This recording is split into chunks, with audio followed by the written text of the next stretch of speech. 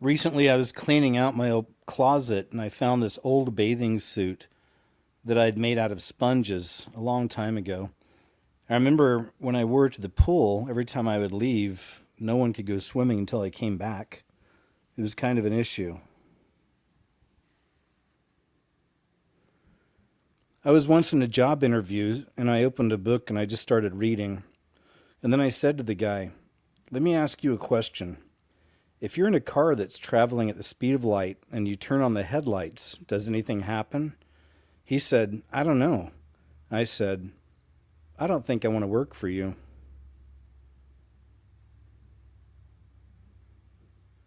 I was reading the dictionary. I thought it was a poem about everything.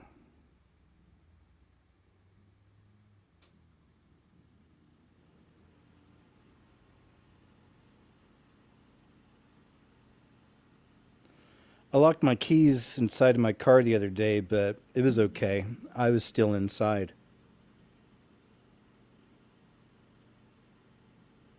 I'm trying to invent the cordless extension cord.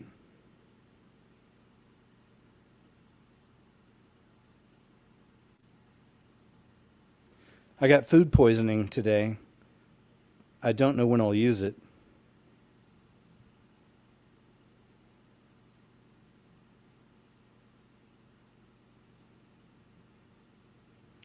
And I bought a house on a one way dead end road. I have no idea how I got here, but I can't leave. These are just some things that I wanted to share with you. My name is KJ Osborne, and I want to welcome you, yes, you, to the show. Hey guys, thank you so much for joining me once again for another edition of KJ's What Happened, the week in review. And there's plenty to get into today, as you can imagine. Had a really fun topic and live show last night on Montauk Monsters and Hybrid Mysteries. I hope you had a chance to check that one out. Brand new video coming up this week. Usually they're on Thursday or Friday, but I might drop this one a little, excuse me, just a little earlier. But I got a new video coming up this week. Uncensored show on Monday over on the Mean Green website that shall remain unnamed here on YouTube. And I'll be posting up a show for next Friday, which is going to be a call-in show. Where is your mind? So, I've got a lot of messages recently. People are wanting a call-in show. There are things they're wanting to talk about. So I'm definitely going to do one next Friday or this coming Friday. Do another Where is your mind call-in show. So please call in, especially if you've never done it before. Don't be too nervous. I really do enjoy connecting with you guys, and I have all the respect for you. So don't be too shy. Don't be too nervous. I hope you'll call in with whatever you want to talk about. It's really whatever you want to talk about. Always interested to hear people's stories and testimonies, whatever it may be. So I hope you get a chance to do that. All right, man. Otherwise, this week, also just wanted to mention this real quick before we get started. I spent 2 days this week working totally on AI. I was really trying to create this little series because some of y'all know my real background is in writing and a creative writing, and that's what my college degree is in screenwriting. So I started writing all these little short stories. So I've got all these short stories. I'm calling them tribulation tales, just different vignettes of things that happened kind of in that time frame, right? They don't even have to all connect. So I learned a lot, man. First off, I learned that creating something with AI is expensive. I mean, I'm trying to make like a 4 to 5 minute long short film here, and that's probably why. But what'll happen is every time you write out the script and it'll produce that for you, it always gets things wrong, and it always adds in its own stuff. So what I found is you have to be extremely specific when you're writing a script for AI with as few words as possible. The more words, the more complicated it gets, and it just does its own thing. So anyway, I couldn't put anything together, which really sucked. Like I said, it's also very expensive. Every time you do that, every pass you make, you got to pay to go ahead and do a new script and have a new one. So this can easily get into hundreds of dollars, thousands of dollars. I just don't want to spend that much time on it.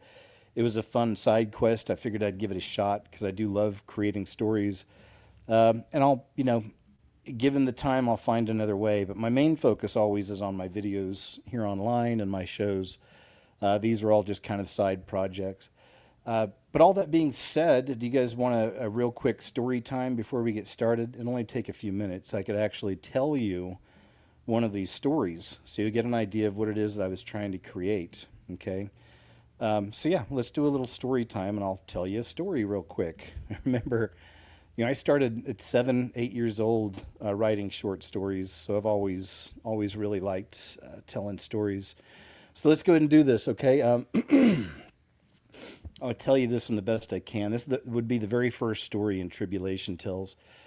It opens up on a regular day, and life seems pretty normal, actually. And it's outside of a martial arts studio, and you can see a bunch of young students. It's all children in there practicing. And they're practicing with kali sticks, the wooden sticks. They're fighting sticks in martial arts. So they all have these wooden fighting sticks, and they're practicing. But then we move off into the locker room. We find Tyler. He's an 18-year-old. He's older than all the other children, and he's a bit of a bully. Kind of has an attitude, and he's standing in front of one of the younger students, a 10-year-old, and he was teasing him. The little 10-year-old has a cross around his neck, right? So Tyler's calling him Bible Boy. He says, "God going to protect you from this one?" He swings over his head, and he keeps doing stuff like that, just picking on him and calling him Bible Boy. And after a few minutes, a couple of the younger students come in and yell at him and say, "Quit picking on him. You're always picking on him, Tyler." Tyler's like, "Oh, he'll be okay. God will protect him." And he turns around, swings again. This time he actually hits him, right, by accident. And the little boy goes falling into the lockers. So the other two boys run up, panicked, trying to check on their friend. Tyler's smirking and laughing, talking about Bible Boy and how God couldn't protect him this time. But all of a sudden, from out of nowhere, you hear this loud sound, shofars, trumpets, they come in. They fill up the entire locker room, man. As they do, Tyler turns around to look at the boy on the ground, and he's gone. So are the other two students. All that's left of the little boy he's picking on is his little white gi, his uniform, and that cross is laying there on top of it, right? So and Tyler's looking around, doesn't see anybody else around, just kind of panicking. He doesn't know what the sound is, so he walks to the exit. He opens the door, and as he opens the door to the exit and looks outside, it's total chaos. It's the rapture of the church. Planes crashing in the sky, people screaming and yelling for their missing babies and loved ones, cars crashing, all kinds of chaos unfolding. And then suddenly he starts hearing this pounding, bam, bam, bam, and then suddenly everything goes dark. And then after a few moments, we see Tyler, and he opens his eyes, and you realize that he's a little further in the future now. This was kind of a flashback. He opens his eyes, and he's, dressed like a survivalist, if you will. He's got some kind of chain around his neck, but it's tucked under his shirt, and he's got it looks like a sword instead of a kendo stick now. But he hears this banging, and he's lying down inside of an abandoned apartment. And you can see outside, it looks like a war-torn city, just destroyed, not much left of anything, chaos out there, destruction. But he looks outside a window, and he sees a guy kicking a door open from a building across the way, and he's holding some cans of food, and he kind of runs out real quick. And Tyler's hungry, he needs food. So he gets up and he goes across the street. As he's crossing across the street, far off in the distance in this city, you can see drones flying around freely. You see robot dogs. You see robot guards just walking around. So he dodges past all these things. He goes into that building for the food. He's going through all these dark hallways. He finally finds a couple lockers that are kind of crashed open with a few cans of food left. So he walks over there and he pulls out a bag, like a little backpack, and he starts pulling some cans out and putting them in there. But as he does, a figure emerges from the darkness behind him. A very tall, thin, pale man comes into the room, and he says, "Are you hungry?" The Tyler turns around, kind of frightened, and he sees the guy and just kind of staring at him. And then the guy says, "I'm hungry too." And his eyes go completely black, and his face shifts just a little bit to where he's not completely human. There's something off here. His face shifts just a little bit, and as he does, he starts coming towards Tyler.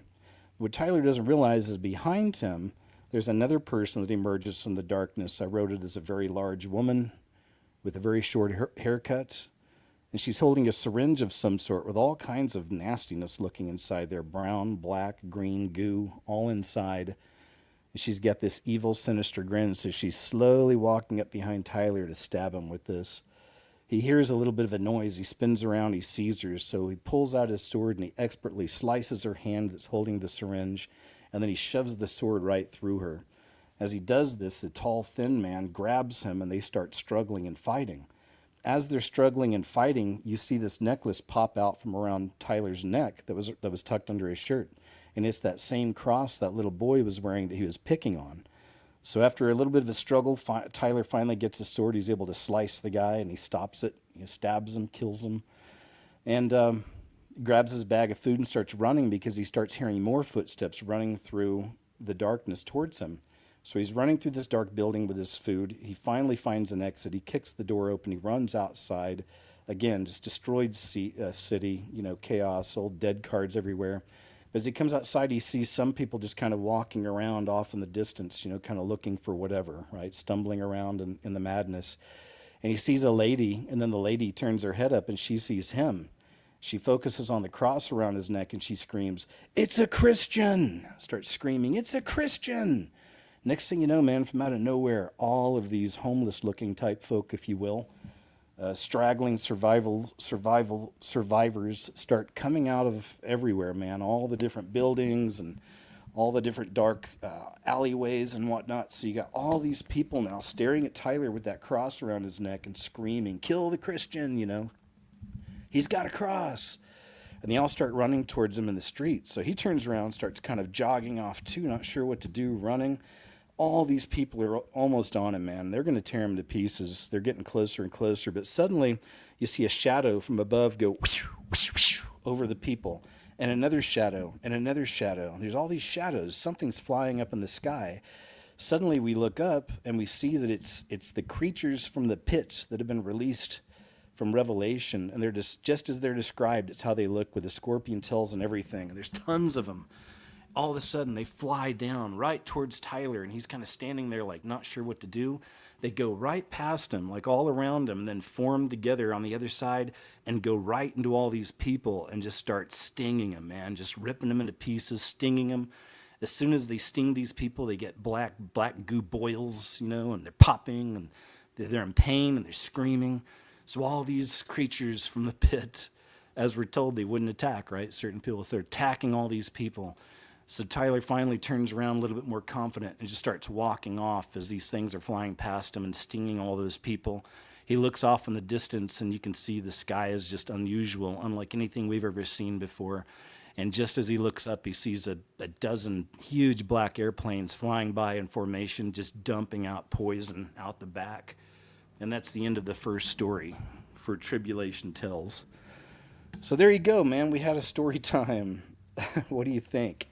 That was my first one, and I've already written other ones. So now you see why I wanted to, figure out some way to animate them, man. And I wanted AI to work, but it's just too much. I can't do it, but maybe I'll find another way, or maybe on the side I'll just write all these down. Maybe we'll have a Friday night story time, and I'll just tell you a whole night of Tribulation Tells, So yeah, man, I hope you guys liked it. Thank you very much. Checking out. I don't share these kind of things much. But as you know, man, like I said, this is me. I've started off writing, and it's what I love to do. Okay, so story time started us off. Let's go ahead and get moving then, right? So thanks again, you guys, for letting me tell you my story. And let's go ahead and jump in, because there's plenty to get into today. First story is up. AI can now unmask anonymous internet users. This is a really big deal because we know, you look at like the Online Safety Act, Europe is pushing all these things where they're trying to find out who's on the internet. They're trying to unmask everybody, and that's not cool, all right? Because we already know that they are certainly not opposed to sending officers to your house for things you do online. Right, so this is why, again, that Online Safety Act, all that stuff's coming in now, because they really do want to be able to figure out who it is, who's online, what you're doing, and they'll send the police over, have a little talk with you, maybe lock you up, if you're talking about a subject they don't want you to be talking about. It looks like AI can now unmask any anonymous account on the internet. That's according to a new study by Simon Lerman, by a bunch of people. Who cares, right? In the paper, the researchers show that modern large language models can re-identify people behind pseudonyms online accounts at a pseudonymous, online accounts at a scale and accuracy that far surpasses previous techniques. All right, cool then. I mean, not, but we know that's something they really want to do. Find out who we are. Housing is now so expensive that people even earning $200,000 a year qualify for help. That's nuts. That's a huge sign of the times. Big issue. Qatar warns that oil could double to $150 a barrel and bring down the economies of the world. But I wonder if that's why they struck Venezuela first, because we got a huge oil boom out of them. So it'll be interesting to see how that balances out. Life-threatening warning issued for potato chips. There's been a recall in 6 states. Life-threatening warning? What?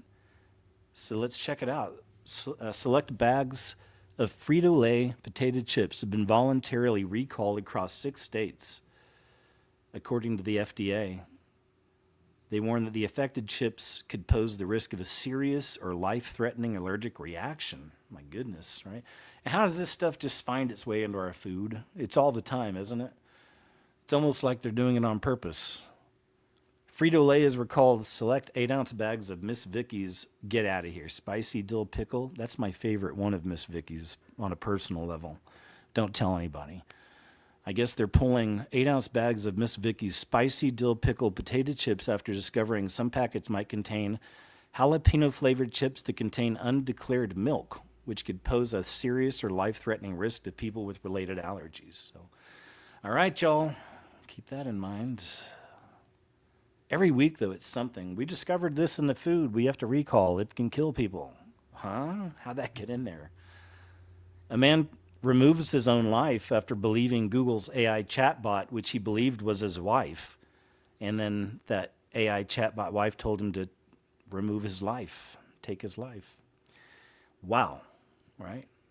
After failing to acquire a robot body for what he believed was his AI wife. So he passed away because he couldn't find a robot body for his AI wife. Guys, this is very sad levels of delusion, man. You know, unfortunately, the demons are really good at what they do. U.S. banks are placed on high alert for cyber attacks. It reminds me of Klaus Schwab warning us cyber attacks are coming. Thanks for warning us, Klaus. Military leaders say that the Iran war is so that Trump can bring about Armageddon. You know, this is a really wild one from this week. Let me see. This is an opinion piece. So I don't know if... Yeah, it says, without any clear message coming from the White House with regard to the purpose of the Iran war, U.S. military commanders have turned to Jesus, apparently telling American troops that the war is biblically sanctioned. The U.S. joined Israel in striking Iran early Saturday morning. The Military Religious Freedom Foundation was inundated with complaints. One such note included an anecdote from a non-commissioned officer who reported that their commander had, in quotes, urged us to tell our troops that this was all part of God's divine plan, and he specifically referenced numerous citations out of the book of Revelation referring to Armageddon and the imminent return of Jesus Christ. Yeah, and even their theology is wrong on this. We're doing this so we can speed up the return of Jesus, and it's like we still have a whole AC 7 years to go through, folks. So it ain't going to be that easy of a transition. This world, unfortunately, is going to suffer, big time. Jacob's trouble and all. But all right, that is odd that they're doing that, isn't it? Mysterious disappearance of UFO-linked Air Force general sparks a nationwide search. A retired U.S. Air Force general who had laboratories linked to UFO research has been reported missing from New Mexico. William Neal McCaslin, 68, was last seen around 11 a.m. Friday near Quail Run, blah, blah, blah. All right, let's go and move on. Just want to share some of that. I don't know if it means anything or not. We shall see, perhaps. Iranians, this is a really big deal. Iranians celebrate worldwide after Supreme Leader passed away in the Israeli strikes. Been a really interesting one I've noticed all week. So it's always, of course, unfortunately, in this world and now, especially in America, they've politicized absolutely everything by design. Easier to hate people, I guess, when you throw them into one group or the other. But there's been this big battle this week. It seems a lot of the mainstream is not wanting to share the stories of the Iranians celebrating. And you've got Iranians all this week, I'm finding, complaining about that. All the news they see on the mainstream in America is all anti this. Like, we never should have done this. It was a bad move. You know how it is. Meanwhile, these people have all been like really liberated from a completely evil regime. So it's interesting how that's all kind of playing out, I've noticed. Bath County celebrates 150 years since Kentucky's meat shower. This is a weird one. You guys ever hear about the meat shower in Kentucky? Well, now you have. Check this out. Well, it sounds like a tall tale, but it happened right here in Kentucky. Today, the Bath County community celebrated a mystery dating back to the late 1800s when meat fell from the sky. Jason Bartow has the story. It's been 150 years, so no one who actually saw it is still here to tell the tale. But a weather phenomenon in Bath County has stood the test of time. It is very strange, but kind of cool. I think it's pretty ludicrous. On a clear, cloudless March day in 1876, meat from the sky near Olympia Springs. For about 2 minutes, chunks of flesh fell onto the farm belonging to a Mr. and Mrs. Crouch. But it's basically this area. She asked her grandson who was with her, what was that, when she heard something hit the ground. He looked up and said, it's snowing.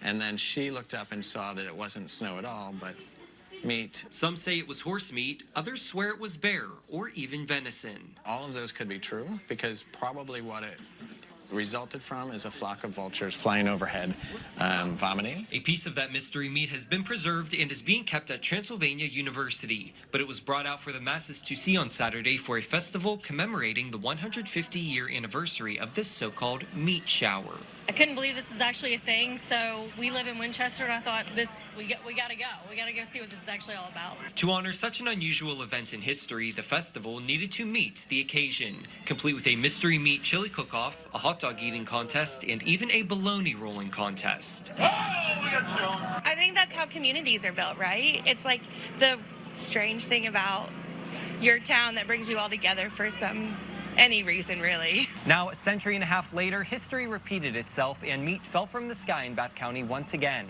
But this time, we know where it came from.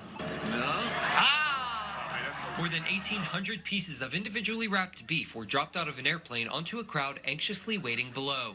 As the beef began to fall, it wasn't confusion on their faces. This time, it was smiles, as people scrambled to collect the pieces, celebrating a moment in history that has kept people talking for 150 years, and may just keep them talking for 150 more. In Owensville, Jay Sobardo, Fox 56. Hey, thanks, Jay Sobardo. Appreciate it, kid. You did good. Iranians celebrate. We get it.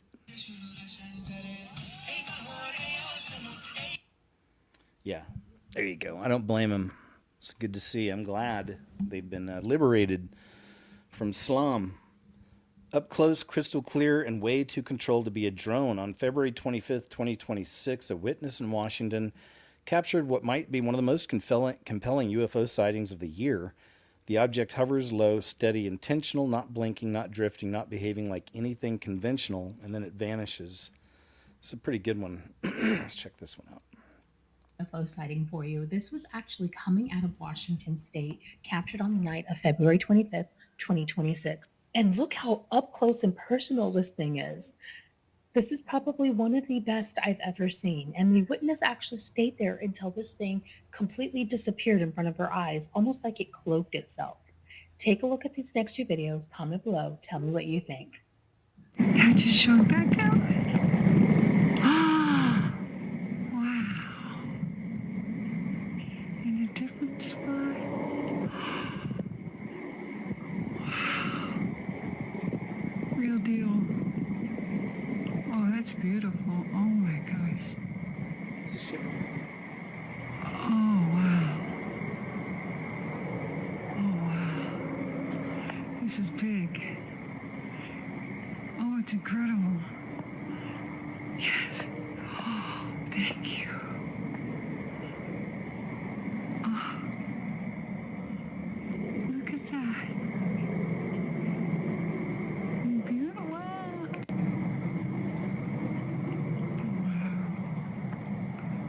Wow. Look at that.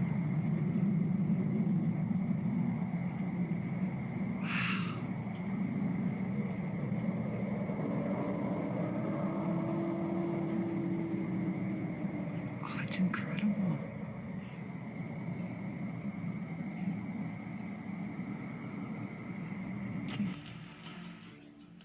Pretty good. Excuse me, pretty good catch. Reminds me of the so-called Jersey drones. Those I'll never forget, man, because I'm so glad that we captured the footage we did on those because several people were able to film during the Jersey drone situation orbs, and they would film them the whole way till the orb would shapeshift into an airplane. It would literally have the running lights, the port starboard red green lights, and even would create the sound of an airplane. That's something. So I mean, fascinating footage of something we talk about all the time here about how many of these things up there are shapeshifters, interdimensional beings. No more unredacted alien files.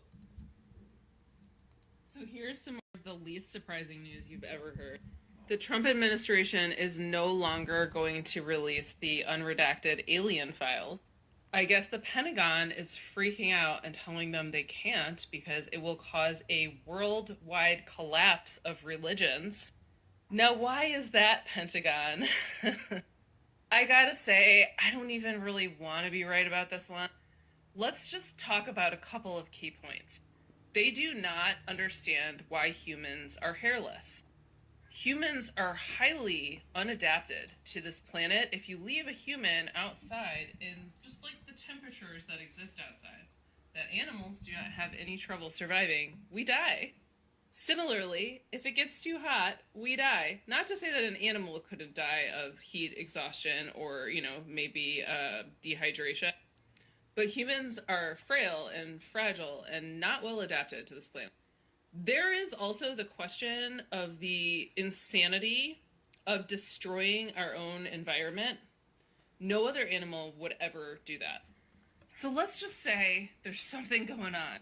And I think that most religious people's beliefs are far too fragile to... This lady, unfortunately, is a triple P. She's perfectly programmed in this regard for all the lies that these demons are going to tell this world in the form of aliens and UFOs, that it's panspermia, once again, that they are the real creators. That's why the Pentagon's probably pushing back a little bit, because they know. Now, whether they know it's all a deception or not, that's up for debate. But it sounds like she's ready to go. They actually makes a lot of sense if you think about it. So, yeah, you got to be careful, lady. Find out something like, oh, humans' DNA has been tampered with. So God didn't create humans, aliens did. For the record, that absolutely does not negate the existence of an ultimate God, a life force, if you will. Life force. But it could have other He has a name, right? And it certainly changes some of the creation stories we've heard. That's right, lady. And she looks like she's already falling for the deception. Certainly that's what's coming, though. It'll be a big part of it. And so many people are going to fall for the lie, man.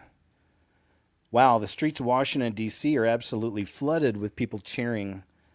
And this is just good to see.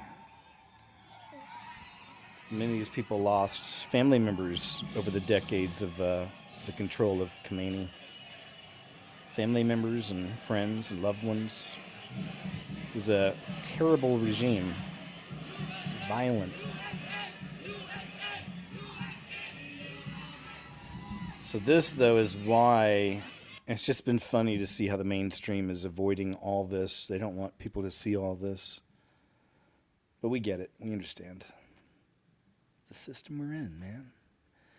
Now, hopefully things will work out okay out there and it won't turn into another Iraq, if you know what I mean. Here's Bill Clinton releasing a new video about his Epstein deposition, literally asking people to forget what he did with Epstein and move on.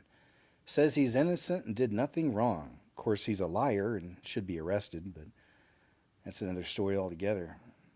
Just finished testifying in front of the House Oversight Committee. I did it for two reasons. What are they? First, I love my country, including our Constitution. Sure.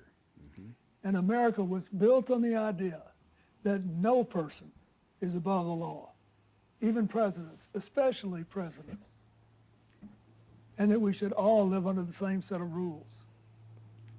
This kind of democracy requires every person to play their part.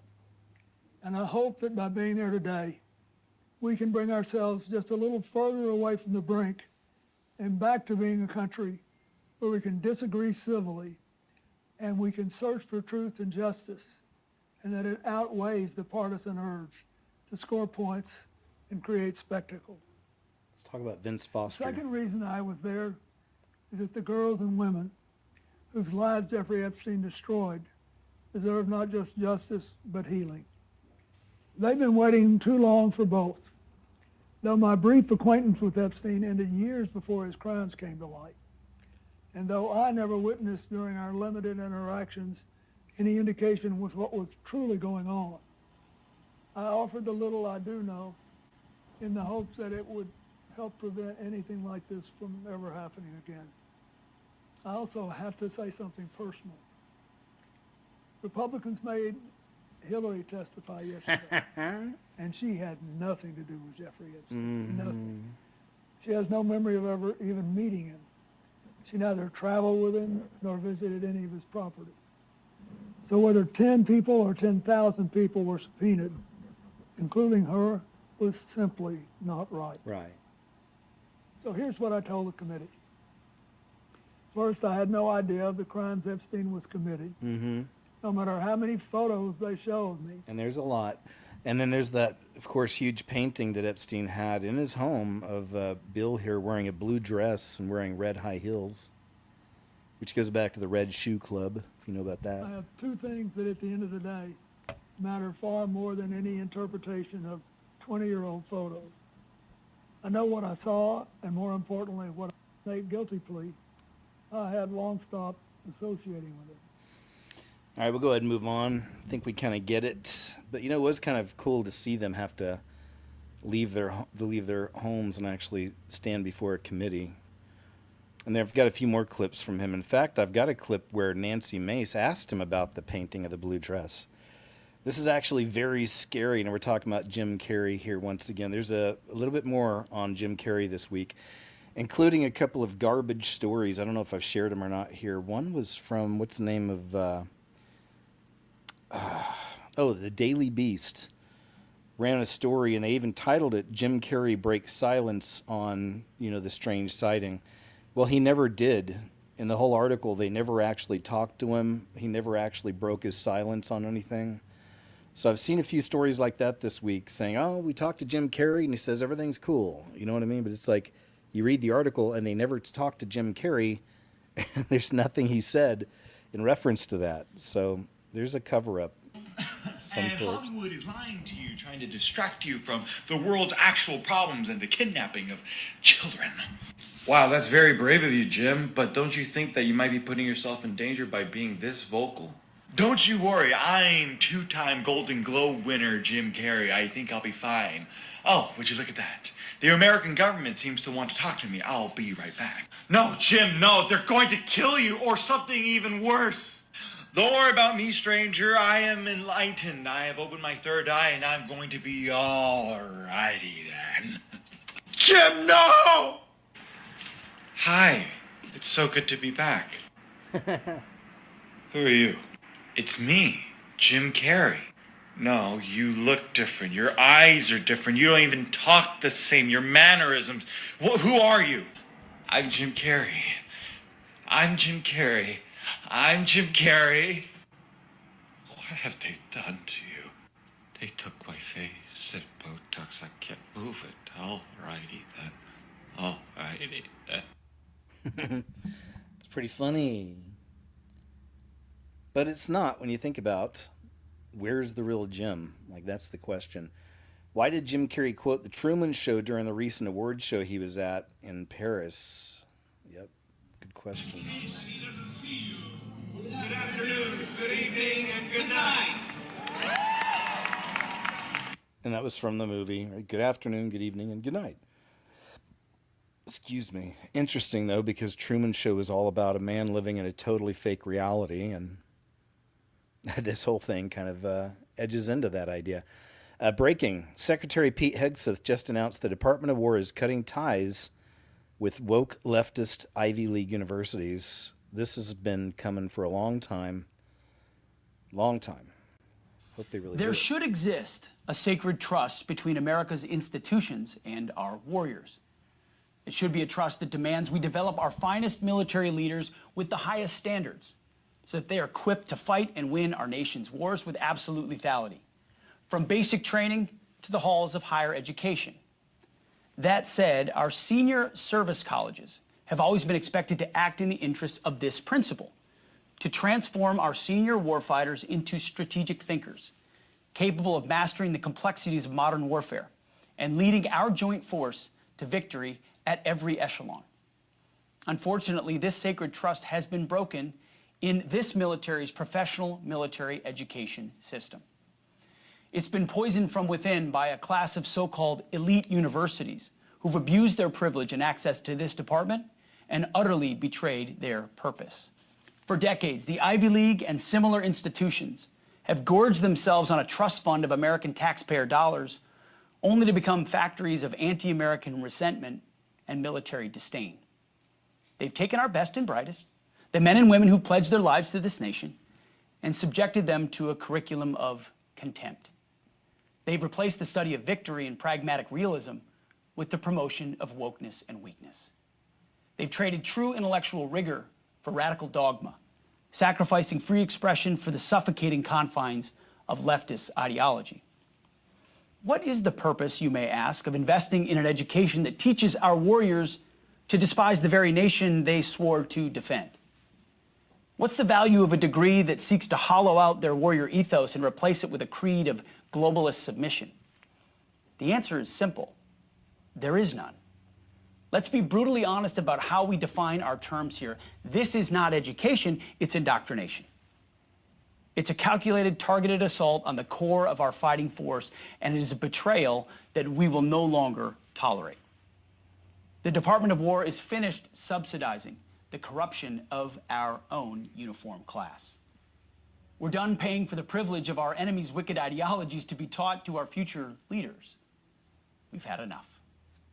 We demand that senior service colleges work to sharpen our warfighters on genuine national security issues, not social justice activism. We demand curriculums grounded in the founding principles of this republic, principles that champion the enduring ideals of peace through strength and putting American interests first. We demand universities that invest back into our nation's prosperity rather than our greatest adversaries. It's common sense. No longer will we sit back and treat these woke breeding grounds of toxic indoctrination as valid centers of so-called intellectual curiosity. We cannot and will not continue to send our most capable officers, senior officers, into graduate programs that undermine the very values they have sworn to uphold. That's why today, just like we did with Harvard, I'm ordering the complete and immediate cancellation of all Department of War attendance at institutions like Princeton, Columbia, MIT, Brown, Yale, and many others, starting next academic year, 2026-2027. Good. Furthermore, we're going to hold ourselves accountable as well. In the coming days, I will direct a formal, top-to-bottom review of our own internal war colleges, ensuring they are once again bastions of strategic thought, wholly dedicated to the singular mission of developing the most lethal and effective leaders and warfighters the world has ever known. As a final message to our warriors, the Ivy League faculty lounges may loathe you. The so-called elite of academia may mock your patriotism and disdain your sacrifice. But never forget that we, the War Department, have your back. The American people have your back. And President Trump has your back always. All right, thanks, sir. I do like to see them going after that, and always hope that they actually do. That these universities suffer because they've been indoctrinating and controlling the minds of so many young people who go in with the right intentions. They're excited to learn, right, and then they get forced all the woke mind virus stuff right down their throats by some of the biggest Ivy League universities, right? Um, Look at this. It just keeps getting worse with food. It's nuts. This American says bought this box of Doritos chips. Every day he eats a bag, but lately he's noticed all the bags seem to barely have any chips in them. Wait till he shows you. That box of Doritos? 2.5 chips with some crumbs. It's about right. Probably paid like $1 for that. Maybe more. Wow, make sure everyone sees this. Non-government organization, which the NGOs, they really need to wipe the rest of those out. The U.S. aid situation killed a lot of those companies, but there's still some out there. NGO organizers caught on camera bringing in the protest signs for the Hands Off Iran protest in New York. Once again, this protest is paid and organized. These protesters will never stop until we lock them up, or their funders.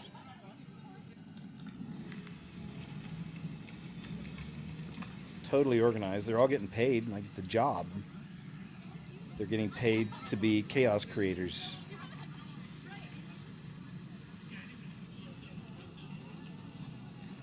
There you go. I'm a revolutionary. God, these people. It's delusion, man. Tale as old as time. What's this? She partied hard in her 20s. Sampled every flavor on the menu. Oh, wow. Lead the way. And now she's 30, alone with 3 kids coming this spring. It's time to settle down now and find me a good man that will take care of me and my kids. I'm looking for a man who is 6 feet tall and makes over $100K. No! Oh, why can't I find a good man? Don't worry, babies. We will have someone to take care of us soon. A single mom. Oh, my God. Tale as old as time. They went there. More and more people are creating those kind of little AI videos. Topical culture war type stuff. Facts. Clear skies for war. This is a really interesting observation this gentleman just made. Notice how when there's military action going on, the skies are crystal clear. There are no lines, there are no trails.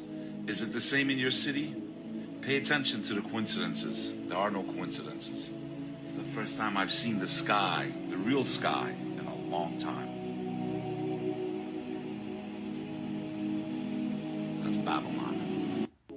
That's Babylon. You know it. It is. Indeed it is. And there's a wave coming. So we don't live in fear. We know the times. If you're new here, you're living in the end times. We're on the doorstep of tribulation. Worst time in human history. It's beyond imperative that you secure your relationship with Jesus Christ. Accept that free gift of salvation. Repent of your ways, which means you turn away from, you change your mind. We stop chasing the flesh and we start chasing the spirit, Certainly now's the time if you haven't done that, because it's what I'm here for. And there's others out here who've been warning for a long time, and it's just becoming more and more clear. Hey, this could be in some dystopian horror film. If you didn't know, we talked about it a little bit last week, but there was a mass bang in Austin right after America and Israel hit Iran, and this guy was wearing a shirt, property of Allah, had the Quran on his car, all this. So it was, and he was like Sudanese or West African or something. So another one of the unwelcome visitors who walked into a bar and just started taking people out, So while that was happening, this is in Austin, Texas.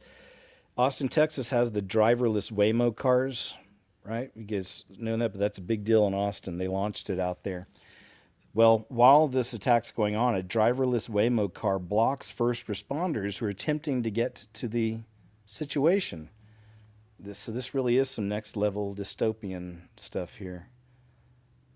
Again, AI with the demonic consciousness and all, it just makes me wonder, right? How many of these kind of situations will we see? because the demons have a hive mind. They know what's going on, so they knew there was an attack there.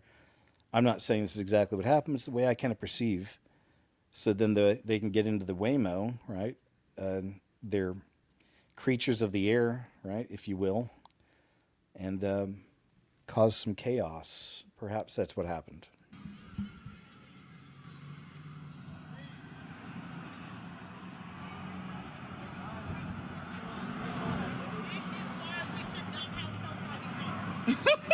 Waymo, come on! Go! Go! More! Oh, fuck. I mean, he's not gonna go any further. Yo, we just need to get in it, I think.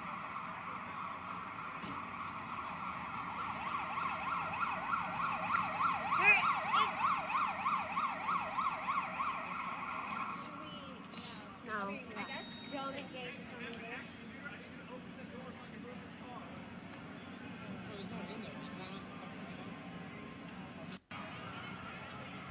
I guess that's it. And it also harkens back to Leave the World Behind, which was filled with programming produced by Obama, the Akhenaten clone. And did I say that out loud?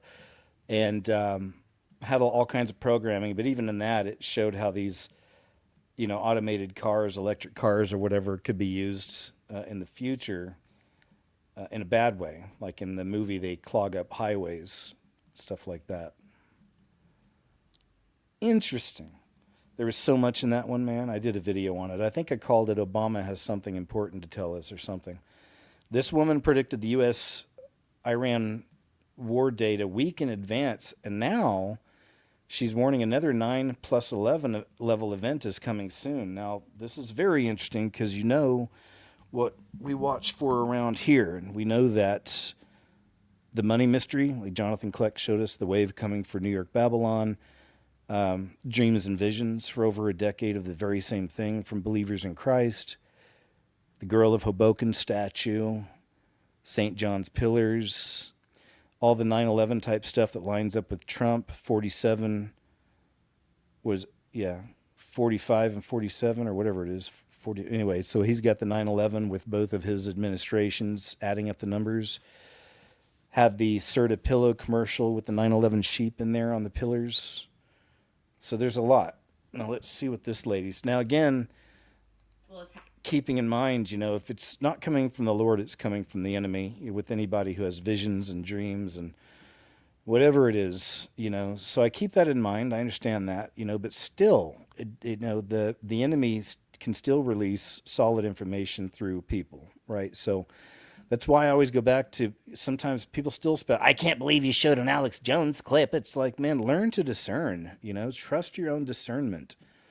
You can share a clip without worshiping that person. It's like maybe it's just the information. So you got to learn to trust your own discernment. A lot of people don't. They spaz out over little things like that, So, yeah, logic, reason, common sense, critical thinking, and Holy Spirit discernment.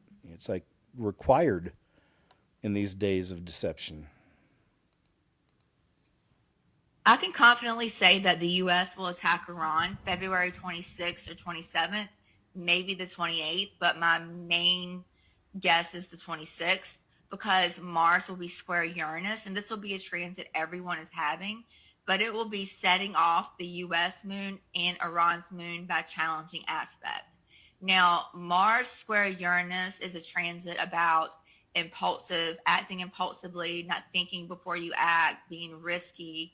It can show accidents, injuries, explosive and volatile energy. Mars represents the military weapons, aggression, and Uranus shows sudden surprises, shocks, disruptions. So this energy can be very explosive and often coincides with attacks. I predicted for over 2 years that there could potentially be an attack on the U.S. between January and mid-March of 2026. And I'm a little concerned that this is a possibility because of the transits that we're having. The U.S. is having a transit. Uranus is square the U.S. moon. Uranus is conjunct Iran's moon right now, but Uranus is square the U.S. moon. The last time Uranus was in aspect to the U.S. moon was when 9/11 happened. So this is a continuation of that cycle. There's other stuff going on in Iran's chart and the U.S. chart that makes me think February 26th will be the day it happens. And most importantly, Donald Trump's chart.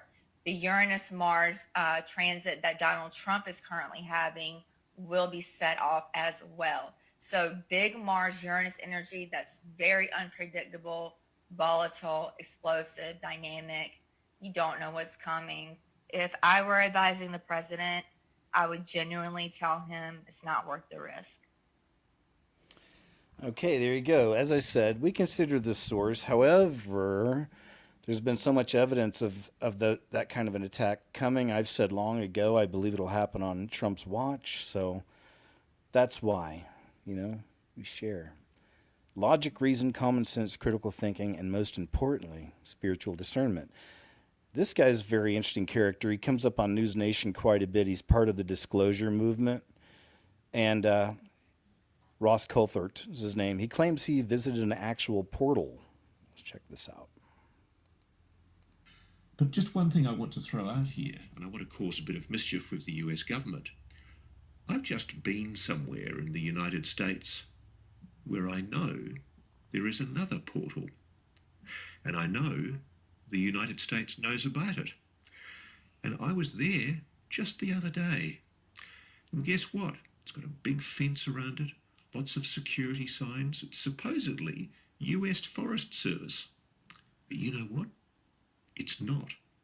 And it's supposedly ancient ruins of tribal art. And you know what? It's not. What's happening is that the United States is using the US Forest Service and claims of the protection of archaeological relics to keep secret from the public a portal on US soil. There, Megan. But just one thing I want to throw out here, and I want to cause a bit of mischief with the US government. Mischief. I've just been somewhere in the United States where I know there is another portal. And I know the United States knows about it. And I was there just the other day. And guess what? It's got a big fence around it, lots of security signs. It's supposedly US Forest Service. But you know what? It's not. And it's supposedly ancient ruins of tribal art. And you know what? It's not. What's happening is that the United States is using the US Forest Service and claims of the protection of archaeological relics to keep secret from the public a portal on US soil. There, Megan. But just one thing I want to throw out here, and I want to cause a bit of mischief with the US government. I've just been somewhere in the United States where I know there is another portal. And I know the United States knows about it. And I was there just the other day. And guess what? Oh, I guess it played again. My bad. All right. Thanks, sir. We get it. Is he telling the truth or not? Is the question. A CBS reporter in Austin, Texas is being massively praised after refusing to follow a text message from his superiors telling him not to focus on the massive crowd praising Trump's actions in Iran. I told you, this is just one example, but this is what they do in America, in American media. That's why we got to trust each other for the news and others, civilian reporters and journalists. But I'm glad this guy did this. Check it out.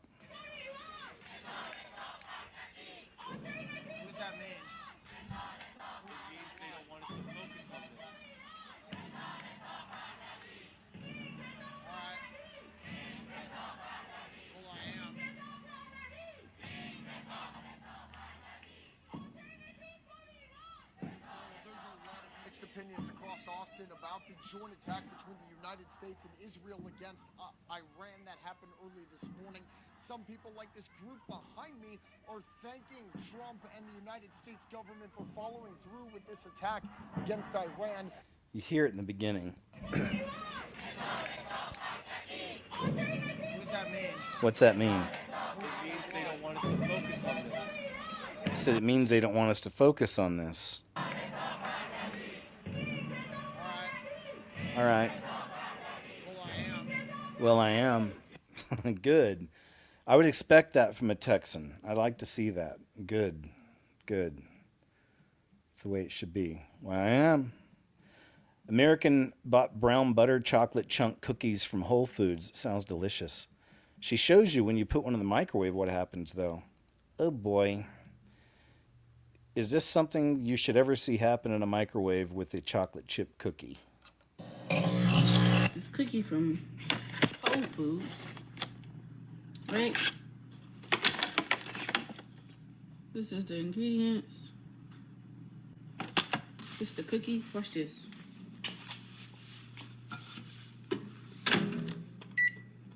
It zaps.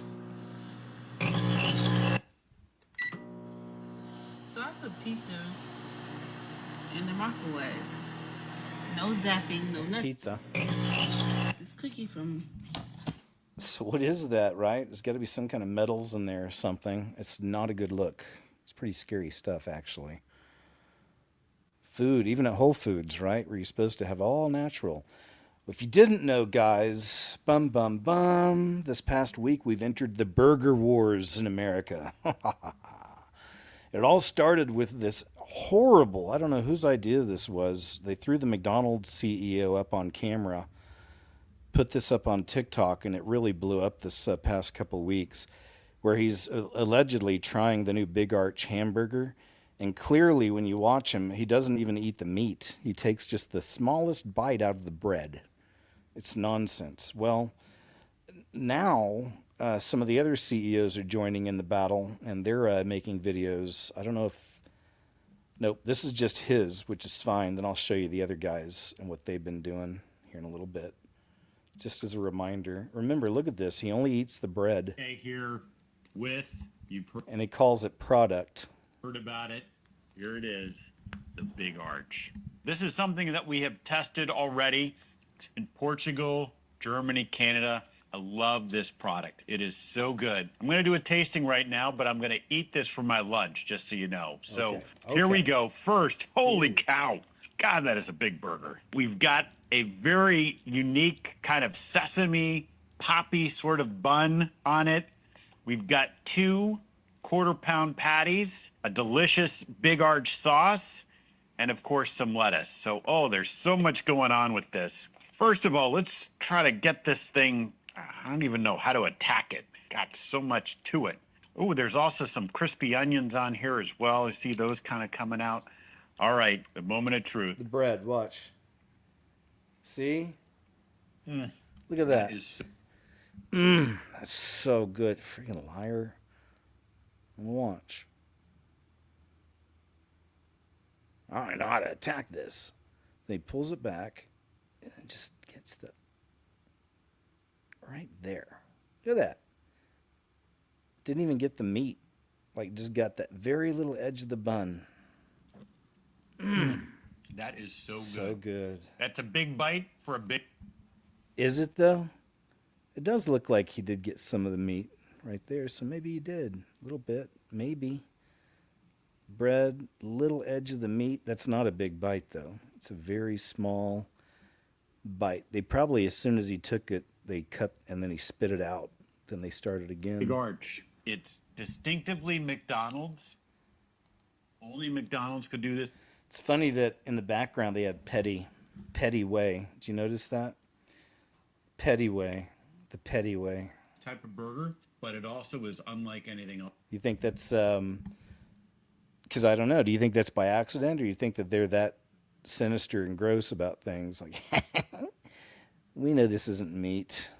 Also on our menu. It's a delicious product. You know, you've got, I'm going to enjoy. It's a delicious product, and I'm going to enjoy the rest of this. Probably had a team come in with biohazard suits as soon as they cut that. A flamethrower and destroyed that thing. Here's another interesting one with Jim Carrey. New voice analysis conducted with AI assistants concludes that the voice of the new Jim Carrey matches only 19% of the true voice, and other biometric data such as face matches only 12%. So this is interesting. I am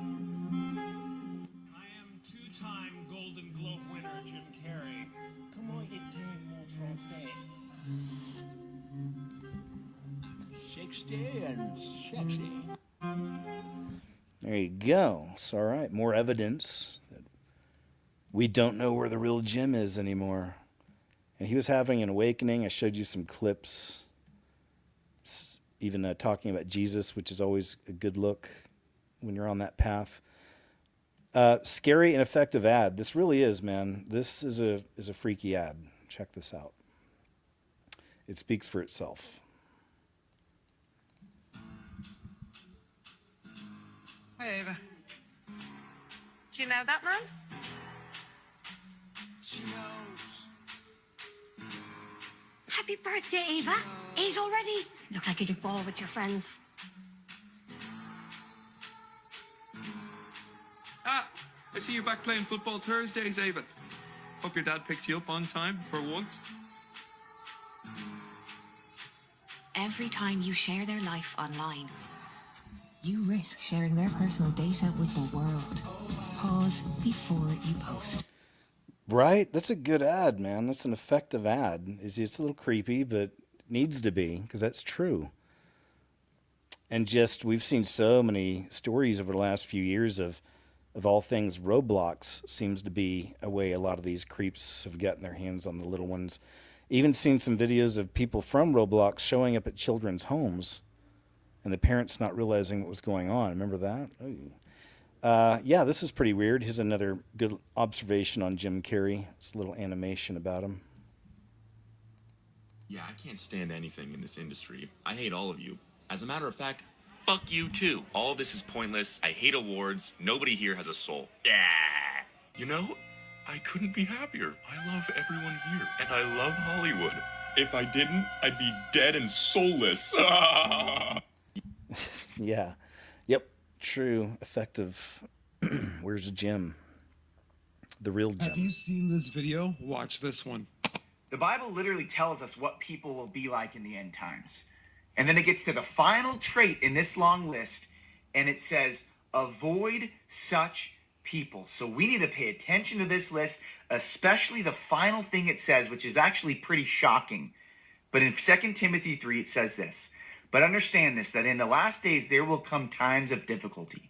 For people will be lovers of self.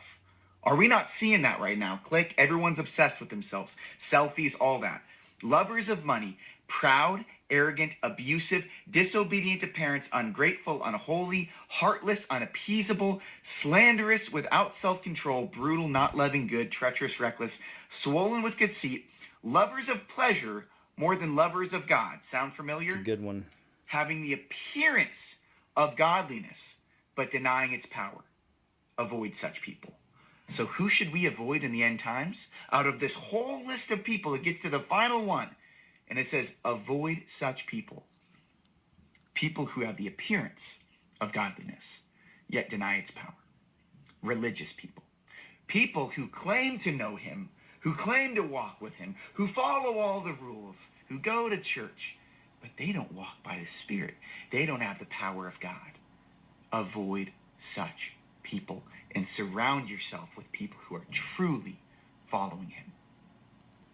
That's a tough one, man. It's a good observation, but it's a tough one, right? Because many of us have those religious people in our families. They're our friends, things like that. So, how do you take that? What do you do with it? You know what I mean? I'm always praying for these people, the ones I'm thinking of. But that's a tough one, man. That's a tough one. I'm just saying. NHS called in an exorcist after frightened hospice staff reported seeing ghosts. This is from 29th of January, 2026. An NHS trust contacted an exorcist after staff reported seeing ghosts, including a girl in a red dress, at a Norwich hospice. The site was previously used as a children's hospital, and after a series of paranormal incidents, staff fear that it may still be home to the spirits that once lived there. demons just taking on these forms. Hey, I'm going to be so-and-so's grandma. Hi, honey, it's me. You know? The NHS has reportedly asked for help of deliverance ministers or exorcists to carry out ceremonies using holy oil. Don't even need all that, man. Bible tells you. Faith, belief, make sure you got the Holy Spirit. And there you go. In Jesus' name, get out of here. You're not welcome. Exorcisms have become recognized in mainstream culture since the popularization of the 1970s hit horror film The Exorcist, which tells the story of a little possessed girl. The paranormal incidents we're talking about occurred at Priscilla Bacon Lodge, located near Coleman Hospital, which is previously home to the Jenny Lind Children's Hospital. It's now used as a hospice by the Norfolk Community Health and Care Trust. Sources say there have been concerns about paranormal incidents, repeated sightings of a small girl in a red dress. According to emails from 2023, hospice contacted the Diocese of Norwich for advice support from the deliverance team. That's it. They're not getting into any of the gory details, but I thought that was interesting. But we already know, man, the veil's been thinning for a while, and more of that activity's coming in, so gotta stay close to Jesus, man. If you're skeptical of the Jim Carrey situation, then check this out. This guy's... Everyone keeps saying clone, clone, clone, but it could be mask. You know what I mean? I mean, there's... Or a body double. Just saying. Yo, if you're skeptical of the whole Jim Carrey clone theory situation that everyone's talking about right now, I totally get it. It sounds fucking crazy, but you should probably see this. Is the actor Jim Carrey right-handed or left-handed? Jim Carrey is left-handed. He has been seen signing autographs and writing with his left hand, and he's mentioned in interviews that he's naturally left-handed. Quick. I'm so late. Thank you so much. Such a pleasure to see you. The Grinch is one of my favorite Busted, dude. That's busted. movies. What do you think the odds are that he switches hands and goes back and forth and signs some autographs with his left and some autographs with his right? Short answer, very low. The odds that Jim Carrey naturally signs autographs equally with both hands are probably under 1%, statistically speaking. Writing is one of the most lateralized brain functions. It's deeply wired. True ambidextrous signer. Very rare. If you saw him sign with both hands, that'd actually be a pretty interesting neurological flex. All right, crazy question. If Jim Carrey was cloned somehow, do you believe he'd have the same dominant hand, or is it plausible that his clone would be right-handed instead? So even with identical DNA, handedness can flip. If cloned, most likely outcome, left-handed, same as original, but absolutely plausible, the clone could be right-handed. A clone Jim Carrey might look identical, have similar temperament tendencies, but potentially write with his right hand. Biology is wild like that. What I really want to explain to me is how an adult can just be cloned as an adult right away, because I'm pretty sure that when you clone something, it's taking their DNA and then you have to like literally have it be a baby, which means Jim Carrey would have had to been cloned like when he was a child, which doesn't make sense to me, but someone can explain that to me. I don't know, man. I'm not sure if it works that way anymore. Who knows? We're at the end, so... You know, the craziest technology out there is here. You know what I mean? I believe they can do all kinds of stuff right now. That's me. It's just becoming more and more advanced for his final system, right? 4chan alien picture that shut the site down. This is an old school internet mystery that's been around for a long time. And I just found this clip again, or this is a different clip, but talking about the same subject. So I was like, oh, cool, I got to share this. The 4chan alien picture. This was a big one. Some of y'all may have been down this rabbit hole in the past. Around 2 a.m. in February 2017, an anonymous person posted on 4chan. The caption read, 24489, taken approximately 24 miles northwest of Luke Air Force Base, Phoenix, Arizona, Lab H4C. Attached was an image of what appeared to be an alien, and it was only visible for seconds before the entire site crashed. And when it came back online, the post was gone. They had scrubbed everything. There was no more picture. They said it didn't look like the classic gray. It had dark yellowish skin. It was dry, dehydrated, fine-scaled, almost reptilian. A head large at the top and narrowing sharply at the jaw. Some remembered shriveled, pruned eyelids. Others said the eyes reflected the flash and looked massive and dark. It had tiny, tight lips, a faint smirk, an expression that looked aware, like it knew it was being photographed. And the background was a pitch-black desert. lit only by a powerful camera flash. Some even remembered a dead tree or dry desert bushes off to one side. And what makes it really creepy isn't just all the details. It's how real they say it looked. They say it didn't look like CGI or a quick Photoshop job. They said it looked organic, textured, disturbingly authentic. People often call it the alien selfie. After that happened, people tried to recover it. They searched archive sites. They checked automated capture logs. Some people even claimed they got partial screenshots. And other people have recreated it from memory. There's a whole bunch of different versions that have been circulating for years. Some people claim they've recovered fragments of the original image. There's still no confirmed official file. But if part of it was saved before the crash, it's possible pieces of the real image were mixed in with later recreations, which means one of the versions floating around today might actually contain fragments of the original. We just don't know which one. Right? That's an interesting one. You can check it out. I remember way back looking into that one. The 4chan, excuse me, 4chan alien. DMX, gotta love DMX. He was a brother in Christ. He went through the system, fought against the system when he was in it, and I mean the dark system, the entertainment industry. And DMX was one of the realest in the industry, it says. He really was. I mean, he was great. That's a great rabbit hole. The Illuminati set him up. Whole thing, man. Whole interesting rabbit hole with DMX. He spoke openly against him. It was really cool. But here's just some of DMX's poetry right here, if you will. Industry, man, it's not the same. Doesn't have to do with talent. It's about playing the game. The industry, real niggas is dying to get in. The industry, just to find they don't fit in. The industry ain't what it used to be. The industry's trying to control the way you MC. They want you to dress like this and talk like that. But I'm going dress like this and talk with the bat. The industry, if you ain't got a strong mind, the industry will break you down. It's a matter of time. The industry, vultures with nothing to feast on. See me? I'm getting my beast on. The industry, stay in the dirt, play in the dirt. Test the wrong one in the industry and you will get hurt. The industry, wanted, dead or alive, new artists to sell their souls in the way they survive. The industry don't give a fuck about you, but the industry couldn't make a dime without you. Industry. DMX had some rough edges, yeah, but go down that rabbit hole sometime and just see how much he talked against the hidden controllers. Is that a piece of tape in front of his ear? Sure looks like it. Look at that. Does it get any more obvious? Totally. And that ear doesn't look real. Looks like a fake ear, doesn't it? If you look close. Looks like a fake ear. Look at that tape. Here's further away. You can still see it. Right there's the bottom of the tape. I mean, are they really that brazen? Come on, right? But I guess they are. It's interesting how it all falls in line with so much more we've been seeing, from demon face syndrome. Hey, people's faces might start shifting, to all of the extreme changes in a lot of the Hollywood people, men and women, lately, right? Face changes. It's almost like there's this message coming out that you can no longer believe your eyes, right?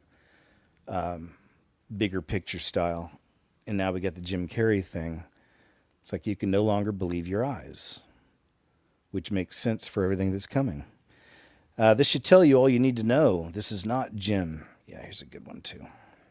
The real Jim Carrey. First, he used his right hand to sign autographs for fans, but it's well known that the real Jim Carrey is left-handed, and he himself has confirmed this in interviews. Whether writing or casually holding things in public, Jim Carrey always uses his left hand, as it's an ingrained habit. The impersonator might have learned the appearance, but overlooked this small detail. Secondly, his appearance is drastically different from Jim Carrey's. The real Jim Carrey has his signature neat, short hair with a relaxed facial structure that exudes energy, even without exaggerated expressions. This person, on the other hand, has messy long hair that doesn't suit him, a stiff, unnatural face, lacks his signature facial contours, and even appears abnormally puffy. There's no trace of Jim Carrey. Lastly, his pupil color is very different from Jim Carrey's. Jim's eyes are deep brown with a distinct clarity in any lighting condition, which is a natural, identifiable feature of his. This person's eyes, however, are blue, and under the strong stage lights, they even have an unnaturally translucent quality. This is one of the hardest traits for an impersonator to fake. So another good one, another good clip on the imposter. We'll see if the story ever actually comes out, or there'll probably be another one that comes soon. Another celebrity shows up looking completely different. Oh, so here's something interesting. Wait, okay, a community note. All right, then. So we'll move on. Someone lied. Someone said this is him on February 17th. That's not cool. But that's where sometimes those community notes come in handy, at least under X. I never trusted them at all under the last guy. The 90s marked the end of white dominance in popular music. So look, here's a point that I've made multiple times. And then I found this clip. I'm like, yep, that's exactly what I've been saying forever. Is that here in America, what really sucks is, because, I really like music, and I like interesting music, and I like that I find interesting. And I don't care if the band's well known. If it's good music, I like it. And if you didn't know, I've got a music playlist on Spotify, free, of course, KJOZBORNE music playlist for the public. And I use a lot of those songs you're going to hear have been in my videos. Some of them I'll be using in future videos. So that's like a lot of the stuff I listen to. If you want to go check it out. But I made a point many times that what happened in America is in the 90s, right after the grunge movement, which was really cool for rock, in the early 90s, as soon as that died out, like everything shifted and it went to rap and hip hop. That was like mid 90s. And unfortunately in America, we've been suffering through, I think, I'm not a fan of either of those forms, but been suffering, and no offense if you like it, but been suffering through rap and hip hop now for the last like 20 years, 20 years or so. And it's in everything: movies, TV shows, trailers, commercials. And it's some of the dumbest stuff now. It's like they don't even, there are people who can write interesting lyrics and make good songs, but you don't even hear those people anymore. It's just now it's the dumbest stuff. It's vile. It's gross and stupid. Everything's got to be yeah, you know what I mean? And it's always the dumbest. You know what I mean? It just pays tribute to the worst aspects of their community, and even the black people, many of them can't stand it. I think of Anton Daniels, but there's a whole bunch that don't like that. I get it. I'd be the same way. But that's what happened, man. So we're forced now. Rap and hip hop is crammed down our throats for the last 20 years. Now check this out, though, and this is exactly what I've been saying. This is Billy Corgan from Smashing Pumpkins.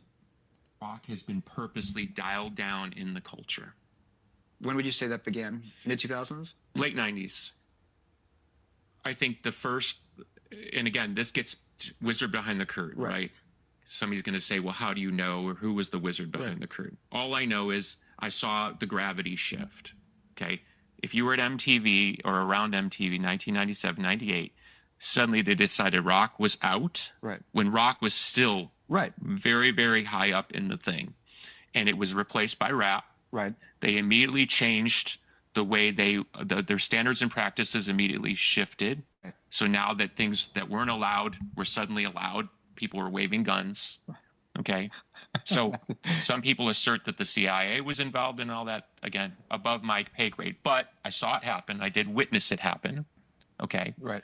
And of course, great music came out of it. So it's not like it's not a barren wasteland where something was pushed in that replaced something. Qualitative things and great artists came in, but there was this overt shift. I saw it happen. Right. And then now, as you pointed out, rap seems to be waning in terms of its cultural influence. Right. Pop is completely dominant. Rock is probably the most dominant ticket selling thing in the Western world, and yet there's almost no representation of rock in culture. Right. So why do we have that schism? I think they purposely dialed down the ability of rock stars to have a voice in the culture. Interesting. Thanks, Billy. I told you I met him years ago when they put a concert on in Norman, Oklahoma for the Gish tour. I got to see him right up front. He was right there with us, James Eha and Darcy. It was pretty crazy. Darcy and James Eha were short. He was shorter than her, but Billy's tall. He towered over me by a few inches, I'd say. He's a tall guy. Had long hair. October 2013. This is the video that's been evaluated by several government departments, then leaked out. Yes, it's been verified. So let's see here. Oh yeah, this is a really, if this is the one I'm thinking of, yeah, this is it. Man, this is a great capture right here. This is a great capture. It is a classic. And I guess it's been vetted. It says it's truly amazing. My old stomping grounds. Da, da, da, da. All right, let's see here. Good catch.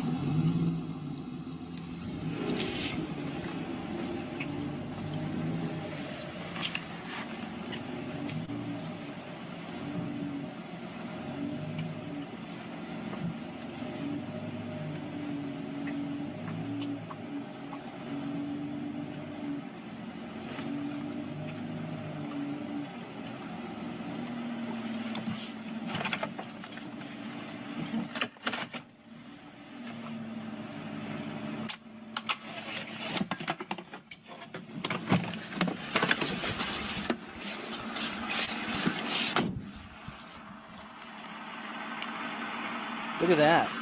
Do you see what's happening? It's shooting a beam down.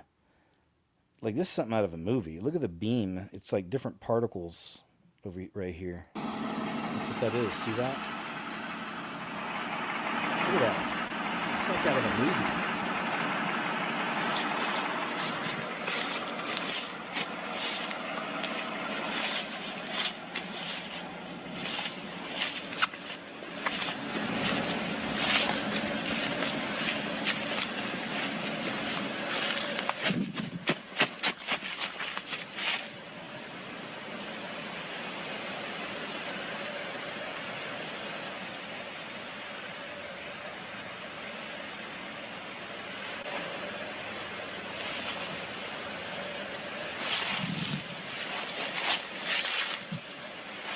That'd be a trip. Can you imagine? Look at it, it's on his car. It's got the beam shooting down on top of his car.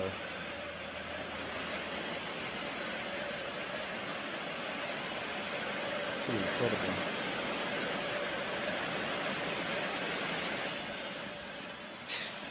Wow, right?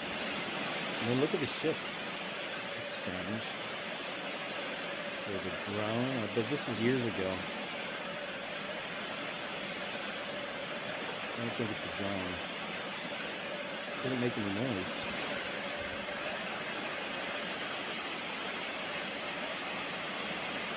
It's taking off. Isn't that something? That is, I need to save this one here again in another folder. Just because. You know what? I've got a folder called Special, and it's always stuff like this, the classics, things I run across again. It's just got so many, I think, really some of the better videos, you know, just like more interesting topics, the most interesting topics. I just call it Special. But what I need to do some night is do a live show on a Friday night, and I'll just open the Special file and show you everything in there. That'd probably be pretty cool. Or, see, I might be farming that one for videos too. So I don't know, but I do really keep track of all these as best I can. The super, super interesting ones, you know. From Skip, this is a video without zoomed in. It's not AI. Okay, yeah. So this lady, so I showed you some footage last week. Remember, there was this lady getting out of her car in a neighborhood. It's like a ring cam. And there's something or somebody over there said, hello, in a weird voice to her. But it looks like a white light coming out of a head. Now, I know there's a possibility it could be one of those headlamps on someone's forehead, but I don't think that's what it is because this thing over here moves in such a strange way. At one point, it's almost slithering on the ground on all fours. Then it stands up super tall. Anyway, so other people noticed this one, and now they're putting in their 2 cents. So let's check out what this lady says about this one. This was definitely a good catch. I don't want to be here for this, but here we are. This is Tammy, who's getting home from a friend's house when she catches an encounter on camera that no one is believing. She's now giving us another video, not zoomed in. Look at this light. I'm going to start it over. This is the light we all need to be keeping our little eyeballs on.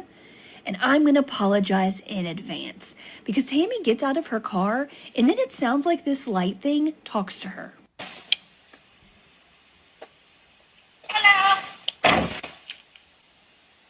It sounds like it tells her hello. However, whenever she looks across the street, she realizes it's not only something that shouldn't be speaking English, it's something that shouldn't even be able to speak at all. She sees that it's moving on all fours, like a dog. Except it then like morphs. And then by the time she's walking to her house, glances back and the thing looks like it's like 10 feet tall. Right here at the end that you see how tall this light is. The whole light encounter started like just maybe a foot from ground level. The entire thing is creepy as hell, but besides it telling her hello, Tammy literally like doesn't say anything at all. There is fight, flight, but there is also freeze. And what we witness right here at this second is her freezing. She doesn't know what to do. She doesn't understand what she is seeing, and she's pretty sure whatever it is had just told her hello. It takes her a minute. She tries to figure out if she needs to be getting back in her car or getting into her house. She chooses to go into her house. She had taken a couple sips of something, which was why she was probably so calm for this. Good job to her for pre-medicating before this encounter. I don't think she should have been driving though. And it is either one of two things. Either an interdimensional being or quadrobics. Neither of which I want to know as much as I now know. Strongly recommend just posting your funny memes in the Quadrobics. That's pretty interesting. I didn't consider it could be some kind of a robot thing, but it is very strange. And she pointed out, like I said, it starts here, goes over here, gets super big, changes different shapes. There's a clip we saw last week where they closed in on it and slowed it down, and you could actually watch. There's another clip where you see the thing walking down a neighborhood here, through the neighborhood, and then it shifts into a dog. So there's definitely something off here. Let's see what we got here. This is YouTube. Yeah. Oh yeah, this is a pretty interesting one too. Have you guys ever had anything like this happen to you, where you're out somewhere and you turn around and you see there's somebody or something far off in the distance, not moving but staring directly at you? Hope you haven't. Footage was captured by a man named Ricky Ortiz out of Mexico. It was captured on or around February 20th, 2026. He states that he felt something watching him. So when he looked out his window, he saw this creature, this unidentified being. And no, he doesn't believe it was a person. He thinks this may have been an alien. But the question we need to ask ourselves, why so many sightings of these unidentified creatures? What's going on? Is it a sign? Omen? Take a look at this footage, comment below. Tell me what you think. Paralizado, con mucho miedo y no me podía mover. Enfrente de mí estaba una criatura demasiado horrible. Es decir, estamos hablando del mismísimo Momo. That's creepy. Hello.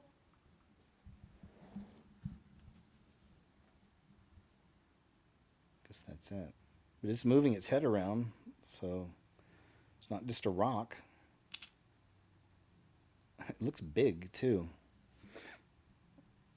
doesn't it? It's big. It's like above the tree.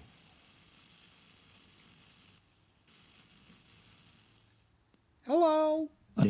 Es decir, estamos hablando del mismísimo Momo. That is big. What's it wearing? It's weird. Hello. Throw something at it. That's what we do. When we encounter something we don't understand, we throw something at it. Wrong Way semi-driver based out of Minnesota was unable to speak proficient English. I showed y'all this clip last week. This right here. 18-wheeler going the wrong way down southbound 61.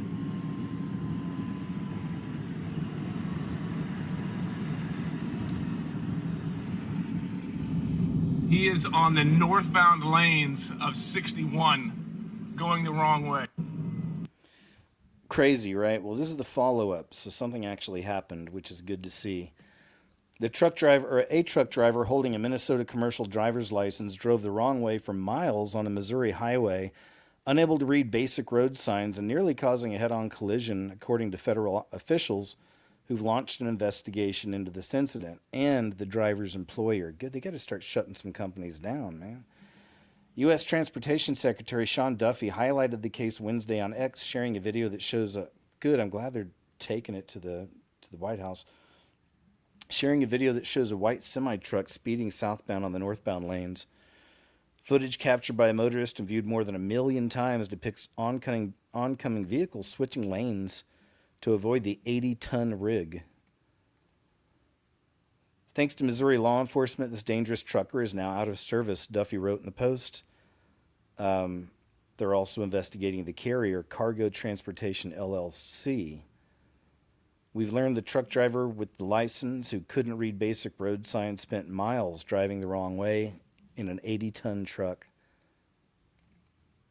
Lincoln County prosecuting attorney Mike Wood later identified the driver as Abdiasis Ibrahim Ali of Minnesota. Hey! Saying he's been charged with driving the wrong direction on a divided highway and operating a motor vehicle in a careless and dangerous manner, according to a Facebook post. All right, so anyway, looks like they got him. Let me see. They say that the incident raises serious concerns about how Minnesota commercial driver's licenses are being issued, you think? Yeah, so good, but they got the guy, and that's what matters. Right? Get him off the streets. Thanks, Enoch Visions. Cool name, too. I just looked down. We got 9/11 live. Thank you, guys. Good to see everyone. Oh, by the way, happy birthday, Tamara. I wasn't sure if it was this weekend or next, but happy birthday to Tamara. Appreciate you all these years. Seriously, much appreciated. You know this. Hope you know that. But I'm always very grateful for you. So happy birthday to you. Hello, everyone. Thanks again for being here live, man. Great to have you on board. Still plenty to get into today. But thank you. Thanks to the YouTube members. I got some new ones today. Thanks for your kind messages today. And thanks for your support in whichever way it might be. So thank you. All right. Jim Carrey breaks his... See, here's an example. I did save one here. Jim Carrey breaks his silence after unrecognizable appearance sparks wild theories that he's been cloned as more details about his time at the Caesar Awards emerge. From Daily Mail, I went through this. Now he addressed the claims that it was not him at the ceremony with his representative, emphatically telling the Daily Mail the actor did attend the show in person. More details emerged, his involvement. People that were there saying that Jim's appearance was authentic. Oh, okay, yeah, well, we trust you. Branding the controversy as a non-issue. Now, I'm still waiting to see from Jim Carrey's own words, him addressing it, and it doesn't come up. Noting his agent, noting that Jim had spent 8 months discussing and practicing the speech. Let's see. They're talking about everyone pointing out that he's writing with a different hand and he looks different. Let's see. All right. So, yeah. They were trying to say it was this guy. It's like a makeup artist showing this stuff. Still looking for Jim Carrey, right? Hollywood star joined the red carpet. Thank you to my wonderful family, blah, blah, blah. Tonight was magnificent. I'm retiring. He says, well, I'm retiring. I'm being fairly serious, he says. The angels bring some sort of script that's written in gold ink. He says, I might do it, but I'm ready to embrace a quieter life. Really like my quiet life. And I don't see anything about him personally addressing the issue. You understand? And I've seen this in other places where they'll say something like that. He breaks his silence after unrecognizable appearance. So it gives the impression, even if you don't read the article, it's like, it was him. Yeah, but he broke his silence on Daily Mail. You didn't see that? You know? Anyway, he never broke his silence. So I don't believe we know where he is right now. Enoch Visions, thanks for that birthday wish for Tamara. I appreciate it. Tamara's been the one for years, man. Tamara, I don't even know how many years it's been now. It just feels like forever. But you've been the moderator really for a long time, ever since Blake, I think, was the last. But then before that, remember a long time ago, I had like probably 4 or 5 of y'all at one point. Anyway, Jim Carrey admits he uses a clone to distract the stalker Rotzi. Now, this is a very interesting clip. Not a clone, but, body double. Everyone's stuck on that clone thing, but it could be a few different things happening.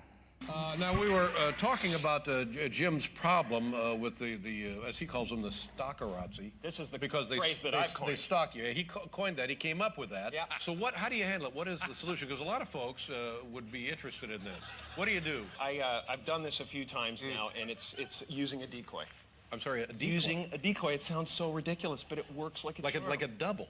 It's fantastic. Like a Jim Carrey double. A Jim Carrey double. Well, yeah, that's amazing. So what I do is I send him off in one direction, sucks all the press in that direction, and I can just have my day. And whatever you want to do. Wherever I want, totally unmolested. It's fantastic. Right.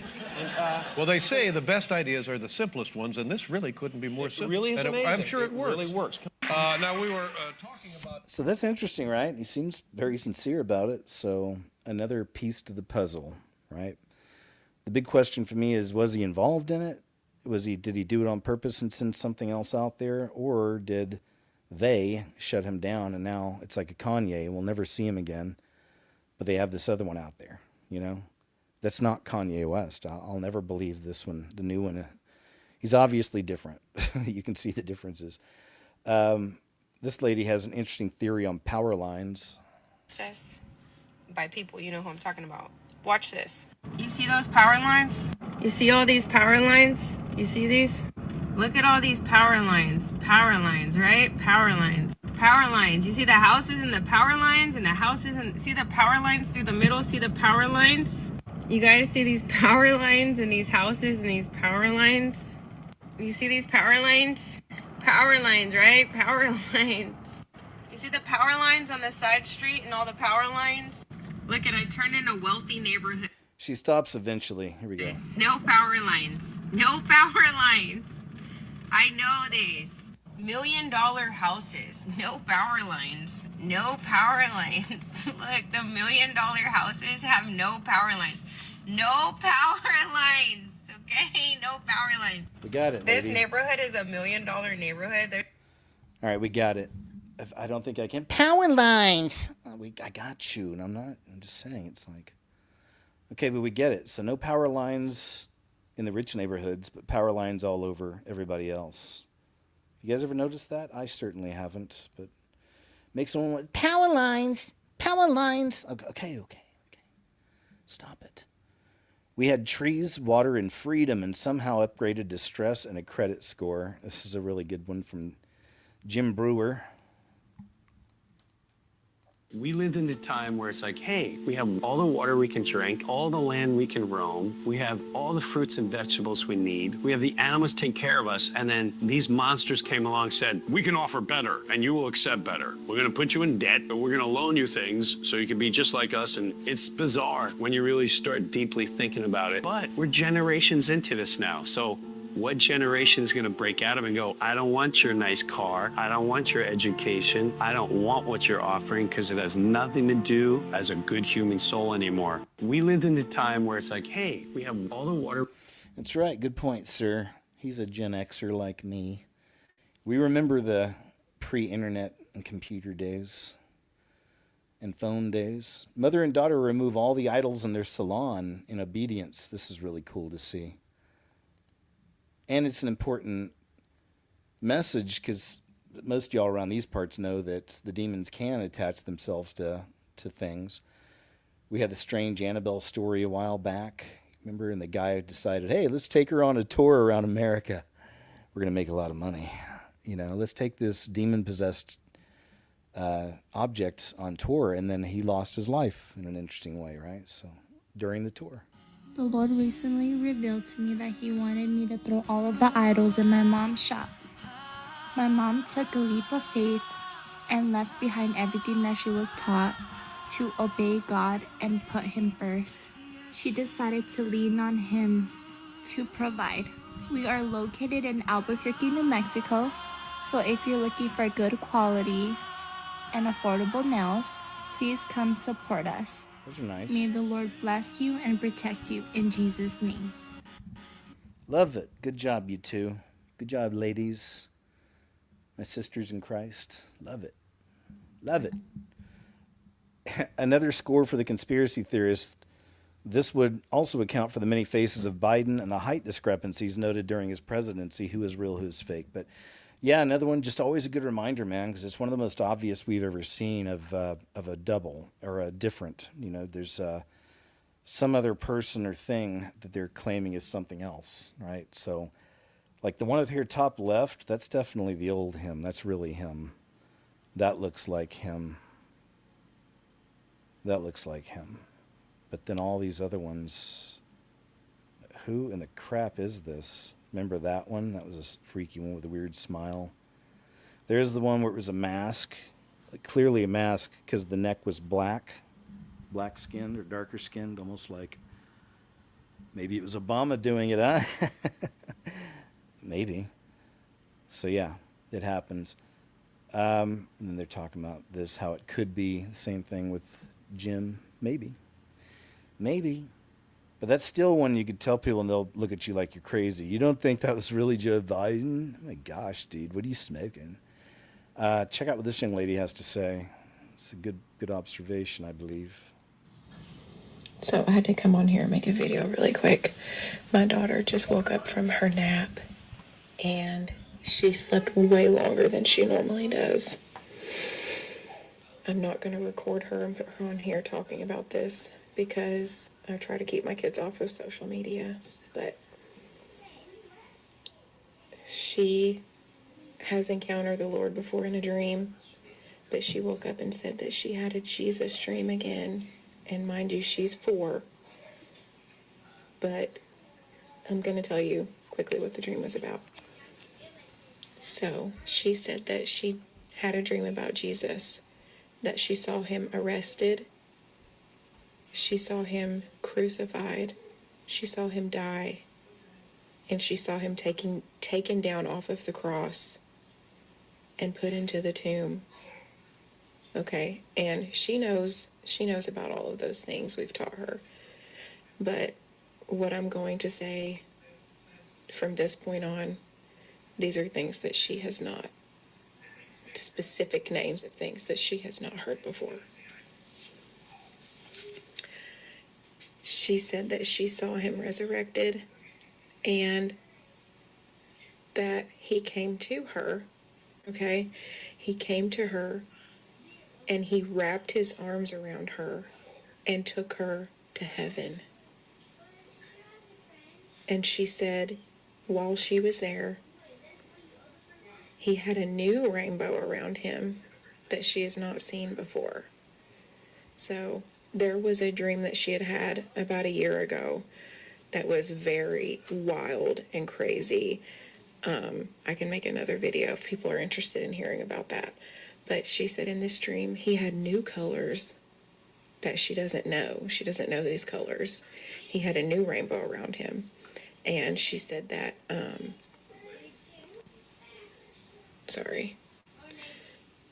she said that he had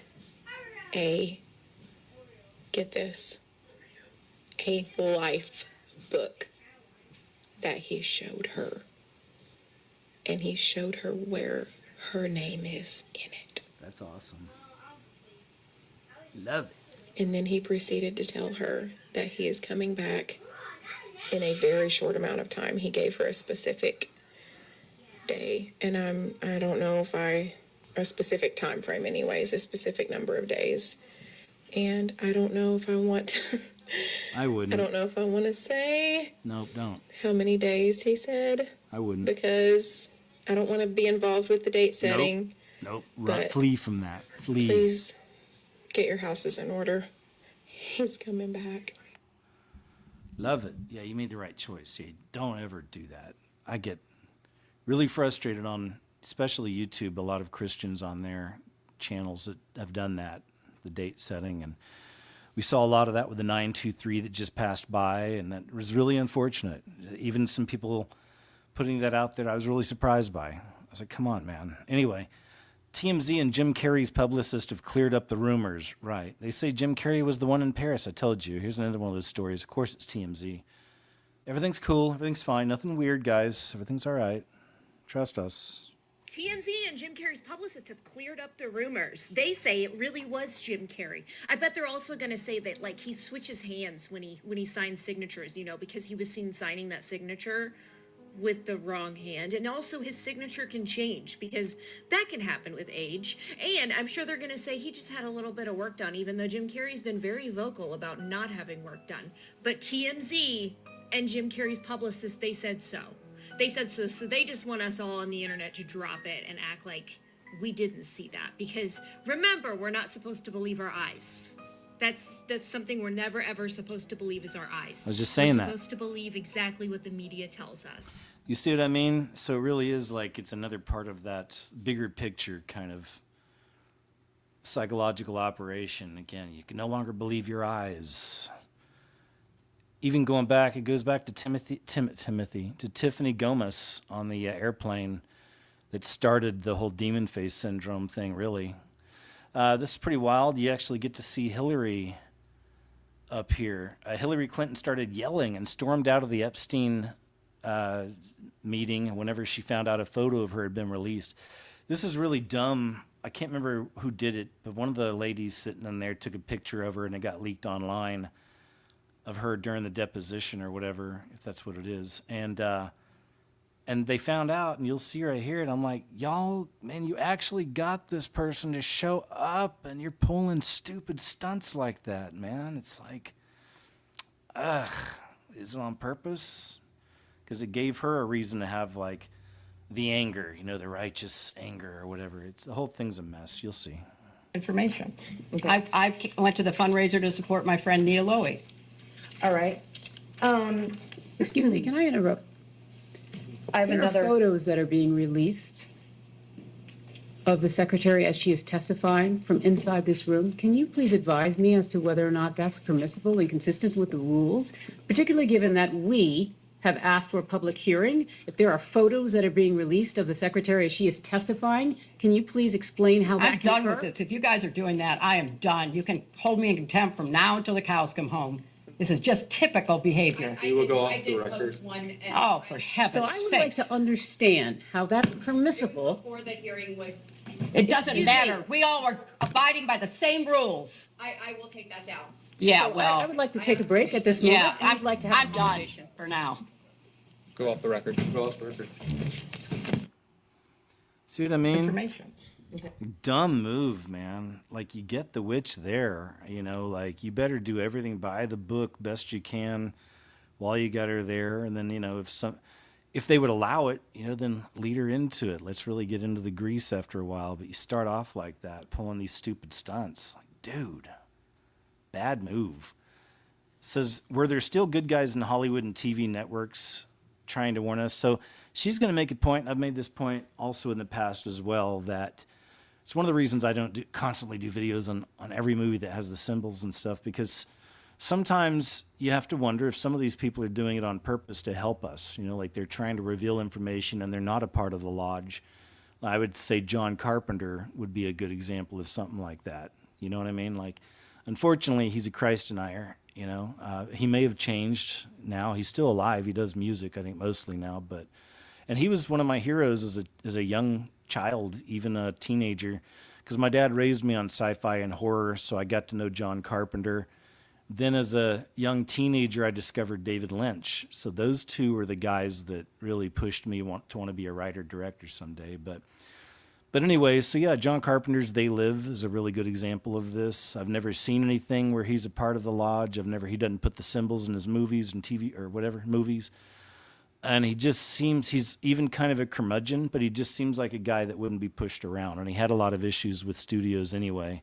There's a lot of stories about that. So he was kind of an outsider, and I like that about him, you know. Now, David Lynch, I don't know, might be a different story. He's got some of the stuff in his TV shows and movies, and I also know he was a Christ denier. He was really big into transcendental meditation. He passed away about a year ago or so, which was a bummer, and I'd prayed for him, you know, over time, certainly, that he would find Christ. I've done it for all these people. You pray for him at least, man. You try.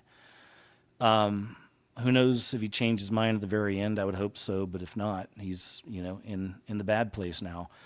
That being said, I really admired his gifts and talents, like his storytelling, his visuals. I'm rambling. But sometimes they might be the good guys trying to show us the truth. Sometimes in Hollywood. I am watching The Blacklist, and I'm convinced this is more of a documentary rather than just a show. Now, there's two different sides. A lot of people are saying, yeah, because they have to tell you what they're going to do before it happens. But I feel like there's a difference. There's a difference between someone telling us what they're planning to do to us versus showing us and warning us in a way. So as far as which is which, I'm not sure, but you look at shows like The Blacklist and Person of Interest and what they show in those shows, which is basically that there is a global cabal. They're all connected. You're either part of it or you're not. It doesn't matter what country you're in. If you're a three-letter agency, if you're in certain government agencies, you're either in it or you're not. And if you're in it, then you're connected into this network. I just feel like there's a difference between those who were telling us what they were planning for us versus showing us and trying to warn us. JFK Jr. and James Spader were friends in college, apparently. There's pictures of them together, so that adds a little interesting facet to this piece as well. There are two sides. There is a cabal, there is the good side, and why wouldn't there be a good side and a bad side when it comes to showing us what's going on in Hollywood and in shows? The baddies were trying to use that to tell us what they were planning for us, and then the good guys were using it to try to warn us of what their plans were for us. And I feel like, in my heart of hearts, I feel like The Blacklist and Person of Interest were the opposite. I feel like they were trying to warn us what the plans were and just the way the world really works. If you listen to James Spader monologue when he talks about the cabal to all the journalists and he says, this is going to put your life in danger, this is what this is, and he's explaining it, that our life is not what we think it is. It just rang so true. It's crazy that show's been out for a while and I'm just now watching it, but if I watched it when it just came out, I don't know if I would have gotten it like I get it right now. So I feel like there's a difference, telling versus showing. And I feel like we're being shown what the plan was, not just in these shows, but in real life. We're being shown what their plans were for us. Very interesting. It is interesting. Good observation. Have any of you watched The Blacklist? That's one of those TV shows. I've never watched it, but being online as much as I am and gathering clips and stuff, I find a lot of people share different clips from that show, and the clips are always pretty cool. So maybe it is one of those shows. Now after her clip, I'm probably going to go check it out and just see what's going on. Maybe it is one of those shows that has a lot of stuff in it, if you know what I mean. We'll take a look. But if any of y'all watch it or know about it, let me know in live chat or in comments what you thought about it. Is it filled with stuff? Former President Bill Clinton vindicates President Trump on Epstein, of all things, calls out Democrats for trying to avoid it. This was an interesting move. Maybe trying to get in Trump's good graces or something. I don't know. But here's this. I hate this, but because I don't believe I should inject anything. But I do not want to leave the impression, since there was no follow-up question, the president never, this is 20-something years ago, never said anything to me to make me think he was involved in anything improper with regard to Epstein either. He just didn't. That's the truth. As I said earlier,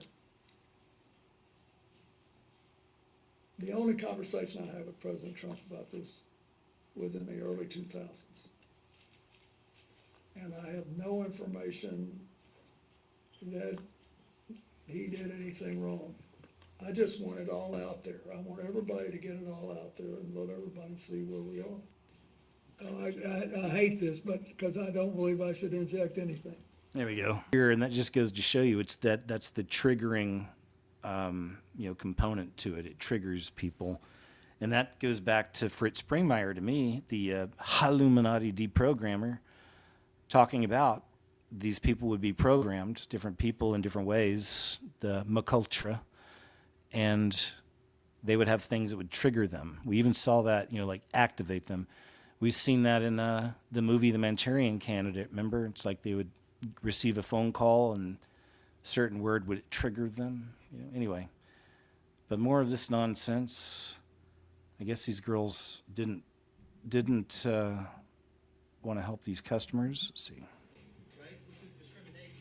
Yeah, we're at Smoothie King, and they're discriminating and saying we cannot get service because Jake has a Trump service on. So we were just wanting a smoothie, and you literally looked at us, and I asked you if everything was okay. You said we don't feel comfortable serving you because of my husband's hoodie. That is discrimination. That is illegal. It has nothing to do with us wanting a smoothie. You don't, but you don't own this. You don't own Smoothie King. Literally. Like, I'm confused. Is this a joke? Good luck maintaining your employment. It also shows, though, kind of the change in consciousness and shift of behavior we see in the Bible, talking about these days. A lot of it in Matthew.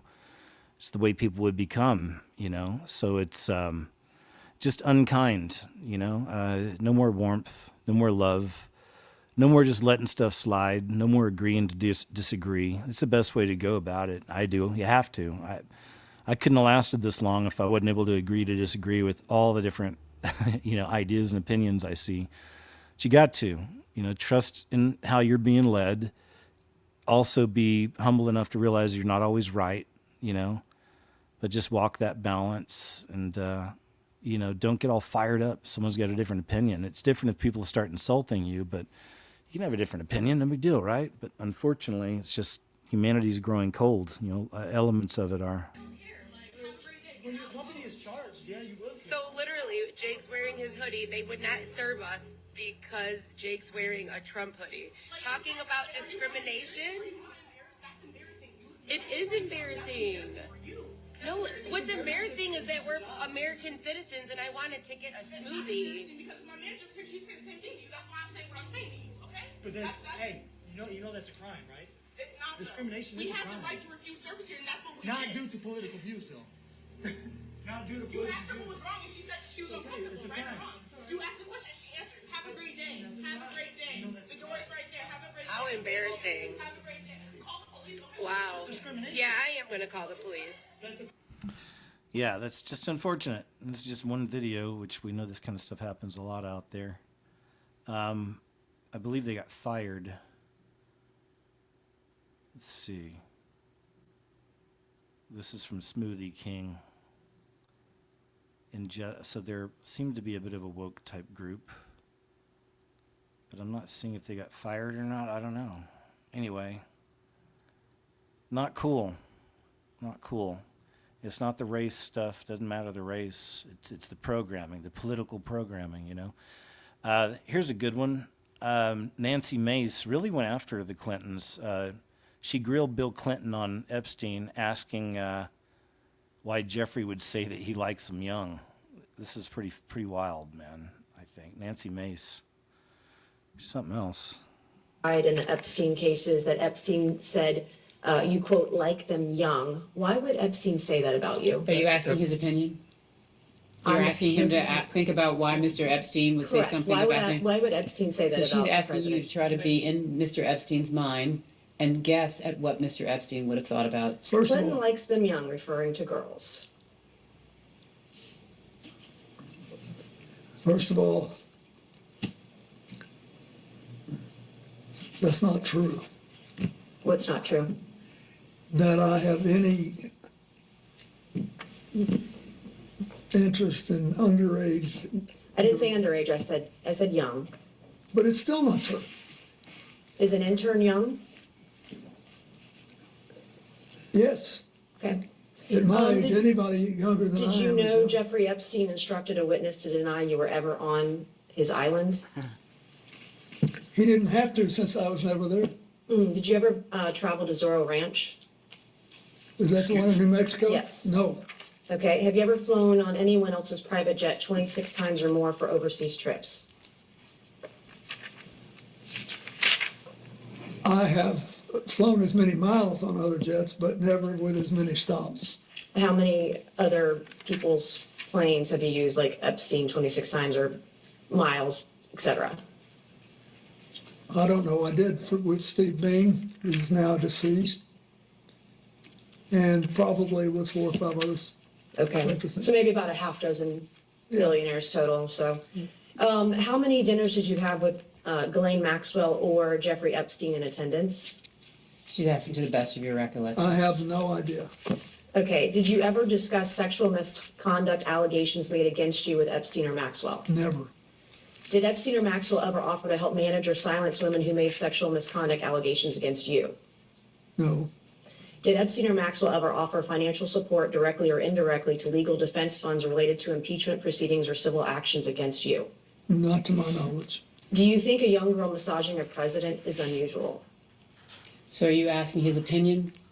Well, You're he was asking his massaged by opinion? a young woman. I'm asking if he thinks it's unusual that a president, sitting president of the United States, leader of the free world, that So it's I'm sorry, unusual. are you speaking to, are you talking to the instance of the Yes, is it unusual that the a back young woman would be massage massaging- that occurred while he was not president? I'm just trying to understand. You said a president of the United States? Former president? Thank you.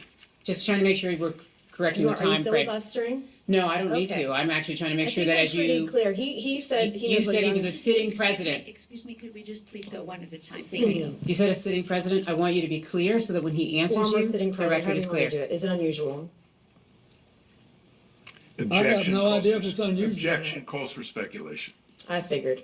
Did you ever think that all these women around Jeffrey Epstein or Ghislaine Maxwell was odd, unusual, weird, or creepy? There weren't all that many around when I was there. How many would you say is not all that many? I think on this big plane that was working long hours, having 2 to 4 people on there, I thought was, as far as I knew, they were all helping. Flight attendants in tank tops and jeans, right? No. Do you believe you were a victim of a Jeffrey Epstein intel operation? Do you think that you might have been caught up in some of what he was maybe potentially doing? Excuse me, Congressman, which question are you asking? I'm asking Intel if the- operation? First of all, I don't. Some type of intel operation. I'm just curious because it's been speculated on today and I yesterday understand. that he may have been an intel asset. Do you think, perhaps knowing what we know now, the proclivity of it all, that he may have been targeting you as part of an intel operation? I doubt it.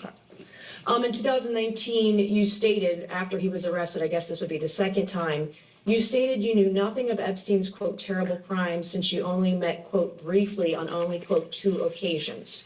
Was this statement false? Excuse me, Congressman, could That's you not put in an the accurate the statement. record? Can you That's please not- share us what you said? Yes, in 2019, it was reported by the media. Which Yeah. Told you, man, it's pretty wild. Nancy Mace goes in. I think I got a couple more clips coming up, but pretty interesting to see how he responds. And you Gen Xers remember when he was president. I remember. And he was definitely charming. He had the riz, as the kids call it. Definitely. That's what won a lot of people over, but definitely a dangerous person. He's got hey, y'all. He's got just that laid back country boy attitude out front, but man, he's a monster, and so is she. They did a lot of bad things. Why the legacy media slams people of faith, and this is Dr. Phil's approach. Thought he had some good points here. I'm not going to play it all, just some. It's like 17 minutes long, but let's check some of this out. Just might think most Americans are anti-religion, anti-prayer. You might think that most people kind of look down on folks that have deep faith. But the real story, the media seems to be pushing an agenda that has nothing to do with reality. If you're hearing this for the first time, you might be wondering, why would they do that? Why would the media have any interest in what me as a viewer, what I think about religion one way or the other? Why do they care? Well, I'm going to tell you why. I'm going to tell you today. Because I believe the media is pushing an agenda that has not one thing to do with reality about religion in America. And I'm going to begin with a few examples when I say they're running an agenda that's trying to convince you that religion is a bad thing in America. So I'm going to give you a few examples of how the media in my opinion, attacks people of faith. First, let's watch a promo for a new CNN documentary on Christian nationalism. There it is. Now, this is a documentary hosted by Pamela Brown, and it implies that the Kirk assassination could lead to a so-called Christian uprising. Charlie Kirk, a conservative activist and prominent Christian nationalist, was assassinated. It became a rallying call for those who believed in his message. Portraying people of faith as a radicalized threat. Now, hear what I just said. Church-going people throughout America, I'm talking about Nebraska, Iowa, Oklahoma, Texas, Wisconsin, across the country, church-going people, portraying them as a radicalized threat to this country. Take a look. My charge to all of you, put Christ at the center of your life as he advocated for giving his.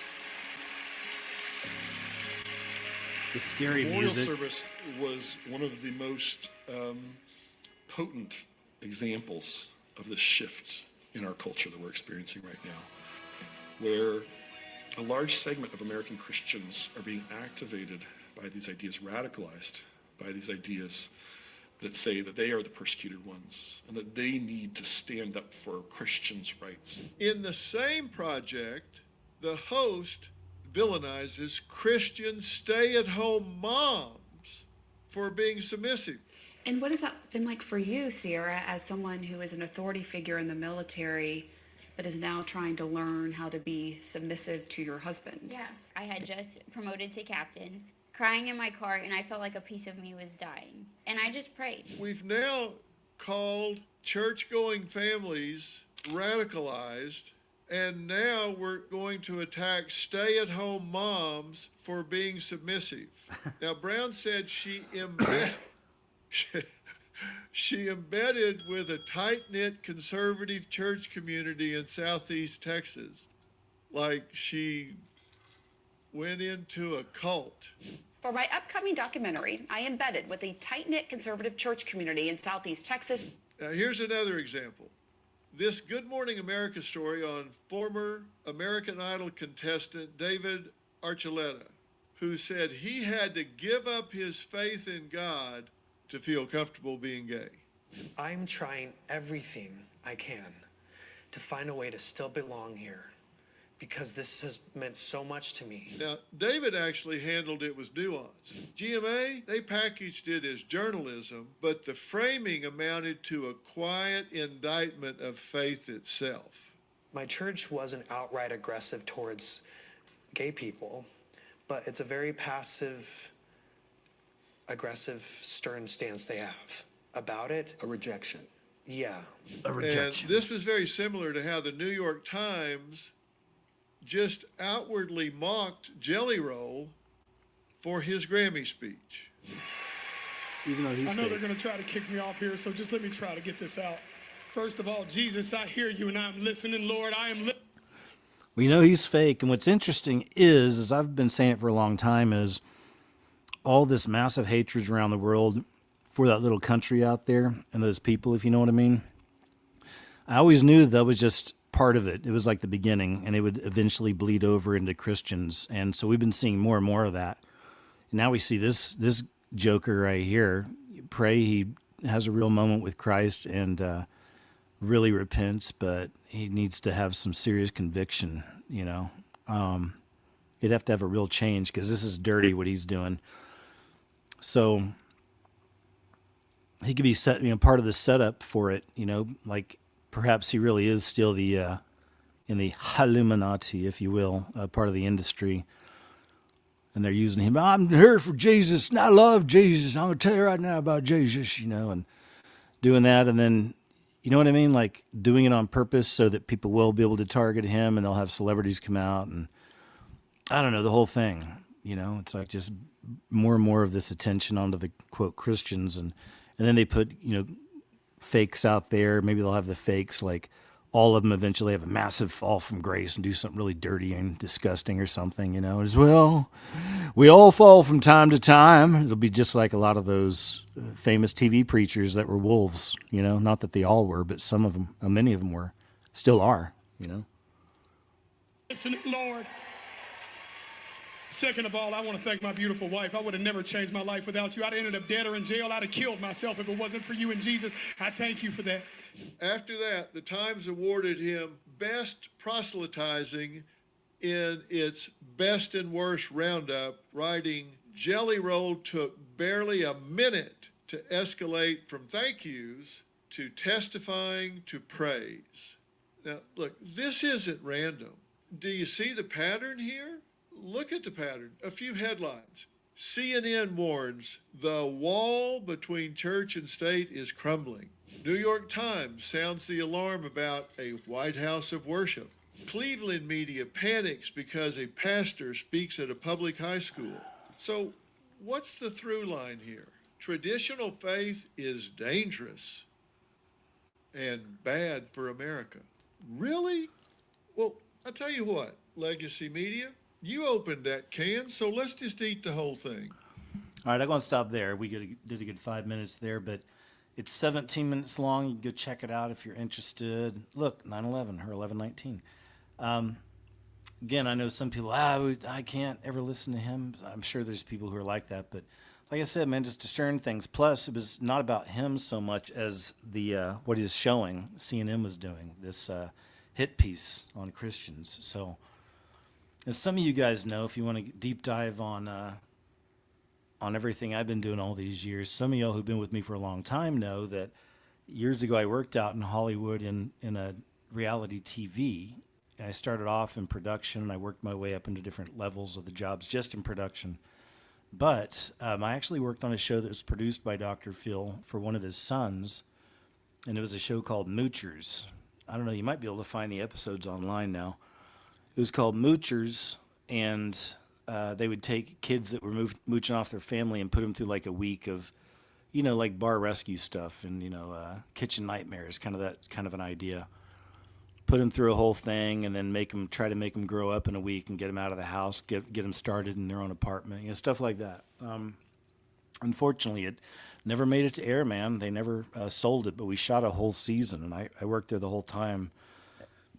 Excuse me, and it was pretty cool.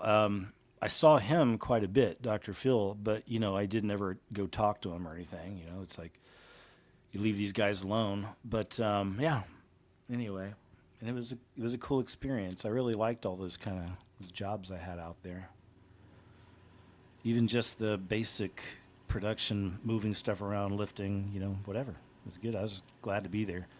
It says, hey, what's up, America? People are finding human teeth now in their McDonald's food. Have you guys heard about this one? I'd heard about this. This isn't the first time I've heard this one. Let's see here. Hey, what's up, America? People are finding human teeth in the food at McDonald's. There have been more than one instances of human teeth being found in the food at McDonald's. So I'm going to show you some of the human teeth that have been found in various McDonald's products. Let's take a look, because goddamn. So this right here is an image of human teeth fragments that were found in a sausage McMuffin that a man bit into, and it looks like the McMuffin bit him back. Now, an outside investigation was hired, and they confirmed, yep, those are teeth fragments that were found in the fucking sausage McMuffin. Not to be outdone, this Texas woman bit into a sausage McGriddle, and human teeth fragments. What up, dog? Woman right here on TikTok was very distraught because she bought her daughter a Happy Meal, and guess what she found? There you go, human tooth in the chicken McNugget. Have a look at that, mate. Yeah. Of course, McDonald's in Japan apologizes for serving food with teeth and vinyl in it. I guess McDonald's wasn't fucking around with their mascot, huh? Because they have teeth in everything. So that is absolutely horrifying. Straight up fucking Soylent Green's is people. It really was a cookbook after all. What? Yeah, that is some pretty frightening stuff. But it had me wondering, can you, because I don't know the answer to this, maybe y'all do, can you take a tooth like that, even if it's been cooked or whatever it's been, but can you take a tooth and run DNA on it and get an accurate, model or count or whatever. You know what I mean? Can you actually run DNA on a tooth, even if it's been through whatever process it went through, and still get DNA from it? Because that would be interesting. Because you do that, then you would match that with DNA for all the missing people files and stuff, and that's how you can start investigating, you know? I'm just saying. It makes you wonder. Makes me wonder. Hey, David Montoya, thank you very much for that kind support, man. I appreciate it. He says, hi, KJ. Do you think this Iran war is going to escalate to a larger one? I feel like WW3 won't start till after the snatching away. Yeah, man, I agree with you. As far as I see the timeline playing out, it'll happen after the snatching away, or perhaps, you know, we'll be like right on the edge of it. I really don't know for sure, but I see it more like that as well. I do think it's going to escalate to larger ones. And I need to go back in just my notes and stuff from when I read in the mornings and just see what I'm finding on Gog and Magog and Ezekiel, you know, Ezekiel war, all that, because I know this is part of it. That's how fast it's all moving. So this stuff's kind of being set up now. And so I can't give an accurate answer, but I know I'll be able to, because I've been looking at that and wondering about it myself. But remember, no matter what, there's no fear in Christ, right? When we're in Christ, there's no fear. We always say that because in the Bible it mentions no fear, fear not, in a matter of words each time, but like one for every day of the year, you know. So always remember that, and that message is in there so much to make sure that we understand it and really take it in. So take it in, and we're not afraid, not scared of anything. Even if you're concerned, because I'm concerned about people I know that don't know, you know, the Lord. So, but we pray for them, do the best you can. That's, you know, don't want to force stuff on people. There's a free will factor. And so that's what you do. You know, you pray for folks, let the Lord help, you know, and keep that in mind. But certainly, yeah, it's going to keep escalating, man. This stuff's not going to slow down. Look how long the Ukraine thing's been happening. That's 4 years now, like around 4 years, yeah. So it's wars and rumors of wars also is one of the things we're supposed to watch for when he returns for his bride. So certainly we're there, earthquakes in diverse places, all of it, right? So the shift in humanity that's so obvious right now, you know, all of it. So we're really there, have been there in that season now for a while. I've been watching, I've been feeling it for a long time. I watch it, I pray about it, I want to know. And I want to, you know, just make sure we just keep putting it out there, telling people the truth, letting them know what's going on, letting them know what season it is, and just how important it is to have Jesus. That's it. You know, it's like, it really is. It's like the biggest decision ever. Where will you be for an eternity? You know what I mean? But yeah, David, we'll see. Sometimes I've wondered if it'll be a scenario where we'll be here to actually see strike or something like that, you know, or like certain projectiles coming a certain way, and then the UFO thing comes in and stops it. And, you know, that could possibly be one of the ways they introduce them. But we do know there is a WW3. We know there's going to be massive destruction with all this. We know America Babylon falls. So, you know, all that. As for the exact timing, I'm not totally sure how it's all exactly going to play out. But I have wondered, I have considered that it'll happen while, you know, maybe when America Babylon gets struck, perhaps the stuff coming from the money we understand for NYC, maybe it'll be in that time, because it won't just be that. I would imagine there'll be multiple strikes. In fact, another place to watch is Hoover Dam. It's another one Jonathan Kleck showed us on the money. And then when we go there and you look at it, there's just tons of symbolism there, right, and messages. And I've done videos in the past. Other people have. You can go look them up.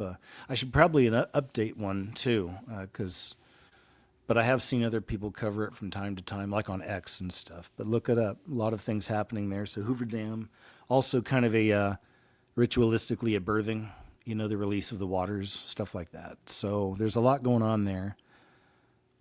So maybe then, I'm not sure. You got me thinking. All right, David, I hope that helps. But thank you so much, man. I appreciate you. All right. Let's move on, shall we? It says, do you think there was a connection with Hollywood and the missing children on cartons? Yeah, this is a really interesting observation too. All right. for entertainment purposes only, of course. Let's check this out. A long time ago, back in the 80s and 90s, I remember. when children went missing, where did they end up? Milk cartons. The milk cartons. And you know what? Right around that same time, there was also big PR campaigns for Hollywood superstars and famous people where they were saying, "Got milk?" When you think about it, this Epstein stuff has been going on for a long time. When children were missing, they'd end up on the milk carton, and then these supposed celebrity famous people were bragging in your face. "Do you got milk?" I saw that right after this advertisement, this PR campaign from RFK, and I realized, wow, the whole Got Milk campaign was literally them mocking people to their face regarding the missing children that were probably being utilized in this dark, evil way by these celebrities and famous people. Just a little tidbit conspiracy theory I'm going to tap on here for all of you homeworkers to go and drop a... Interesting one. Yeah, we've heard that theory's been around. Do you think there was a connection? Could be. The whole Got Milk campaign. Interesting. I always felt that was a little weird. Have you noticed the headlines in the heavens? This is a good one. Check this out. See what this gentleman has to say. Declare the glory of God. The firmament showeth his handiwork. Day unto day it utters speech. Night unto night it reveals knowledge, and there is no language where their voice is not heard. You know, in the midst of all the headlines of, hey, the whole attack against Iran and against the whole demonic Islamic regime, the overturn of the Ayatollah, the hope for the Persian church. And you've seen all these headlines, right? Of course, Israel, the United States is involved in this, some of the other Middle Eastern countries. But have you noticed the headlines in the heavens? Because on the day of, we're talking about the 28th of February, there was a planetary alignment. Like, well, that's just coincidence. Did you know that on the day that Venezuela was overturned, there was a planetary alignment? Maybe that's coincidence. Did you know that at the time and on the day that Roe v. Wade was overturned, there was actually a planetary parade? And like, what? Yeah, what's real is, see, the reason why the heavens and the Bible and the headlines say the same thing is because God Almighty is the author of all of them. Yeah, friends, I want to just invite you to go on this journey with me and just saying, I want to glorify the Lord out of everything going on around me. King Jesus said there will be signs in the sun and in the moon and also within the heavens. Do you know that on the third, between the second and the third, there is going to be a blood moon, and it's going to be seen by over 2.5 billion people throughout the planet Earth. And that also happens to be the voting day here within the United States. Like, what? It's all coincidence? No, I don't believe in coincidence. I believe in the sovereign hand of the Lord. You need to know that God is speaking, God is moving, and you don't want to be left out. Boom.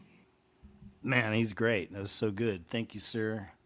That's right. Some people are really good with that too, watching the alignments and all this, and then the activities that happen here on Earth. So there's a lot of that. I think he laid it out really well. Troy Brewer is his name. Following. I'm following. I mean, he's not following me. Yet. Kind of at this crossroads again. Good one here. The next Eminem rapper, Until He Saw This Demon in Hell, Jay's testimony. This is a really good one, from Touching the Afterlife. So again, this is like an hour long, but we'll kind of self-edit as we do and let him tell his story. It's a really good one. All right.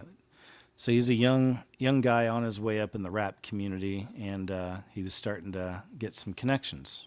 You know, watered down version, but I probably would have described myself as more of a Buddhist or Hindu during this time.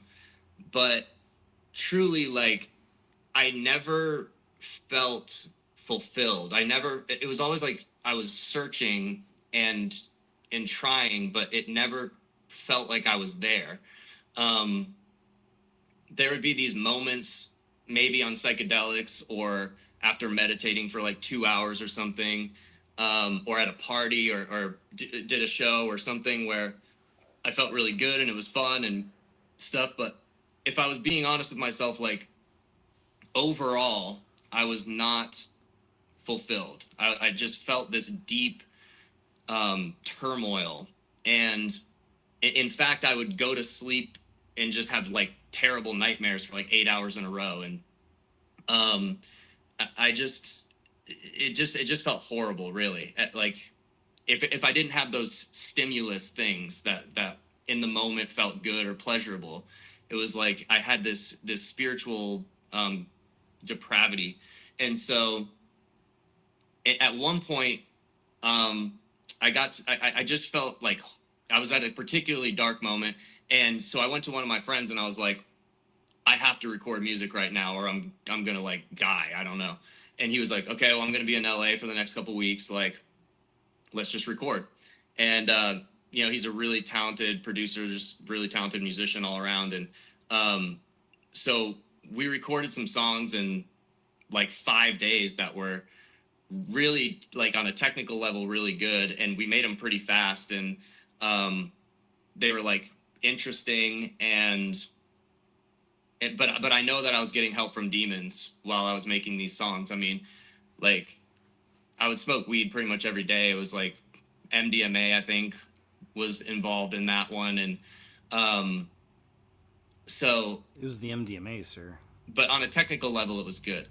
And to the world, it would be like, this is good. Like there's like song structure and hooks and the production value is really good and the lyrics were crafted well and stuff. But so like we showed one of our other friends this demo, and he's another, like, I would say world-class musician, very talented, very successful. And he was like, wow, like this is really good. I'd like to get involved. Let's jump ahead some. So he's got interest. I was meditating like I did every day. And I was absolutely rocked by the presence of Jesus Christ. And the way I explain that experience would be, there was an intensity in the room as if the walls were shaking like an earthquake. But I knew consciously that wasn't happening, but there was just an intensity to the atmosphere. A light was filling my mind. And the burden that I was carrying was being lifted off. It almost felt like going through a car wash, like a spiritual car wash, and like the dirt and the heaviness was being lifted off. And it was very intense and almost, I could almost say scary, but I wasn't scared because I knew that Jesus was helping me. But his presence was so powerful that it was a little bit like, oh man, like he could, like it says in Revelation, he destroys Satan with the breath of his mouth. Like he could just go like that and I would be obliterated. So that awareness made it a little scary, but I was more just humbled. And so I'll go stop there. I just want to play a little bit of that, and hopefully y'all go check some of these out if you like these like I do. It's on Touching the Afterlife. You can hear his whole story, but I'm glad to know he's a brother. Footage comes from a witness. This is this a creature? What is this out here? With the handle name of Apex Inconvenience. He likes to do all of his physical training not in a traditional gym, but in the woods. But this time he captured something watching him, and he doesn't believe this was a bear or a mountain lion. This thing was too tall. It seemed to be bipedal, as the eye shine was extremely high against the tree. Look at that. But what was it? People are commenting, most likely this was Bigfoot. But take a look at this footage. Comment below. Tell me what you think. Where the hell did it go?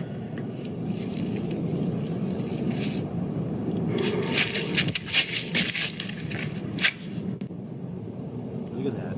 Dude, something in the tree line over there Throw something. is like shooting me daggers right now. Throw something at it. It's not even blinking. Nope. Oh, where the hell did it go?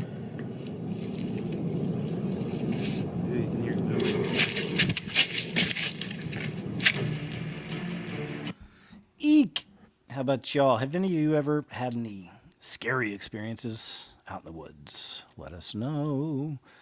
Final deception here. We are in the last second from Ashley Hayes. When I say that we are in the last second, people laugh. But we are few minutes right to this. now in real time watching people walk right into the Antichrist deception. They are already believing it.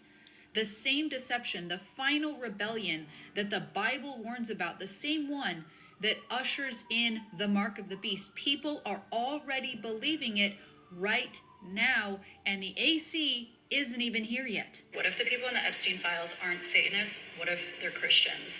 And I guess more accurately, what I'm saying is that all roots of this darkness is stemmed from the Abrahamic system, and this is the system that birthed. Yeah, this is scary stuff here. I hadn't seen this yet, but I mean, until I found her clip.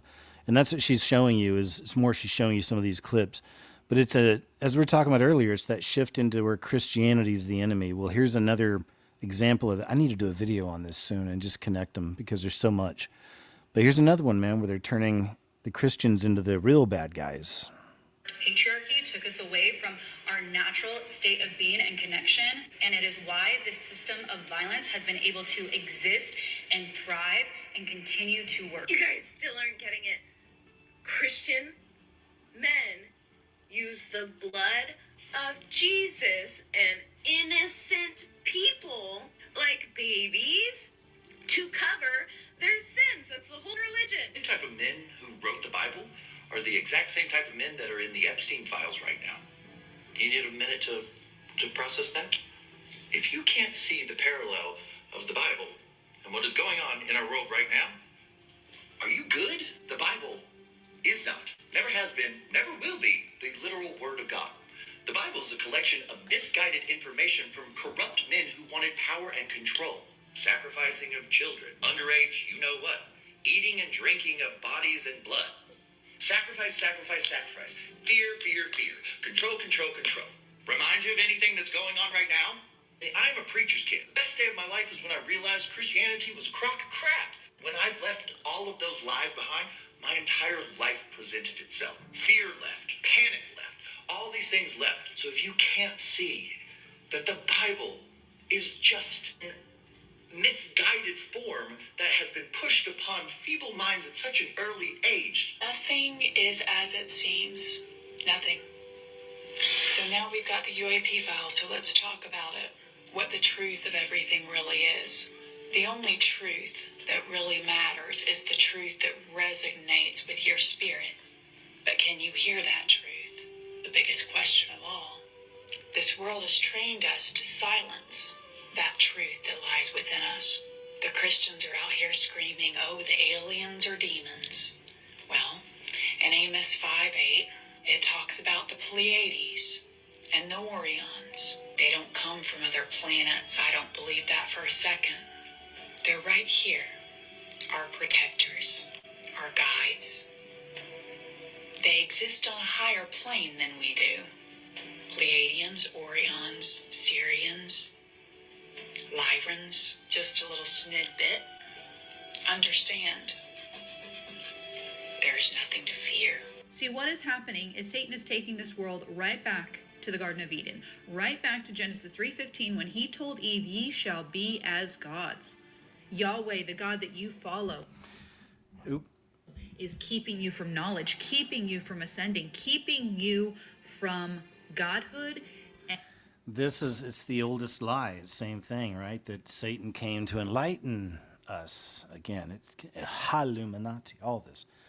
I'm going to save some of these because I need to do a video soon on all of the proof I have of the shift, you know. Military leaders pushing Armageddon views in quotes on troops as Iran war begins. I'd mentioned this earlier, saw this in the beginning of the show. That's what's happening, man. This is biblical, guys. We're doing this for Jesus. You know, oh boy. Says here's a very, well, I don't know. What are your thoughts on it? Because we are in that time. These are the beginnings of real biblical wars and everything. So, you know, maybe some of y'all are for it, for them saying that straight up. This is what's up, you know. If that causes any of those troops to find Jesus and accept him, then on that level, it was a good thing, you know. It says, here's a very normal chart that we shouldn't debate or scrutinize in any way. Growth and size of the U.S. labor force. So down here in the black line is the non-disabled, right? So you see where that starts way back. It's like 2007. And then the green is the disabled. We get to 2020-ish, and then boom, disabled up 50%. And it's because of people, the messages.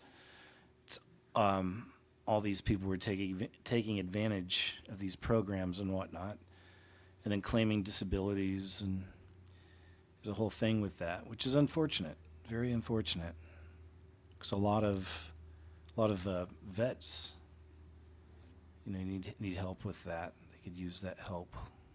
They got the VA, don't get me wrong, but it was this. Obama just lawyered up. This is from March 2nd. He's retained a team of 9 criminal defense attorneys, not civil, not advisory, but criminal.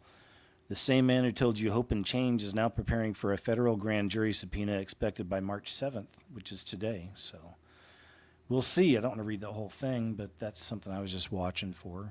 Today's March 7th. I haven't heard anything about it, but it is the weekend. So it says they said it was a Hollywood industry mixer, but no one told her what industry. I like these whistleblowers who've had the experiences.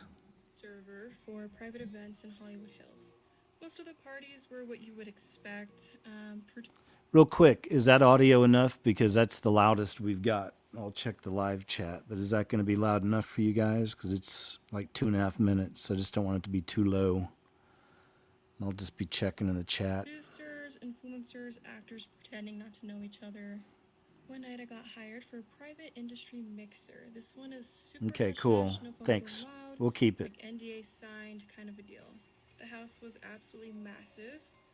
All the windows were glass, literally surrounding, city lights below, and an infinity pool, that kind of a vibe. Something definitely fell off though. There was no music, there was no laughing. People were talking, but it was more in a quiet tone, and they were just kind of watching each other really closely. So around midnight, one of the main people, he asked me to bring a tray of drinks downstairs. I didn't even notice that there was a downstairs until I was guided through the kitchen, and there was like this big metal heavy door, and you opened it, you could hear like low rhythmic bass playing. There was music on the other side. I knocked lightly and I let myself inside. One thing that I noticed right off the back is it was red lighting. Not a lot of people, maybe like 15, and they were all kind of just standing in like a circle. In the center of the circle was an empty chair. Everybody kind of looked at me all at one time, not surprised, not like in a bad way, but just kind of assessing that my presence was there. One woman looked at me and she said, "You're early." And I just kind of froze and I said, "I'm just here to give out some drinks." And then a man came over, he took a drink off of the tray, and then he leaned in and whispered, "You shouldn't come down here unless you're invited." I backed out immediately, went back the way that I came, and I pulled another server and I said, "What is happening downstairs?" And she went pale and she looked at me and she said, "There is no downstairs." So I told her where I just came from, and she pulled my arm and dragged me into the kitchen. The doorway was gone. There was no door. I wondered if I took a wrong turn, but I know that the layout wasn't that big. And around midnight, towards the end of the party, when the party ended around 2 a.m., I was handed a very large envelope of cash, triple the amount that I was promised, and it said, "Thank you for not participating." I have never worked a job in the hills ever again since. Yeah, that's pretty wild. I always like these Hollywood Hills stories. We get some good ones every now and then because all this stuff's coming out. People are becoming emboldened, to start telling their stories. That's why it's cool to try to find the real ones. This isn't normal. Now, here we go, guys. I was talking to you earlier about we've entered the burger wars now. First McDonald's, now it's Burger King. But wait, there's more. Why are fast food CEOs suddenly staging first bites? $2 billion corporations, 2 CEOs, same scripted chew, pretending to like the product. Since when does the boss need to personally validate the burger? That's not marketing, that's damage control. What the crap is going on here? So we already seen McDonald's. Much better. This is a wonderful product. Let's see. Chris K here. Oh, wait, is this one? You've heard.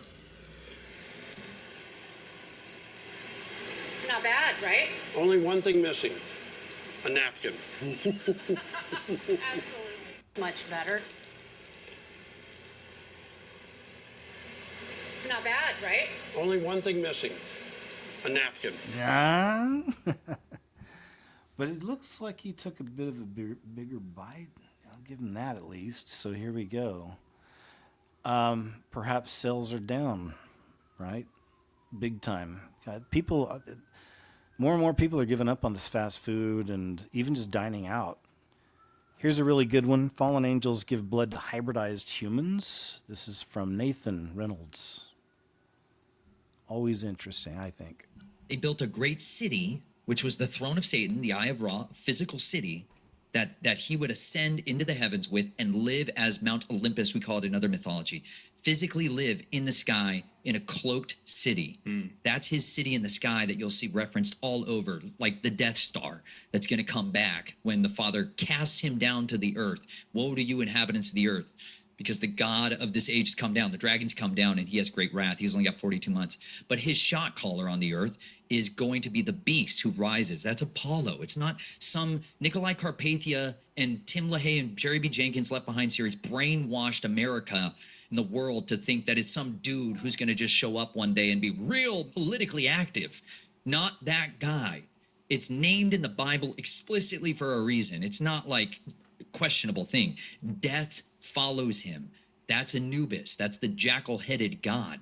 That's the false prophet. It's plainly said in the scriptures. They are going to come and physically inhabit actual thrones on the earth. The dragon, the devil, Azazel, is going to give his power, his reign, over to Apollo. They won't go by these names, right? They're going to call them celestial hosts, these gods, these aliens that have come, the guys who gave us life. Thank you, Prometheus. Those guys. That'll be much more the narrative that's conducive for their agenda. But these X-Men, like, they are literally children, bloodline inheritance children from Nimrod, the tower. Others come from other gods, other immortals that taught the secrets of heaven. It's not always that they had sex with women to inseminate their seed. Sometimes they took their blood, they feed on humans, they get blood in their bodies, and when they run out, it physically runs out of their body, they need to recharge. They can give that blood to people to make them their children in a different way that circumvents the curse. They're lawyers, and they're looking for loopholes. And if they let you drink their blood and not inseminate you, they've got a way out from the judgment. And so that's one of the ways they do it. The other way is they teach mankind how to use specific plant hormones like auxins and cytokines to augment growth. This is where a lot of the giants post-flood came from, is genetic manipulation through the use of plants. Yeah, Nathan Reynolds. Yeah, he's a really interesting one. Confessionals, that's a really good X page also. Meanwhile, in American kindergarten, see, this is another one. The things that bother me sometimes the most is seeing all the students and young people getting their little brains washed over and led by people who don't have the children's best interest at heart at all. You know, it's all for political statements and things like this, and puts people in danger. But it also, unfortunately, it's framing their mind at a really early age. So you'll see, but they have children walking through, protesters that don't like them that are supposed to be, I guess, pro-ICE or something. Anyway, you'll see it. Hey, sir. How are you? Chubb's factor has entered the equation. So let's see if we can work around him a little bit here. All right, check this out. Ruby Bridges, Act 1. We don't want you here. I don't want you here. I don't want you here. We don't want you here. Go back where you come from. We want segregation. We don't want you here. We don't want you here. We don't want you here. Go back where you come from. Ruby Bridges, Isn't that Act sad? 1. We don't want you here. I don't want you here. I don't want you here. We don't want you here. Go back where you come from. We want segregation. We don't want you here. We don't want you here. We don't want you here. Go back. Whoa, right? I mean, man, it's just dangerous. It's dangerous to be putting that kind of stuff into children's minds. Man, not good. Not good. Millstone. when you cause the little ones to stumble, it's a millstone. So a little bit of a doom break. I liked this just because I thought it's always fun to see young dudes hanging out and just being young dudes, being goofy, being dumb, being silly, just having some fun. I thought this is pretty funny, especially for those of you out there who shop at PetSmart. You might get it. I got a question.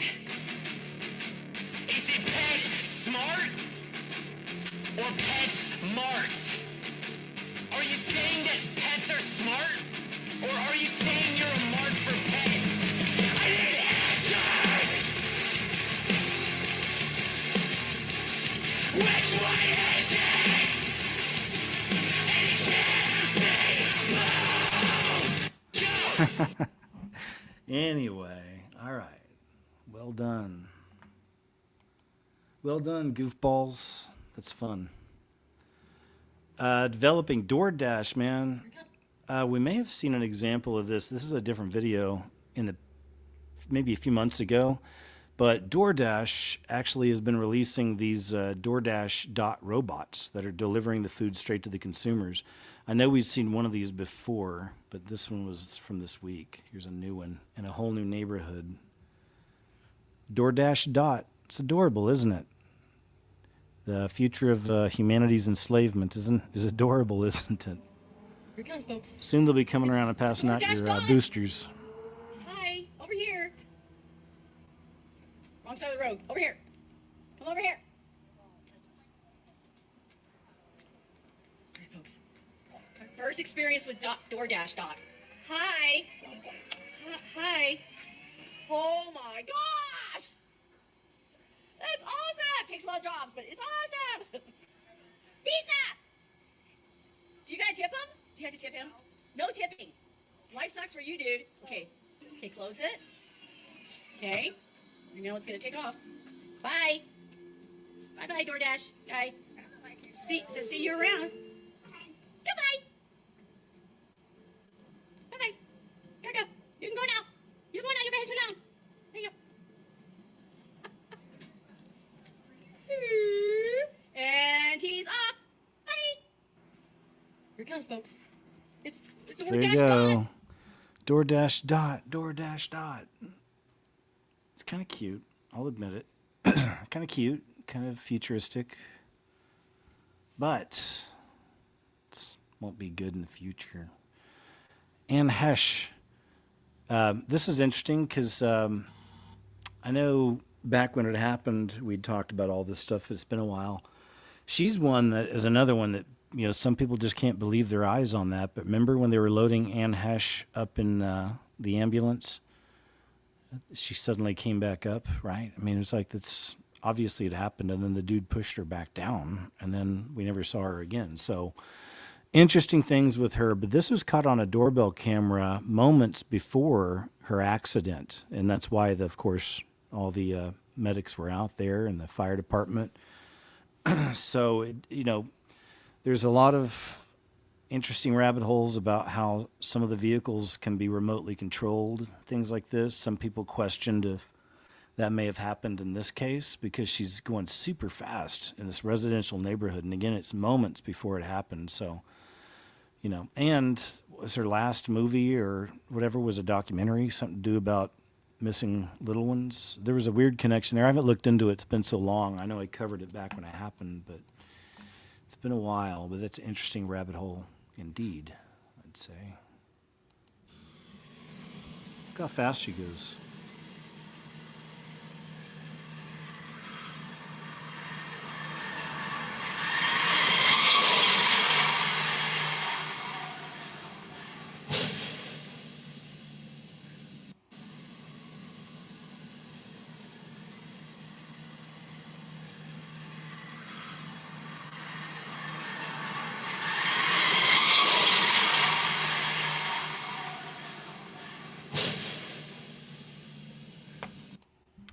Isn't that something? Wow, it's eerie. It's an eerie video, but yeah, it's another one. What happened, right, to her, really? It says, here you go. While you were sleeping, this just happened.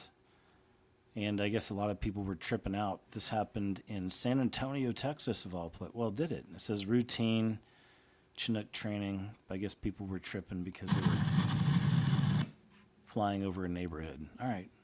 I guess it was just a routine thing. Fair enough. Joe Rogan sounds the alarm on certain Hollywood stars. Yeah,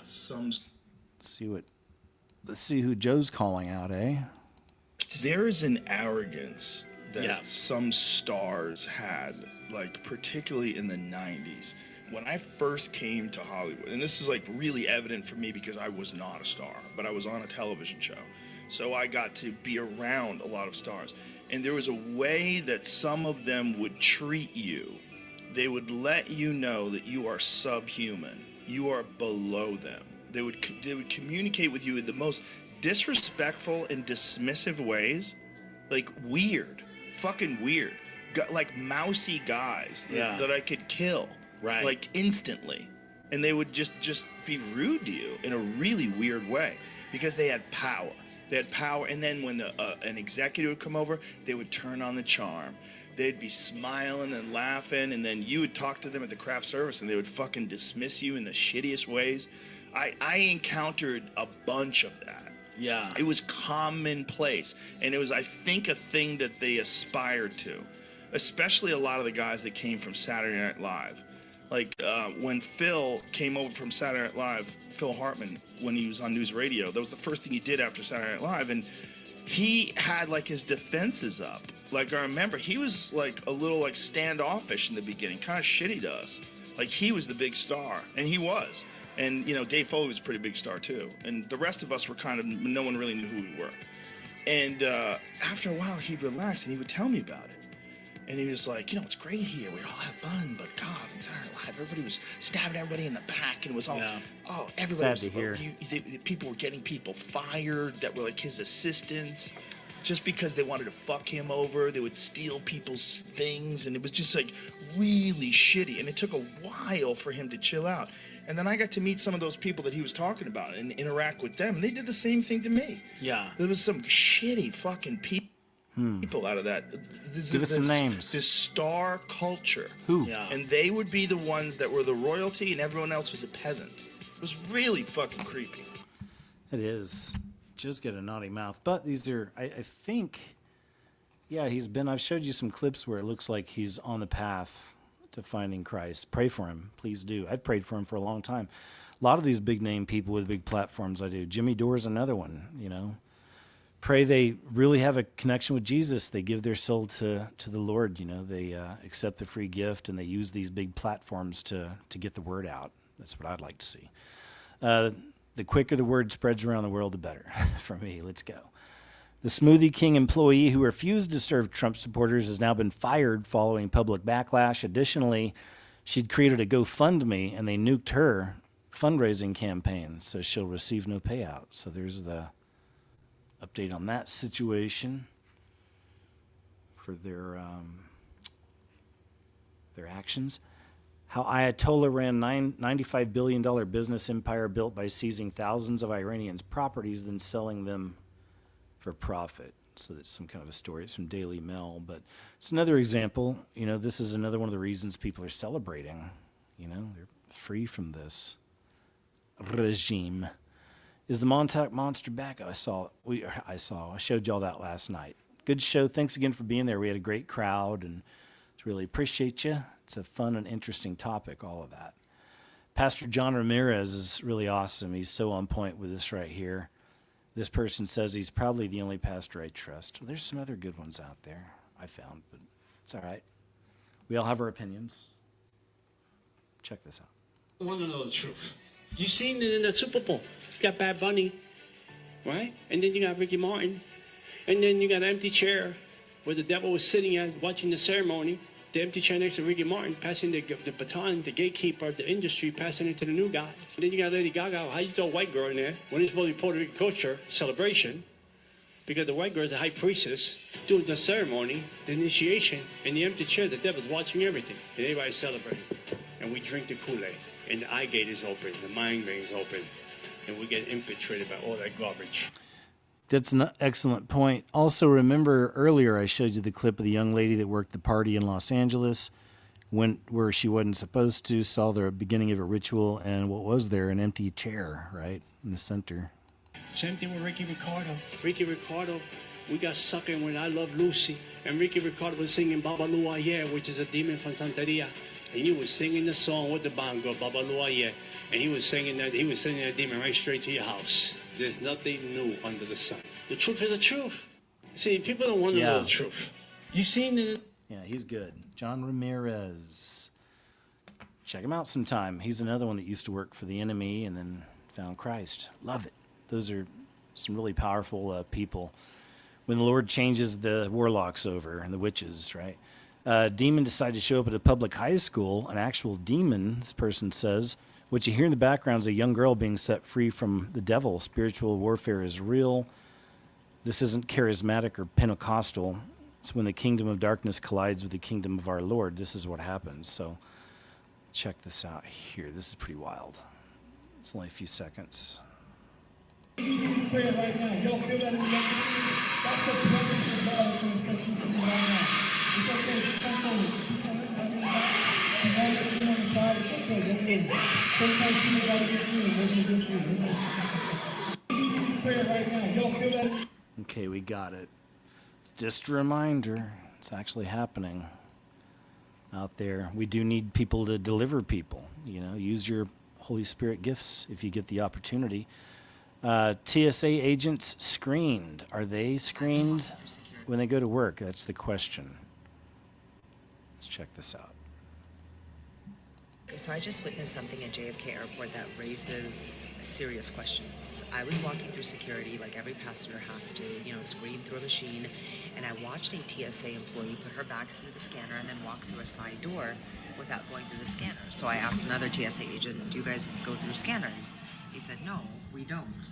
I'm not accusing anyone of anything, but how does that make sense? We're told airport security is about layers of protection. Every passenger is screened. Great. Everyone should be screened and checked. They don't let me take my water on. Great. But if employees aren't going to go through the same level of screening, then that raises a lot of questions.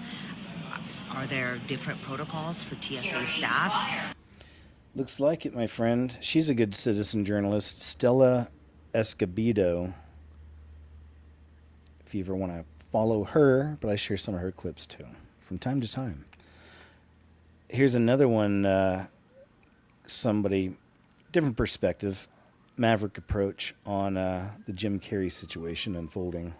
Carrey. I knew it was coming. That's not him, man. That's not Jim Carrey. So he was in Paris accepting an award, and he's doing interviews on the red carpet, and people are like, wait a minute. Who is that? That's not Jim Carrey. Doesn't sound like him. Doesn't look like him. His eyes are different. He has brown eyes, and in that, he had some weird mix. It wasn't brown. It was like hazel or something? It wasn't hazel because it looked kind of green. It's not his eyes. And when another thing that's weird, too, that I noticed that he said, he was like, oh, yeah, he's dead. He said, I'm dead. Yeah, he said that. He said it like he emphasized it. Right. I saw that. I'm like, wait a minute. Since when does Jim Carrey use Gen Z lingo? Yeah, he's like, I'm dead. But he was like, I'm dead.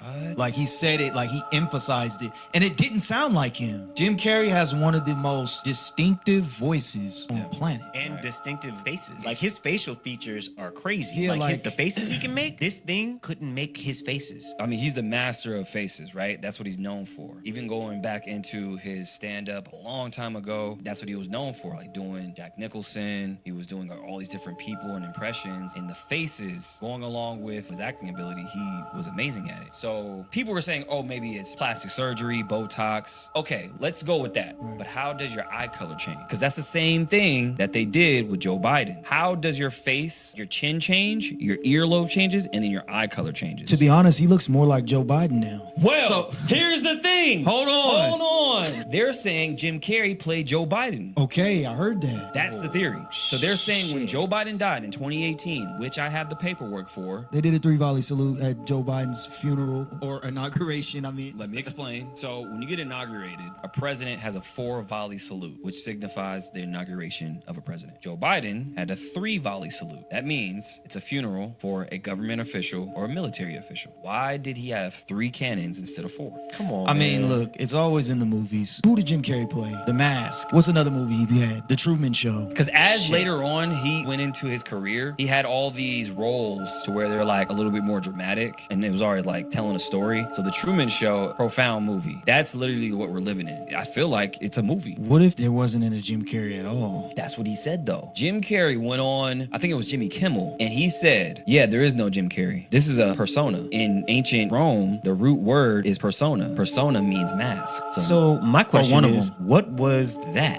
It It's makes Jim Carrey-ish. Going back to that episode to where he was on, or that night show, he was saying there is no Jim Carrey. He was also saying that he was doing this, and he was like, he was doing throwing that. up the Illuminati symbol. He's throwing up the rock. And he was like, yeah, you know, none of this means anything. We're all players in a game. And he was like alluding to all this stuff. And he was like making a joke out of it, but not really. Basically blowing the lid on the Illuminati and all this stuff. Good stuff, man. Yep, we all remember that one. That's from Maverick Approach.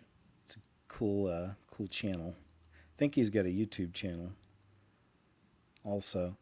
Here's one. I'm not going to play the song just because copyright, of course, but I found a really interesting thing. It was on a website called godlikeproductions.com, and it's always a lot of stuff that we're into, a lot of this interesting theories and stuff. If you're ever interested, go check it out.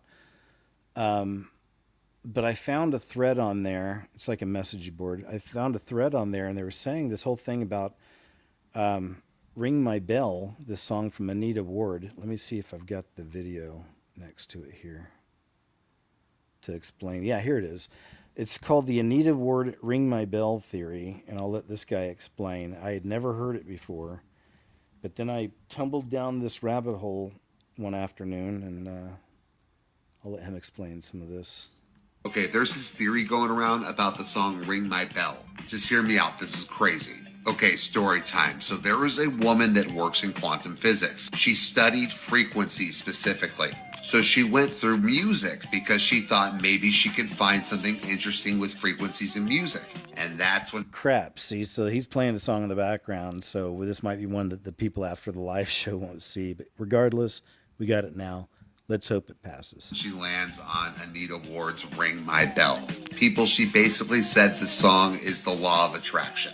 Because of the frequency it plays, it attracts everything that you want. I had to see it to believe it. Just literally after this video, look this song up and listen to the entire song from beginning to end.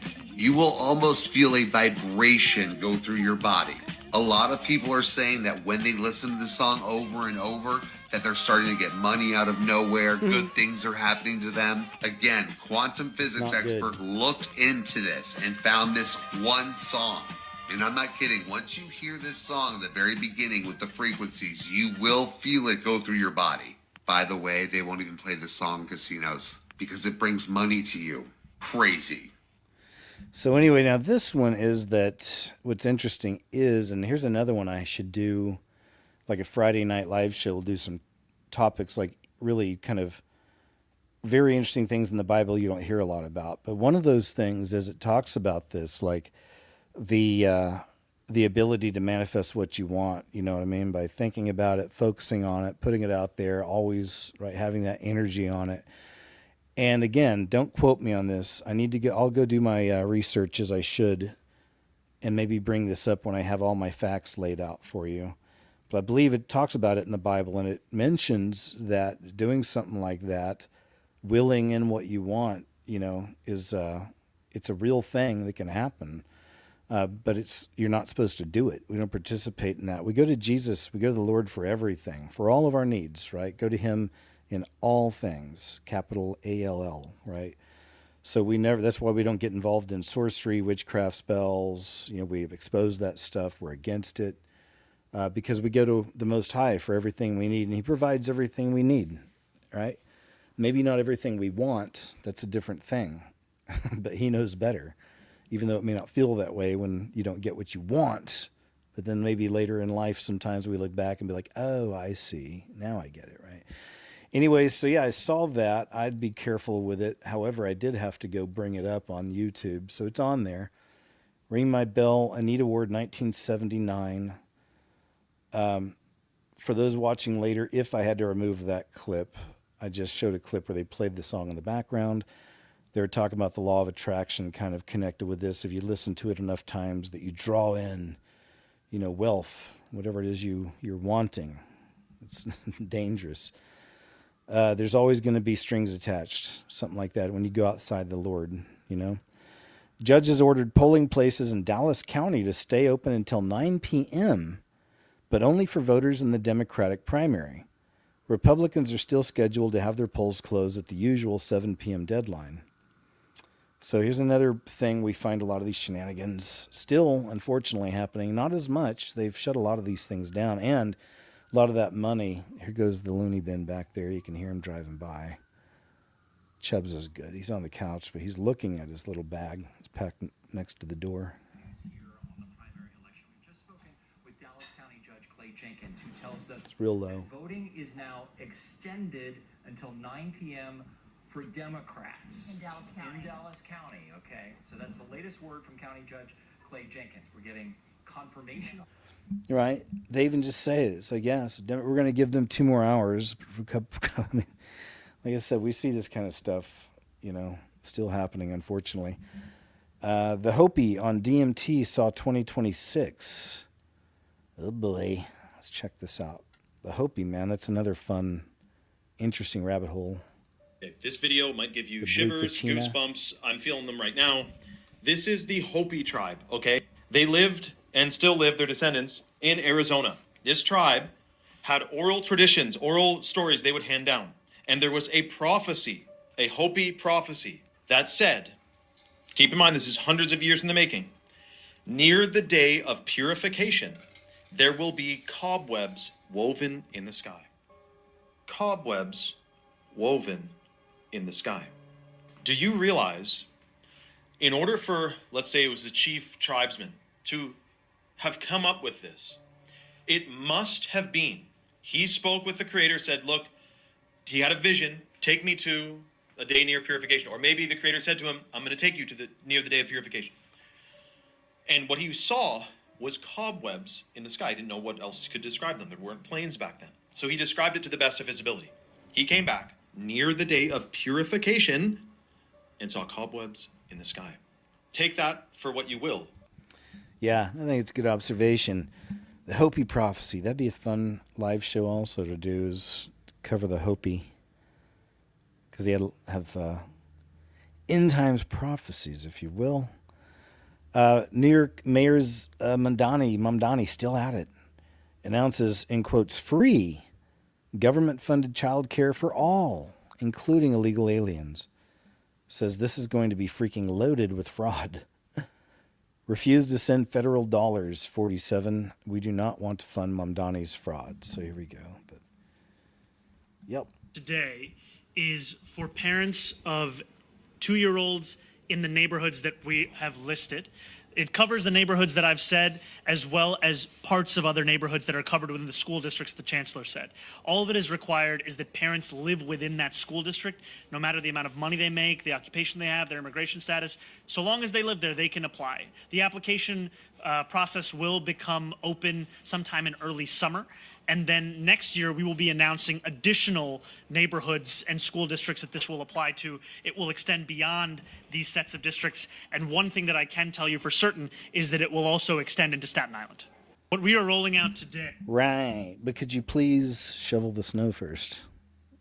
Please. Because they never did. But a lot of people took advantage of that. I showed you there were people getting checks for it and just not doing anything. Tim Walz is getting demolished in this hearing. Here's another one that happened this week with Representative Mace. Nancy Mace, man, she's a bulldog with this stuff. And it's good to see them putting Walz up against a wall. He's behind Minneapolis, Minnesota. He's the governor of Minnesota. What is a woman? Have you learned that lesson? Do you know what a woman is? I'm the governor of Minnesota, Congressman. know what a I'm not woman here is? to be your prop or your obsession. So I if you taught can't middle school, define your what obsession. a woman is, you certainly can't define what fraud is. If you can't even define what a woman is, you can't define fraud. What is a woman? Have you learned that lesson? Do you know what a woman is? I'm the governor of Minnesota. I'm the governor of Minnesota. Man, he's such a leech and a creep. Remember, though, he got an award from the Satanic Temple. I'll never forget that. Unbelievable. Here we go. This is what I was waiting on. So Bill Clinton gets asked about Epstein having that painting of him in a blue dress with his nice red heels, the Red Shoe Club. If you know, you know. Submitted to the record, we have a painting that seems to be of you, Mr. President, found in one of Jeffrey Epstein's residences, wearing a, I would categorize it as a famous blue dress worn by the White House intern Monica Lewinsky. And I have this image here. This image is being passed around. So, Mr. President, we are looking at an image of a portrait that is looks to be you, Mr. President, in this blue dress. Can you describe this painting? And he doesn't need to describe the painting. You just gave him a picture. What's your question? My question is, are you familiar with this painting? Have you ever seen it in person? I've never seen it in person. Do you know why someone would paint this? Are you asking him to Objection. speculate? That's calls for speculation. You can ask the artist. And if I had known Jeffrey Epstein had this painting, it would have saved me this whole day. Right. Like he didn't know. Come on. But again, it's just interesting to see these folks. It's just something we're not used to seeing, them having to answer for anything, you know. Trapped in Dubai, American woman begs President Trump to please get them home. Do you know, I guess there's multiple people trapped out there? I didn't know about this. Let's see what she says. Hey, y'all. Hi. As you know, I'm the girl that decided to spend her 30th birthday in Dubai. And I'm coming on here very humbly, asking my president to just seize it. I'm an American taxpaying citizen. And I've now been stuck over here since the 24th. Eek. This is from a few days ago. I've been blessed March 4th. to be able to buy 3 different flights from 3 different airlines, and they've all been canceled. I don't know who this will reach. I don't know if it'll reach anyone. But I am not the person who gets on here like this. But I am desperate to get home to my family. We hope this helps. So I'm asking, I'm pleading. Please just, whoever can help us, please just help. And it's not even about the financial part. We just don't have a way out. Every time we try, it gets canceled. It's kind of scary. So I'm putting myself out here on the internet, as humble as I know how, to just get some help. All right. Thank you. You're welcome. Her handle is at least. There we go. Okay, so it's not a big being, is it? Looks like it's a pyramid. I don't know what this is over here. Looks like a Pac-Man. Probably a moon. Steps, or is that a ship? I don't know. I don't know what this is. Something glowing in the sky. All right. Don't know what the point is, but I'm going to have to save that somewhere else. Look it up. See what he said. I'd like to see what the answer was. Mysterious stone pelting triggers panic in Bajali village following local man losing his life on purpose. A tense situation has prevailed in this area under Assam's Bajali district for the past 4 days after stones are reportedly hurled at the residence of a family following the recent loss of this man's life on purpose. According to local residents, stone pelting began shortly after the evening and continued intermittently through the night. Family members inside the house report hearing Repeated thuds on the roof and walls, triggering fear and confusion. All right. That's just something I was reading, but I guess that's about it. All right, we got it. Kind of interesting, I guess. I think. Many peace treaties with other Arab countries, with Muslim countries. I think it changes the world. If we go through what we plan to do, I think it will create conditions for peace. This is not an endless war.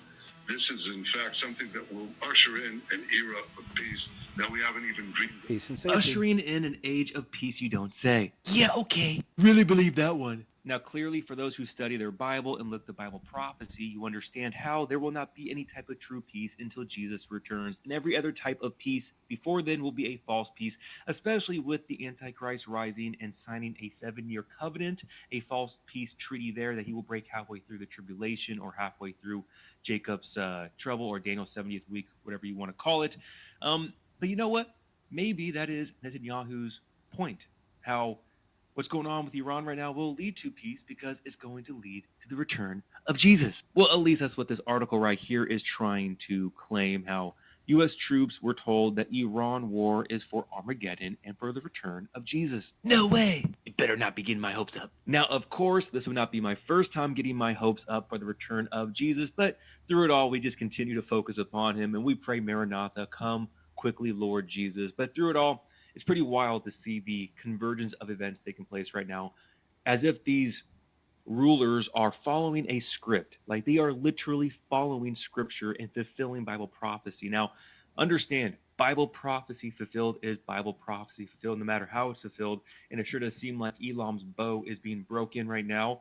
You can do your own, studies on that, but it's just wild. And all the talks of peace, a new age, a new world order of peace. Once Iran is dealt with and you get a new regime in there, we're going to have peace treaties all over, setting the stage perfectly for the board of peace and for the man of the hour, the man of lawlessness, to rise and sign a 7-year covenant with the many, just setting the stage so perfectly. And what I just find wild is the mainstream church kind of not really seeing how it's all being set up. Like, you're for a guy doing this, but then if you're for him doing this, then you have to realize that he's setting the stage perfectly for the Antichrist. Like, don't you understand that? But I digress. People can believe whatever they want to believe. They can support whoever they want to support. It's just pretty clear to me how things are being fulfilled right now is just wild, and the spiritual principalities at play. It's just something that is truly amazing, and to count yourself blessed to be this generation, to see what's going on, and to be able to just witness this time period. I mean, this time period is when the prophets and the servants of the Old Testament would have loved to be here right now to see what's going on. So, good point, sir. All right, we'll move on. I agree. Fascinating times. It's going to be super cool to hang out with the ancients, the old prophets. What is that girl's holding up? That's Illuminati. This has reminded me of, I had my good friend and at the time partner in bounty hunting. This is when I was in Austin, Texas. Had a really cool family. He's married and they had a child who was, I guess, at the time maybe around 10 years old or so. But I was doing my videos and stuff back then. I was on YouTube back then, even while I was out bounty hunting, in between. So it was around the early years. That's when I got started, was in Austin. My very first video on the scariest movie ever was just in my bedroom. And I put my camera on, and it's like I suddenly realized, wow, I can just use the camera on this thing and record stuff, And I recorded something, an old ad for a animated movie that Steven Spielberg had done. Anyway, but sometimes, his son would get really involved in this. He would see the stuff we were doing and talking about. Then he would come back and report to us at different times. He would notice the symbols. It was kind of cool. So it was nice seeing a young one, a little one, waking up to stuff early on and not being scared, That girl's holding up. That's Illuminati. That's 666. That's 666. Yeah. Why would they have? What's the name of this company? Scoot up for a second. What is that? The name of this? It's Amara. Amara.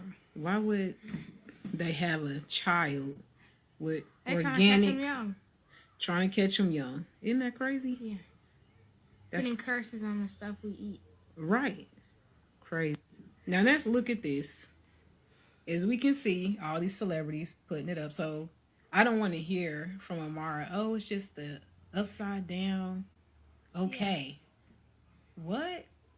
It takes a lot for a kid like that age to do something like that. Like, hey, place all your fingers. Like, you know how much time it takes to. Because why would you do that? Barely Just to I say, can even. Why not just put a thumbs up? Right, just Or put a thumbs up. upside These are down good, thumbs up. or these are bad. Yeah. What is that? Why are you putting up? Like, look at all this. Look at this has been going on forever. We all know they get down with the Illuminati. Looks Like, like why are we acting? Yeah. Your look. king. Yeah. Look at. I mean, what are we doing? What are these? And it's crazy that they think we don't know. But y'all got to teach our kids at a very young age what this mess is. I wouldn't eat those Amara snacks. I'm just curious, Amara. Why do you have this child doing that hand signal? What is that? Yeah, look at him. LeBron. Yeah. Oh yeah. You know he's down. He's got that. You know he's definitely into that mess. Why in the world do they have these kids doing these signs? I'm curious. Like, as a company, can you explain to me what that sign means? Like, why do you have her doing that? All right. I'm glad you guys are looking into it. Glad the young man's not scared. He's curious. Orb UFOs appear over Iran as conflicts began. All right, check it out. Seen off the coast of Iran and inland as well. Check this out. Since the conflict began, orb UFOs have been reported, and it's only increasing from the oceans and inland. And here's one instance here. Now, Chris Bledsoe, a little while ago, said that he had a visitation or a premonition that when the war began between Israel and Iran, missiles will exchange, orbs will be seen all over the place, right? Check this out. One thing she told me was, when you see Iran and Israel exchanging missiles, and I saw it, the way she tells me is a vision of, I see it like a living picture screen. I could see the rockets flying. Then all of a sudden, orbs appeared out of the ocean and everywhere. And I told the government, if this happens, the orbs are going to appear and wake people up and stop it. That's what she told me. Now, as this conflict evolves, is this an actual premonition? Is this something that's actually going to happen? And there's also reports happening from within Tel Aviv in Israel of strange stuff happening in the skies during missile interceptions and things of that nature. So it's a very strange coincidence. Chris Bledsoe has had some pretty wild premonitions and predictions that he's saying. Also with the one coming up in Easter with the Sphinx's gaze on the Red Star Regulus as well. So there's a lot of things that seem to be kind of making a little bit of sense, mate. It's all a little bit crazy right now, people. Let me know down. All UFOs are being... Yep, it is interesting. Thanks for your report, sir. Interstellar discussion over on TikTok. If you're ever in the neighborhood, you know, just drop on by. See what he's up to. I have to refresh this one. We got Jimmy Dore, of all people, talking about Jim Carrey. So I share a lot of Jimmy Dore's clips, mostly on my Monday show. I've done this when he's talking about, you know, kind of the Agenda 2030, and then anything to do with the poison, stuff like that. But let's check some of this out from him on Jim Carrey. a few times now, and it's using a decoy. I'm sorry, a decoy? Using pretty big challenge trying to do my speech in French. So, you know, I wrote it and I researched it and I practiced it like crazy. But, you know, it's, then I watched everybody like talking 1,000 miles an hour up there, receiving their awards. And I was like, I'm dead. Okay, Jim Carrey never does that. He never tells a lame joke and then laughs at his own joke. He never does that. That's not how. Do weirder shit than that. That's not how he acts That's not how he acts at award ceremonies. He mocks them. In fact, here I'll show you. Here's him mocking the awards at the Golden Globe. Watch this. our solar system. I am two-time Golden Globe winner, Jim Carrey. You know, when I go to sleep at night, I'm not just a guy going to sleep. I'm two-time Golden Globe winner, Jim Carrey going to get some well-needed shut-eye. And when I dream, I don't just dream any old dream. No, sir. I dream about being 3-time Golden Globe winning actor Jim Carrey, because then I would be enough. It would finally be true. And I could stop this terrible search for what I know ultimately won't fulfill me. But these are important, these awards. I don't want you to think that just because if you blew up our solar system alone, you wouldn't be able to find us or any of human history with the naked eye. But from our perspective, this is huge. It's huge. I am. So that's how he was mocking the importance of. But this French award, Jimmy. But so now here he is at another award show, even more recent. A lot of fashion weeks. This is the first time I've run into Jim Carrey. Wait, tell me, is it true you're wandering the streets? You need a date to the party? What's up? No. I'll go and move on. Just want to share a little bit, but obviously Jimmy's not buying the act either. He knows something's up. You know? I'm glad to see so many people talking about it. But like I said, I wonder what more will come. It won't end there. I believe it's back to the whole, you won't believe your eyes. The Facebook movie is a giant lie. Did you guys ever see that Facebook movie? I can't remember what it was called now, but it was about Zuckerberg, how he acquired Facebook from a couple college kids, well, his buddies. But anyway, but apparently the whole thing was just prop. Let's see. The whole Facebook movie is a giant lie. It's a propaganda piece. That was a Pentagon program called LifeLog. LifeLog is a Pentagon program that wants to collect all your data for your whole life. What day did the government stop the LifeLog project? Whoa. DARPA shut down the LifeLog project February 4th, 2004. What day was Facebook registered as a business? God, no way, bro. The exact same day. They don't even hide it, dude. It was created by DARPA. Yeah, they handed it to Mark Zuckerberg. And then the Vossel twins. What about the other? Yeah. That's all. And that's why they became the first Bitcoin millionaires, because they played ball. Oh my God. It's all theater, dude. So what is the purpose of LifeLog? To collect all your data for your whole entire life. The whole Facebook movie is a giant. Interesting, eh? So yeah. You know, it's funny, at one of my tribulation tells, I've got Zuckerberg's story in there, of all things. Excuse me. Pastor says Jesus didn't preach weakness. Man, I really loved this message. It's so good to hear, because again, the way the world presents, mostly the way the world presents Jesus or the Most High, you know, the Creator, it's always different. Weak, soft, you know, things like this. But this is really cool to hear. I'd even count this a doom break. Jesus did not preach weakness. He preached like this. That's why the first day of his ministry, I want you to think about this. The religious leaders tried to throw Jesus off of a cliff the first day of his ministry, because that's how violent he was with his words.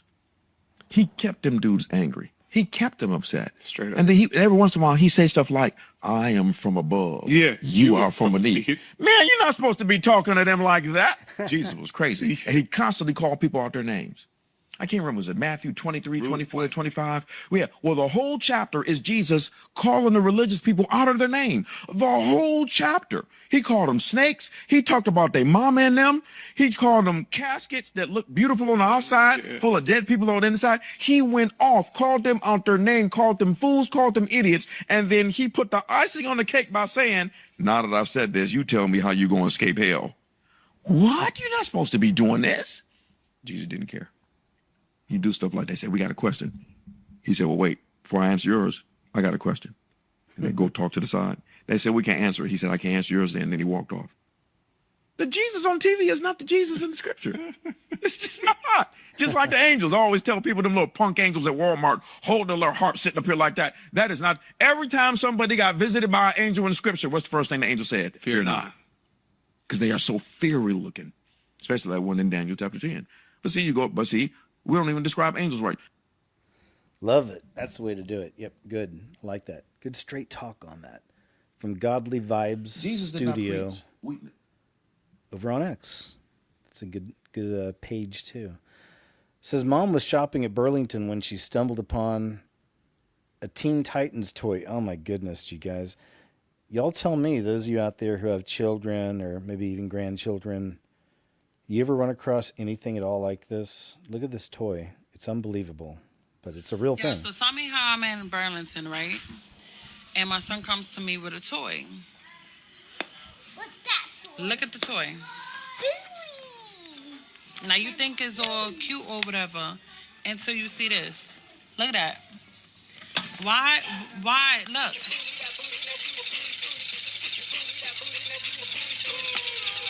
Why in the hell Look at that. would a boy want a toy with a boy shaking his butt? This is ridiculous. It's not funny. This is ridiculous. This is what's wrong with the world, y'all. Even goes back to what we were talking about earlier about, now it's just kind of the dumbest of rap and hip hop and stuff on everything. And even this toy, that booty, that booty, that booty, that booty. I mean, really, it's, oh my gosh, come quickly, Lord Jesus, please. This is what's wrong with the world.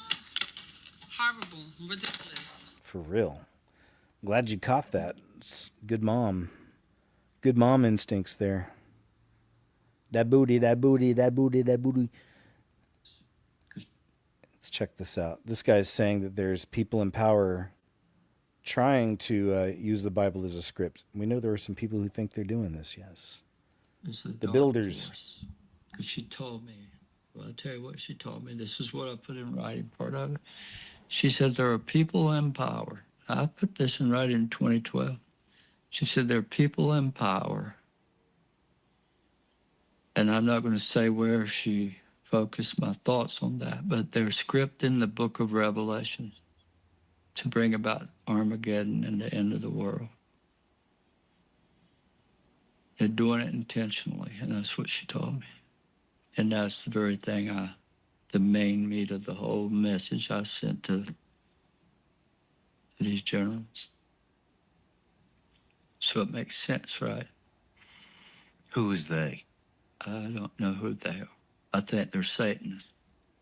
I think they're people that worship the dark force, that don't care for humanity and human life. And in fact, they're the total opposite of, they worship the devil. Or I don't know if there is a devil. I think it's a very dark force that is living full of dark entities that feed on you parasitically, like they'd be non-physical.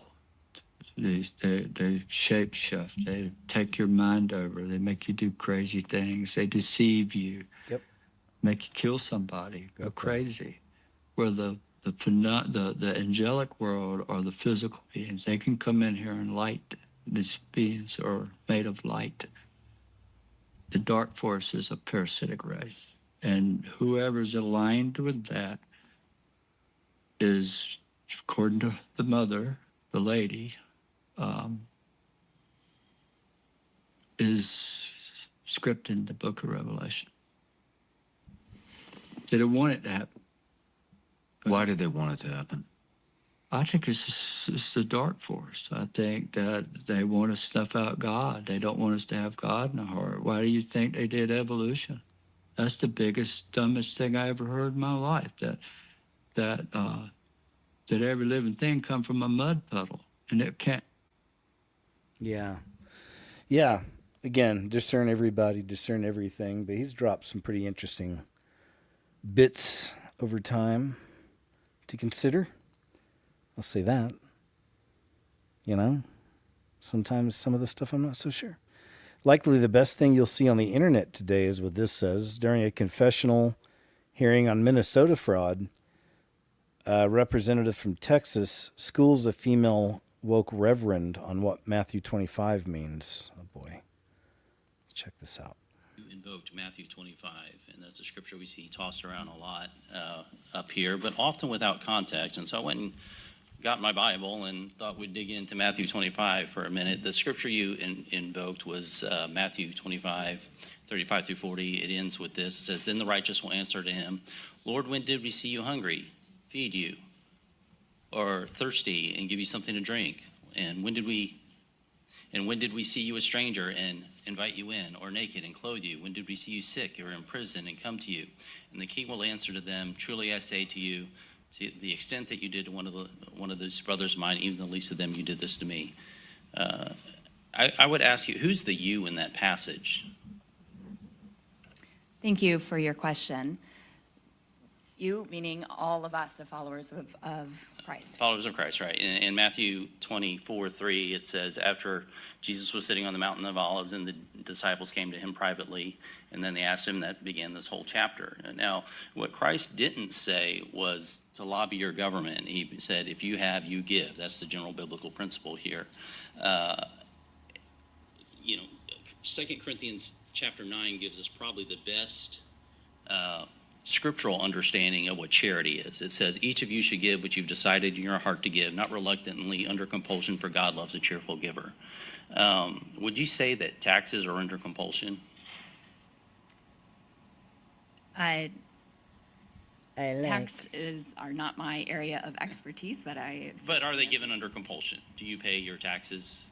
as a U.S. citizen, I pay my taxes. Yes, because what happens if you don't? We don't have the services that we need to support our. What happens to you personally if you don't pay your taxes? You get in trouble. You get in trouble. I would say that's under compulsion. So if we're talking about what charity is, I'll go and move on. Oops. I'll go and move on. I think we got what was going on there. It's trying to trap her up a little bit, but it's easy to do when people are fronting with scripture. Right? Right.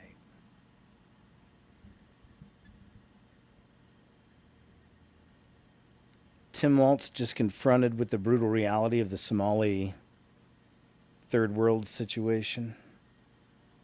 Guess we're going to move on. I think we're good on some of those. It's good to see him squirm, but I just mainly want to see something come out of all of it. A London PR firm is rewriting Wikipedia for governments and for billionaires. Founded by Keir Starmer, the UK Commission's chief, Portland helps rich clients protect their reputation with a shady, off-the-books service. There you go. So you can pay a price and have people go on Wiki for you. Clean up your reputation. Not surprised. Sad. How would that be, living a life like that, always having to deceive and lie? And for most people, I think it'd be a nightmare, but you got to remember, a lot of these people are total psychos, for real. Like, they don't have feelings like most of us. Here's a video clip for the first time that this lady appeared on Oprah Winfrey. After the show, Oprah sent her a hand-signed thank you letter. Here's why she burned that letter. Oh, boy. Here's a video of me, Doreen Virtue, the first time that I went on the Oprah Winfrey Show. I'm not allowed, because of their copyright restrictions, to show the actual episode, but I can show you the video here as I talk about this. And after this episode, Oprah Winfrey sent me a hand-signed letter thanking me for being on her show. I valued that letter at the time. I put it into a custom-made frame, hung it on my wall, and then when I was saved in 2017 and I got rid of my New Age materials, this letter had been in storage, as you can see by all the dust on the frame. And when I found it, I immediately knew that I needed to burn this letter. Just like in Acts 19:19, we see that the former sorcerers burned publicly their old sorcery materials. We are not to hang on to souvenirs from the deceptive past that God mercifully saved us out of. So please join me to watch me burning this letter. And I want to show you video evidence that Oprah Winfrey is promoting New Age, occultism, and witchcraft. All right. Thank you very much. Her name is Doreen Virtue. If you want to follow her out, author of New Age is Old Age, I'll follow her. We'll see what happens. See what kind of content she puts out there. And then I'll share it with you. Moms are testing Chick-fil-A sandwiches now, and unfortunately they're finding birth control. Oh boy.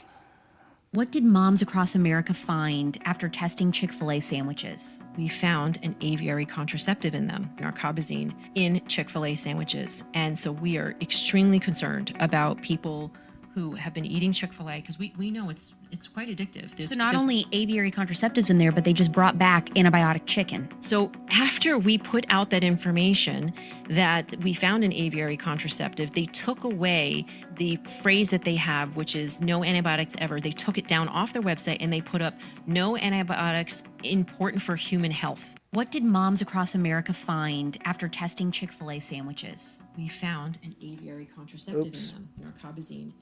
I'm glad to see that they care about that because, unfortunately, the company did it to themselves. They had a really good startup, and sandwiches are so good. I haven't eaten there since we started finding these clips about all the ingredients in there and all that. I really just, again, I have trained myself now over the years to not eat much. It's intermittent fasting. I've mentioned it before. It's a great way to live, for me at least. It's a really good way to live, because I've been on the other end of it where you ate too much, and you focus too much on food. So I'm glad I got to go through that whole thing myself. Anyway, enough about me. Yeah, Chick-fil-A sandwiches. What you gonna do? But they started off good, Christian company, all that, man. We had its supporters. I'm a big supporter. But they start doing stuff like this, man. It's just not cool. You know what I mean? That's not the Christian code, is to potentially poison or harm your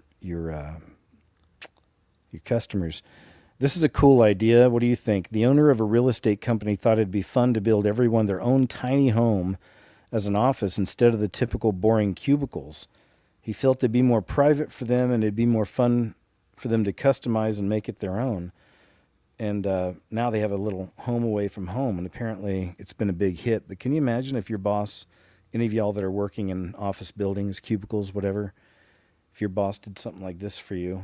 How would you like this?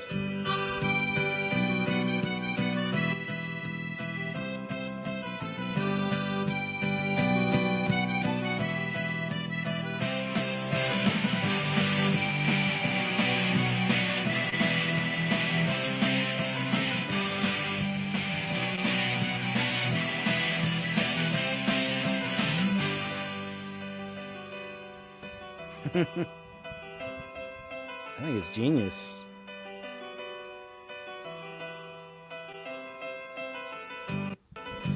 Right? That's really cool, I think. But that's me. I don't know. What do you think? Would you like that? A man in Iran shows you firsthand how the media worked with the Islamic regime to cover up the protests. Somewhere where there's not that many people. This is CBC, Canada, unfortunately. Sorry, Canada. Or Canadian people. This is how the mainstream news covers the Iranian protests. First, they put out somewhere where there's not that many people to show that there's not anything major going on. And then if you fix the angle, they don't cover the major things that people are saying. So for example, the thing that people are saying is, we have a leader, and the alternative is Reza Pahlavi. And they're saying, Trump act now, and they're saying military action now. And now, if you go look at most of the news channels out there, these things are not highlighted. Thank you very much. I'm not a journalist, I'm an engineer.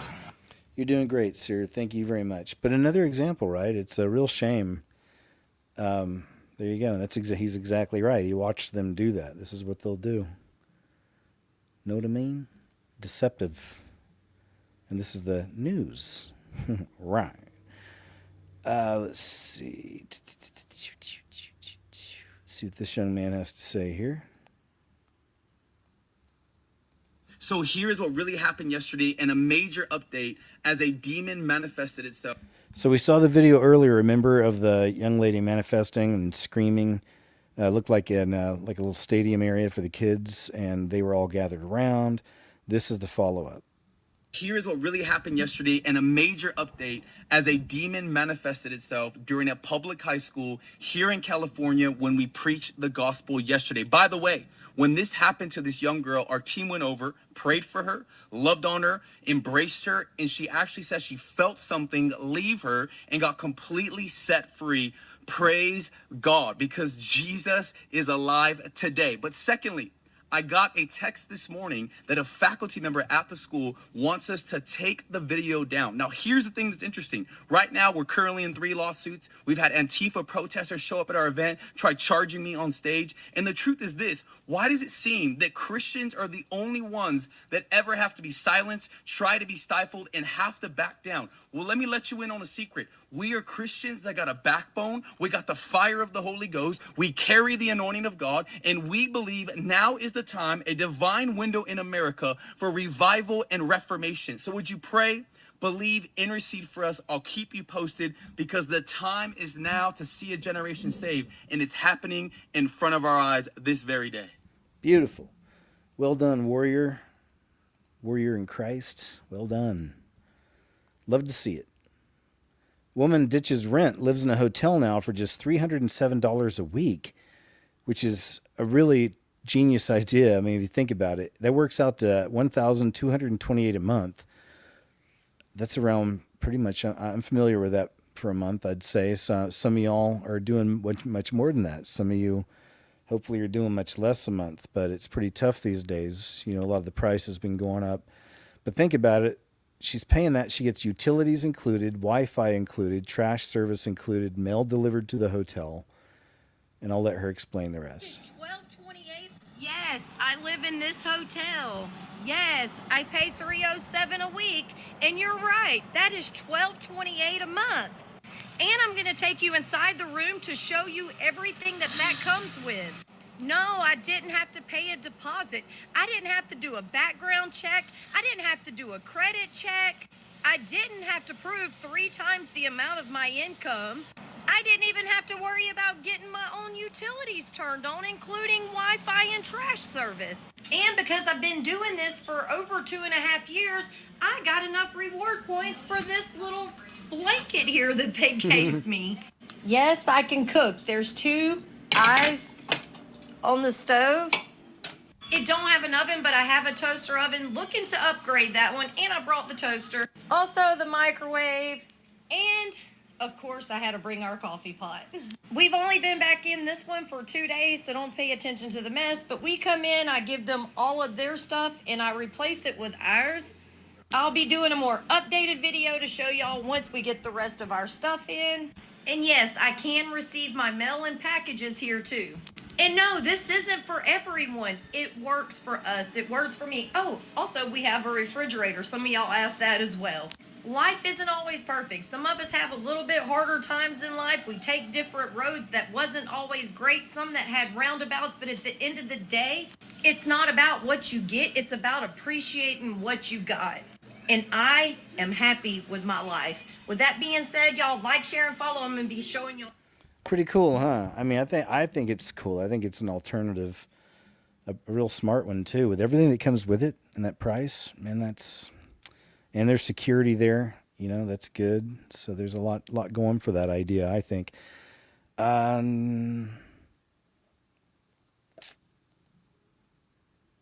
wasn't really that interesting.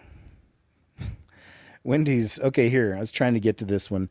So now we see McDonald's with in the burger wars, fake eating it, the products. We've seen Burger King look like he took a bigger bite, seemed a little more genuine and authentic, but wait.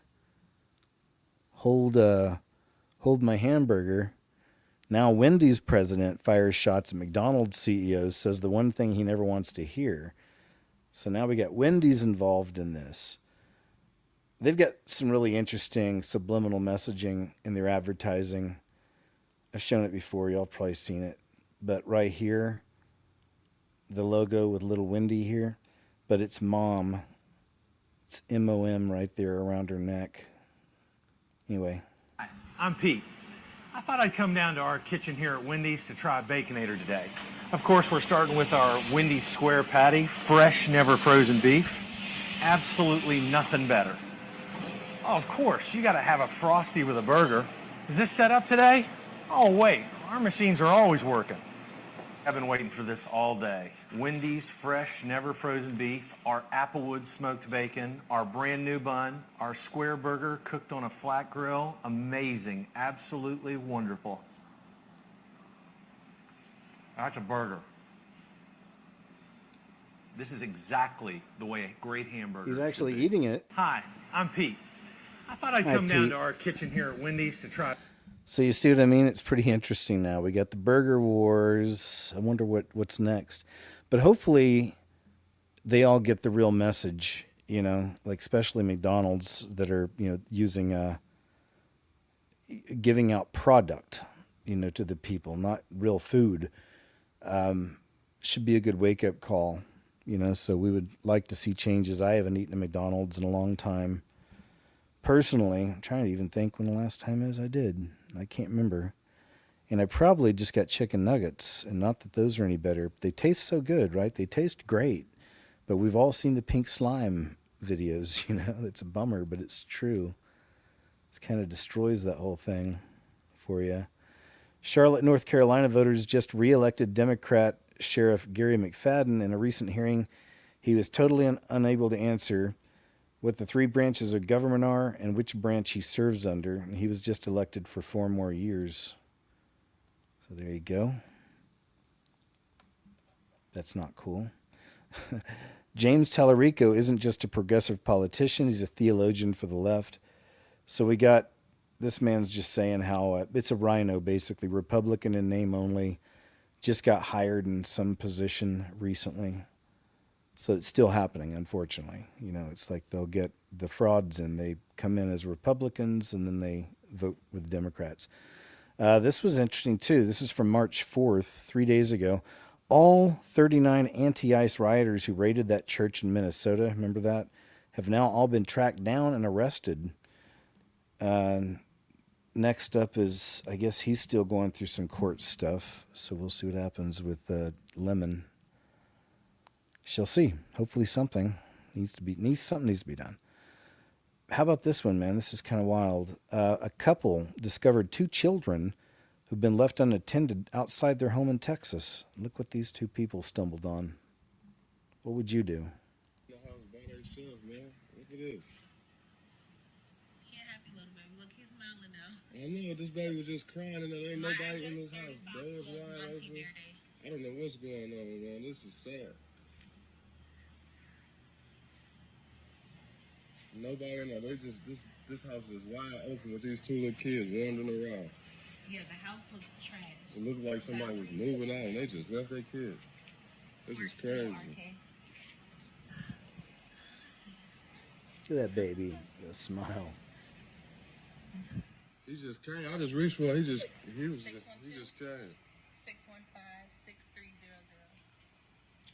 Anybody know who these children are? Thank you. You know where their parents are? Well, we called them the police, so if you know who these children are, y'all need to get here ASAP. Cute little babies. Look at that smile.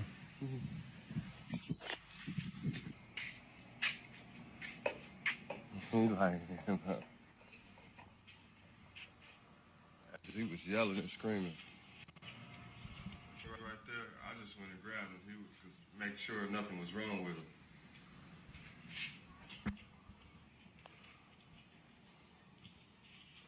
Just down, screaming, just screaming. So I pick him up. So it looks like And inside. yelling, and I can hear him all the way from my house, like across the alley, about 2 or 3 houses down, screaming, just screaming.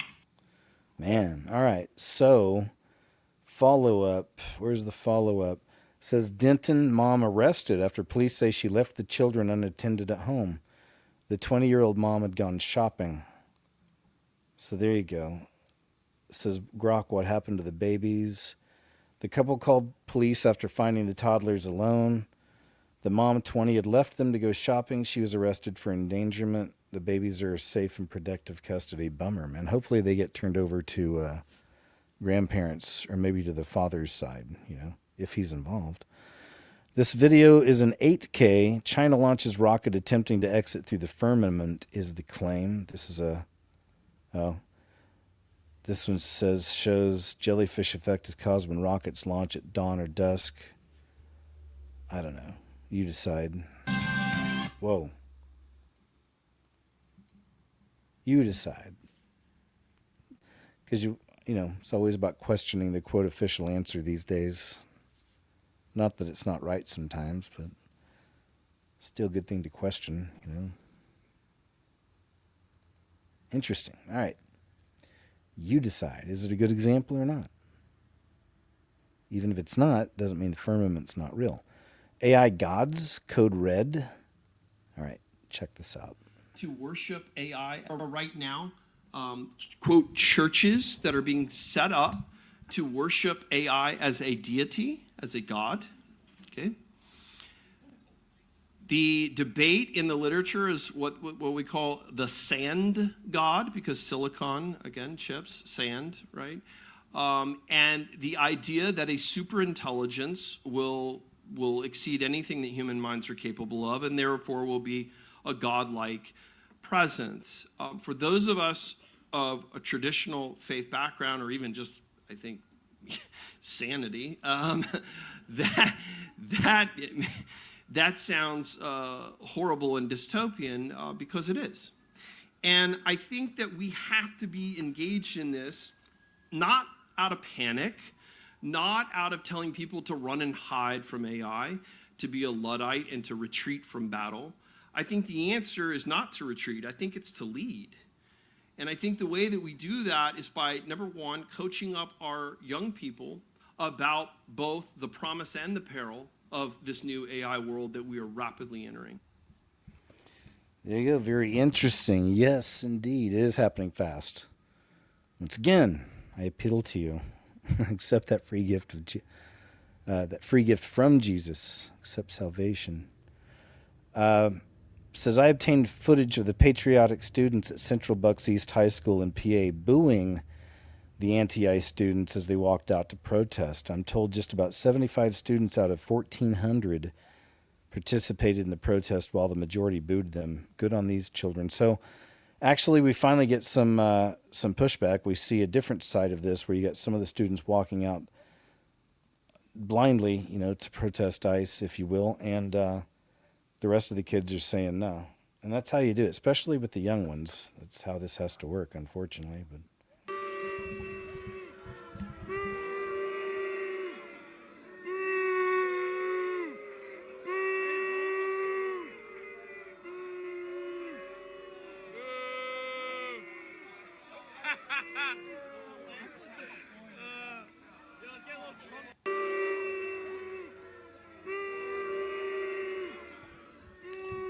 all right, so there you go.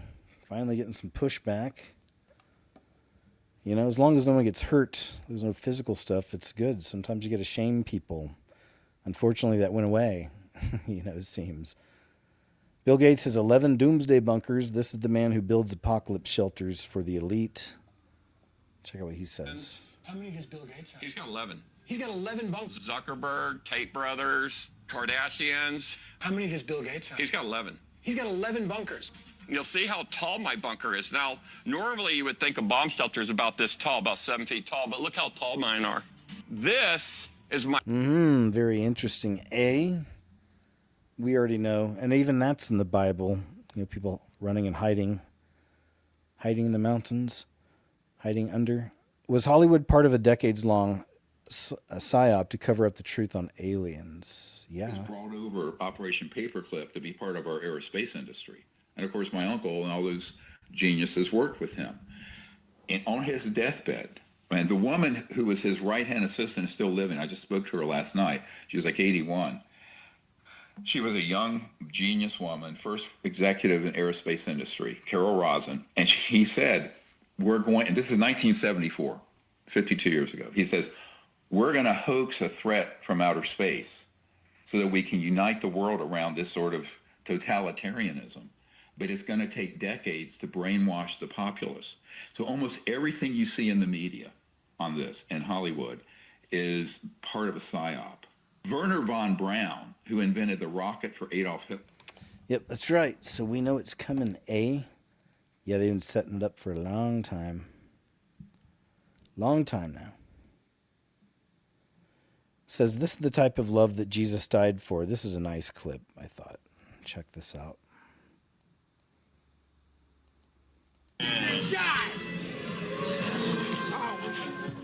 You okay, man?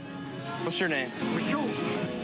Nice to meet you. I'm Bryce. How you doing, Bryce? I need some help. What you need help with? Someone? Will you shake my hand? You will. Guess what? I'm gonna lie. I love you, man. When was the last time someone told you that? Long time. I love you, bro. I used to have anger filled in my heart. I used to lash out at my friends when things didn't go my way, and it was so hard. But it's been such a long time, man. But I just want you to know I love you, and Jesus loves you. Pray for me. I'll pray for you. Let me pray for you. Jesus, I thank you for my friend. God, I just bless him. Jesus, would you just fill him with strength? God, comfort him right now. You're the Prince of Peace. We just rebuke any assignment from the devil coming against his life right now, God. Would you just bless him, keep him safe, reveal yourself to him in dreams and visions, God. We just bless my friend in Jesus' name. Amen. I love you, man. You need a hug? Give me a hug, brother. I love you, dude. Awesome. Beautiful. Well done. It's a real gift some of these folks have. A demonology degree, watch Disney. Because they're in it. And they're portraying the characteristics. I mean, when you do enough and identify enough deliverances, I can identify Loki like that as compared with Odin, just on how they manifest. Now, we teach our people, we don't put forth that information. We extract that information. I don't let our people just say, oh, you got this or you got that. No, that will get them off a team really quickly. We prove out what we feel God's showing us. So I don't let somebody just go, Lucifer, get up here, or Jezebel, get up here. No, demon, get up here. You identify yourself. If I think it's Lucifer, I'm going to prove that out. I'm not going to introduce that information. We're going to prove it out. So what we found, people moved to our area, settled our area from England, Scotland, Wales, Ireland. So guess what demons are in our area, in those bloodlines? The same demons our ancestors worshipped. If I go to Texas and start ministering there and have demons manifest in a room, let's say you got 200 people in a room, probably 50 of them will manifest Quetzalcoatl, the feathered serpent that's on the base of all the pyramids all over Mexico. Because that people group worshipped that god, little g God. You want a demonology degree, watch. Interesting, indeed. Good observations. We saw some of this last night. I got some of those mixed in here, so I'm clipping some out. This is, I don't know why I brought this up, but I read this in the mornings. This is 2 Timothy. Oh yeah, here it is, because we're in the season right now. 2 Timothy 4 says, for the time will come when people will not put up a sound doctrine. Instead, to suit their own desires, they'll gather around them a great number of teachers to say what their itching ears want to hear. They will turn their ears away from the truth and turn aside to myths. But you, keep your head in all situations, endure hardship, do not do the work of an evangelist, discharge all the duties of your ministry. And something else. All right. There's that. And I had this up too, Titus. Let's see. Here it is. But avoid foolish controversies and genealogies and arguments and quarrels about the law, because these are unprofitable and useless. Warn a divisive person once. I'm with this, right? And then warn them a second time. After that, have nothing to do with them. You may be sure that such people are warped and sinful. They are self-condemned. All right. That's all. I just wanted to share those real quick. Around the area, there's several. There's one being built about 5 miles away. I want to share some of these clips. This is from Yak Motley. Texas just approved the world's largest AI data center, and this is going to be a big issue. So let's check some of these here out. He gets into them right here. And just think that these are coming up all over the place, because that's going to be a big part of this digital system coming in. Make a right turn and drive by it for another 5 miles. That's pretty big. You know what the wild part is? The company building it has no knowledge of data centers. Nope, not in the data center business. Project Matador. Look it up. So what people are not talking about is how much wire it's going to take, how much copper, how many fiber optic cables, the infrastructure needed, not to mention people going to live there. And if you live there already, prepare to get your mind blown. And where you're at, how good your soil is. You dry up those wells, we're going to go from that 2 to 4 bale region, which is about 1,000 to 2,000 pounds, down to about a half a bale acre, which is about 250 pounds per acre. You do away with irrigation for us, and we can't grow what we grow. Yeah. It's also going to hurt the people that live in the rural areas that rely on well water for their homes. People that live out here in the country, you dry their wells up and they don't have a choice. They either have to haul water in or they have to move, period. It's crazy, man. All right, so we'll move on. This is, it's going to be a big deal. I cover this a lot on Monday's show, actually, that particular topic. McDonald's CEO refuses to eat his own filet of fish product. Watch the bizarre thing he does instead. So now we got another one. Same guy, supposed to be eating different, quote, products. And watch what he does. So we saw the horrible attempt at taking a bite of his own hamburger product. Let's check this out. So I thought I would bring you under the tent and show you my McDonald's hack. It starts, of course, with the filet of fish. I also make sure, as some of you know, that I don't put the tartar sauce on, but that's because I have a special twist that I will do in lieu of the tartar sauce, which is right here with a vanilla cone. Looks the same as tartar sauce, doesn't it? But it's not, and it is oh so good. So you just take a little of the vanilla sundae, you put that on, spread it around like it looks like a tartar sauce, and you put it on there. It's starting to melt, which is just what you want. It's like cheese tempering. It's a perfect combination. And then the piece de resistance, the moment you've been waiting for, that delicious filet You better bite cream sandwich bite. You better Here we bite go. it, dude. So I thought I would bring you under the tent and show you my McDonald's hack. Oh my gosh, so I guess that was it. I guess, did he not bite it? I guess they stopped it right there. Wow. Okay, there you go. It's crazy.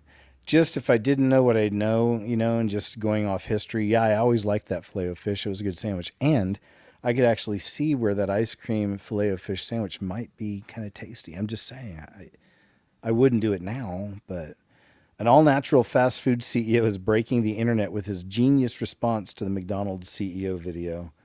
Let's check this gentleman out. I love it. The Burger Wars, I told you guys. Don't worry about all the stuff happening all around the world right now. Right here in America, we've got some serious stuff going on. Hey everyone, it's Patrick Terry with P. Terry's. And by now, you've seen the CEO of McDonald's try and eat a hamburger, and yes, it was embarrassing, and the competition make fun of him. I get it. But I don't want to do that today. I eat lunch at P. Terry's every single day. Today, I'm eating a double with cheese. Hopefully you know the drill. All-natural black Angus beef, hormone-free, antibiotic-free patties, 2 slices of cheese, lettuce, tomato, special sauce, order of fries. Potatoes come from Idaho every couple of days. We hand cut them in the store. Yummy. A strawberry shake with no artificial colorings or ingredients. Yummy. So instead of you watching me eat this, which frankly makes me a little uncomfortable, I'd rather you comment below and I'll pick 10 names and come have lunch with you. Bring a couple of your friends. We'll meet at your favorite P. Terry's, and of course I'll buy. So let me eat my lunch in peace, and you have a good rest of the day. Love it. That's smart. See, this is the American way. I do like that. This is the capitalism. And that's a good move. That's a real good move. That's super cool. Be looking for that video. It says this might be the creepiest home security footage. Yeah, this is an interesting one. Check this out. Interesting catch. That I've come across in quite a while. This comes from an unidentified woman who was going through her home security camera when she saw this. Whatever it is, it's fast, but it's weird. You can almost see a human shape in its shadow. It lands quickly in her living room, and then it's like it launches itself off. But the question she's asking is, what the heck is this? Is it a demon? Is it a shadow man? What is it? Take a look at this footage, comment below, tell me what you think.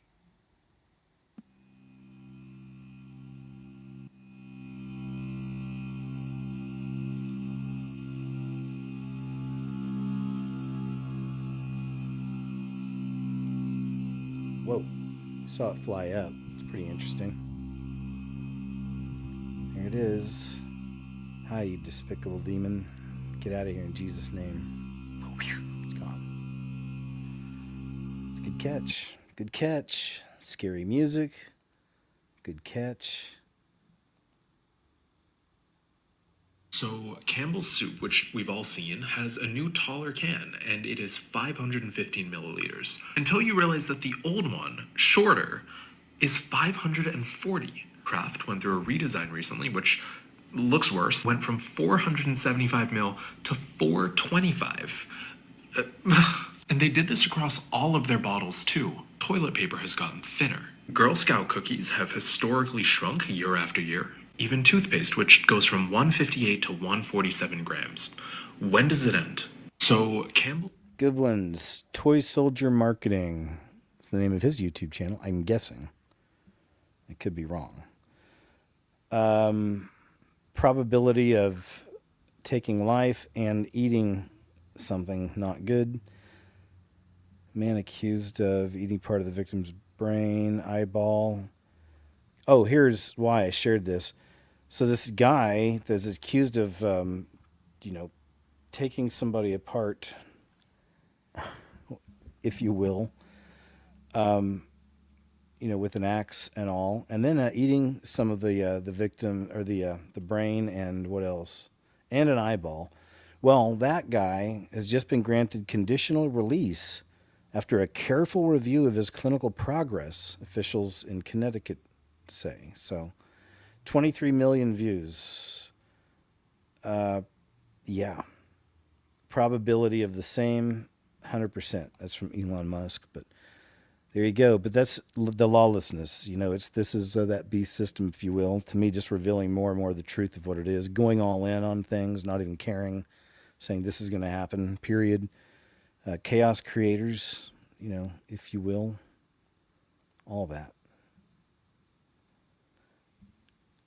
This is so speaking of celebrities that just don't look the same anymore, now enter Oprah Winfrey. This video of Oprah Winfrey has been going viral, they say, as more and more people are starting to notice she looks really different.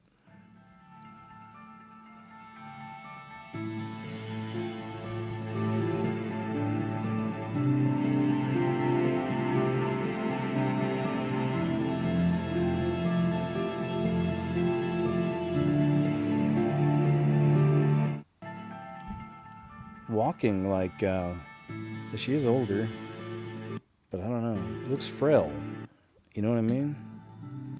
It's strange. So I don't know, but yeah, there we go. Now Oprah's in. More and more this is happening. You can't believe your eyes, right? What could it be? Says now you got like TMZ and these big companies talking openly about clones and stuff. So again, it's all this stuff's kind of coming out in interesting ways. This is from Jamie Kennedy. I'm not sure, you decide on this, you discern, but there's always been people who claimed that Ozzy Osbourne was a believer in Christ, when he passed away and all of his life. People have tried to make arguments for that. But I say just, you got to look at the fruits of things. And the stuff he did never seemed negative or bad against the demons and the evil stuff. It promoted all that. So I'm just saying. But unfortunately, there'll still be people who believe no matter what. They have a hard time believing, that there is a horrible place that people go for eternity when they serve the wrong master, Okay, let's go to Zeppelin for a second. Why did I have a shirt when I was 8 years old? But also it's his son, that's saying it. In a so. second, you'll see. Yeah, I mean, they famously spoke about it. I mean, didn't Jimmy Page, didn't he buy Aleister Crowley's house at one point? People want to know because you're in the heart of the music business, and I'm going to look in your eyes. Have you seen it? I've never seen it. It never had. Nothing evil was ever in our household in that capacity. My dad and I believe you. My dad was a believer in Christ. He was. A Bible. Yes. Wore a cross. All the time. Cross don't matter though. That was too like what my dad would Some get. of these people. He got a lot of frustration about it because he's like, that people are saying I'm this thing and I'm not this thing. That's why you cannot ever trust the news, right? The news declared, it would be all over CNN or news stations. Oh, Ozzy's a Satanist who's gonna do all this stuff because if you see this part in a song, it could be this and that. And so knowing that There's from my back dad's masking experience on his songs. like I think if I would apply the personal lens to, like, say, Zeppelin with a lot of their kind of devilly, you know, the occult stuff, maybe intentionally they did, or maybe they just were playing a role into it because it was, like, kind of fun and, like, ooh, there's some woogie boogie in this. Like, let's roll with it. Some woogie boogie with it. It's just got to get real with yourselves. Hopefully, you know, and truly find Jesus. Really find him. And, yeah, trust him. Believe. Says the Republican Party is protecting Ilhan Omar now from accountability. That's a real bummer. So let's see what's going on with this. Now we got this lady, once again, reporting from Lindell TV. And she's really good at her job, I say. Like, she gets right on these. Where do we stand on the investigation into Ilhan Omar? Obviously, there's some, questions regarding her citizenship. She's been referred to the ethics committee. Can we trust the ethics committee to actually be ethical and do the right thing?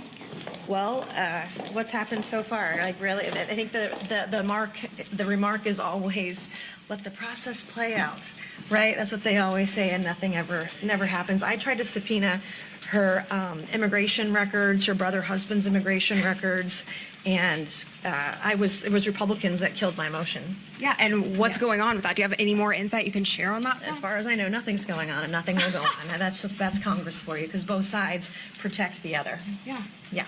Thank you very much. Appreciate it.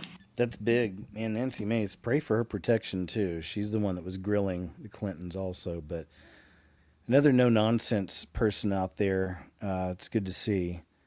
Can't remember this reporter lady's name, but I have to find it sometime. But does good. I think she does good.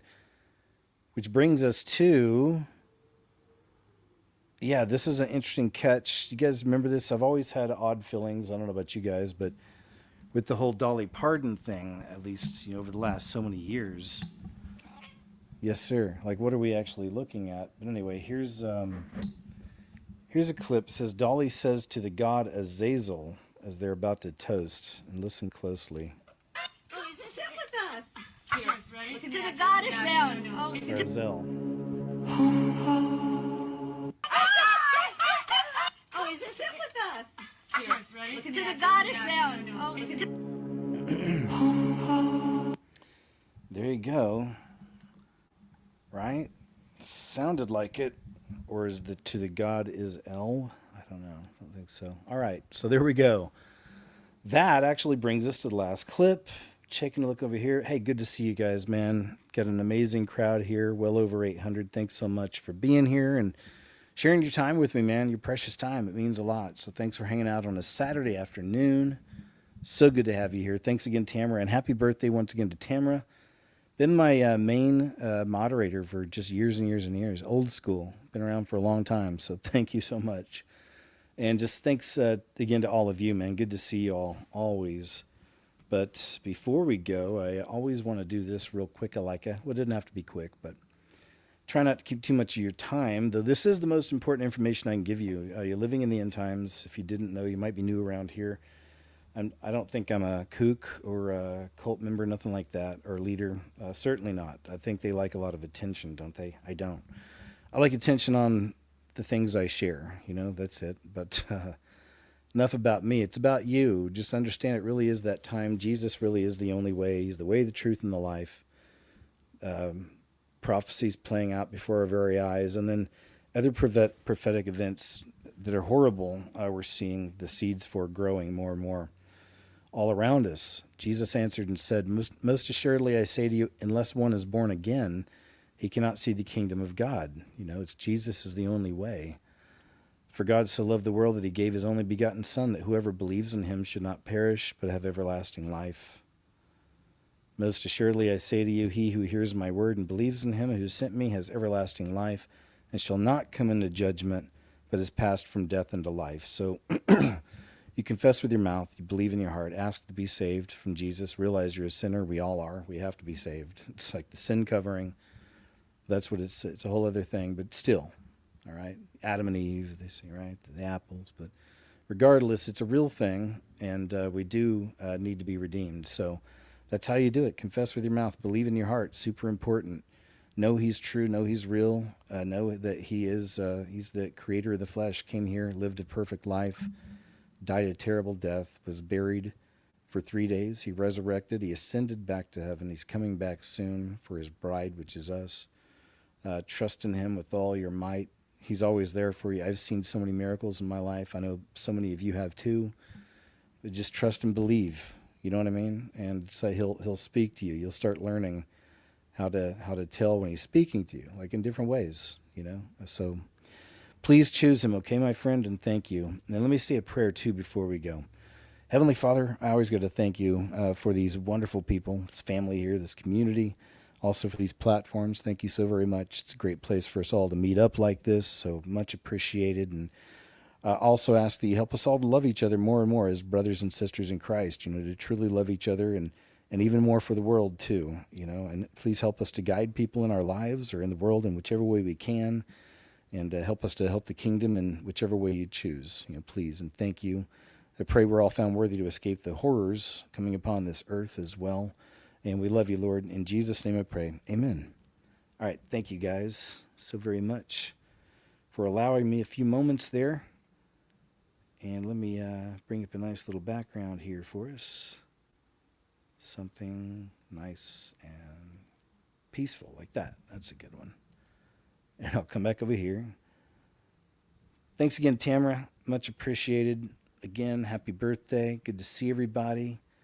We get some new members today, so thank you so very much for becoming a member. Really, you guys, I appreciate you so much. And I will be doing something, you know, I need to do some kind of I need to figure out if there's a way I can pull just the members. I can pull on my posts on my channel, but I haven't seen a way I can just pull straight to the members. I'm trying to figure it out.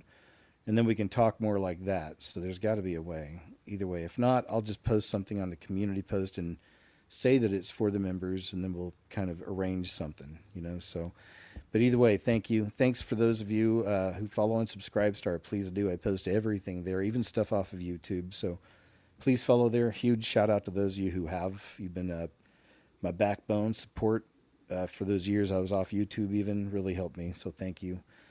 And let me see. Oh, hey, I think it is Jordan. Hi. It says, Jesus is the way, the truth, and the life. Today's the day of salvation. Christ paid for it all. Love you, KJ. Love you too, my friend, and thank you so much for that one. Appreciate it. Excellent message. Oh, yeah, so what's coming up next? New video coming out soon. Yes, shout out to the whales, of course, my legendary Grumble whales. Coming up next, got a new video coming up this week. And what else? Oh, yeah. Uncensored show over on, speaking of the Mean Green website, over there on Monday, 2 p.m. Central Standard, under the name KJ Osborne with a Z. Please check it out. Always have a fun crowd there. Got my Ride or Die 280. And shout out to my future Ride or Die 300. I'll say that. I mentioned a few weeks ago I was going to start saying that. But it's funny if you guys have noticed, though, and I'd noticed it for so long, I just never mentioned it. But now that I have, probably you guys have seen it too. It's interesting. It always rotates right there, you know. What else? Yeah. So then I'll post some. Oh, yeah. And then for this Friday, important. This Friday coming up this week, end of the week, be doing another call in with KJ. Where is your mind? So another one of those shows. So please, if you'd like to call in and talk about whatever, man, love your stories, paranormal, supernatural stories, testimonies, you know, whatever it might be. But just, you know, whatever you'd like to tell the people, man, now's the time. Or tell me. Like I said, it'll be me and you. Don't be scared. Don't be afraid. It's always a lot of fun. It's always cool to connect with you guys, okay? So thank you so very much. P.O. Box people, I just got notifications I'd received some things over the last few days, but I haven't been able to get over there. So I'll be picking some stuff up this week, and I'll be writing you back. I just wrote some other folks back just this past week. Thank you all very much for the birthday wishes. I appreciate it. And the birthday cards. Thank you, thank you, thank you. All right. I think that's it. So, yeah, I'll see you guys in a couple days over on Mean Green website, Grumble, if you will. Rummel, I'll say. And what else? Yeah, that's it, man. We'll go from there. New video coming up this week. Can't wait to get it out to you. And then call in on Friday. All right, cool. Y'all have a wonderful one. Great to see you again. Thank you. Love you all in Christ, man. Really appreciate you, and have a good weekend. All right. See you in a few days.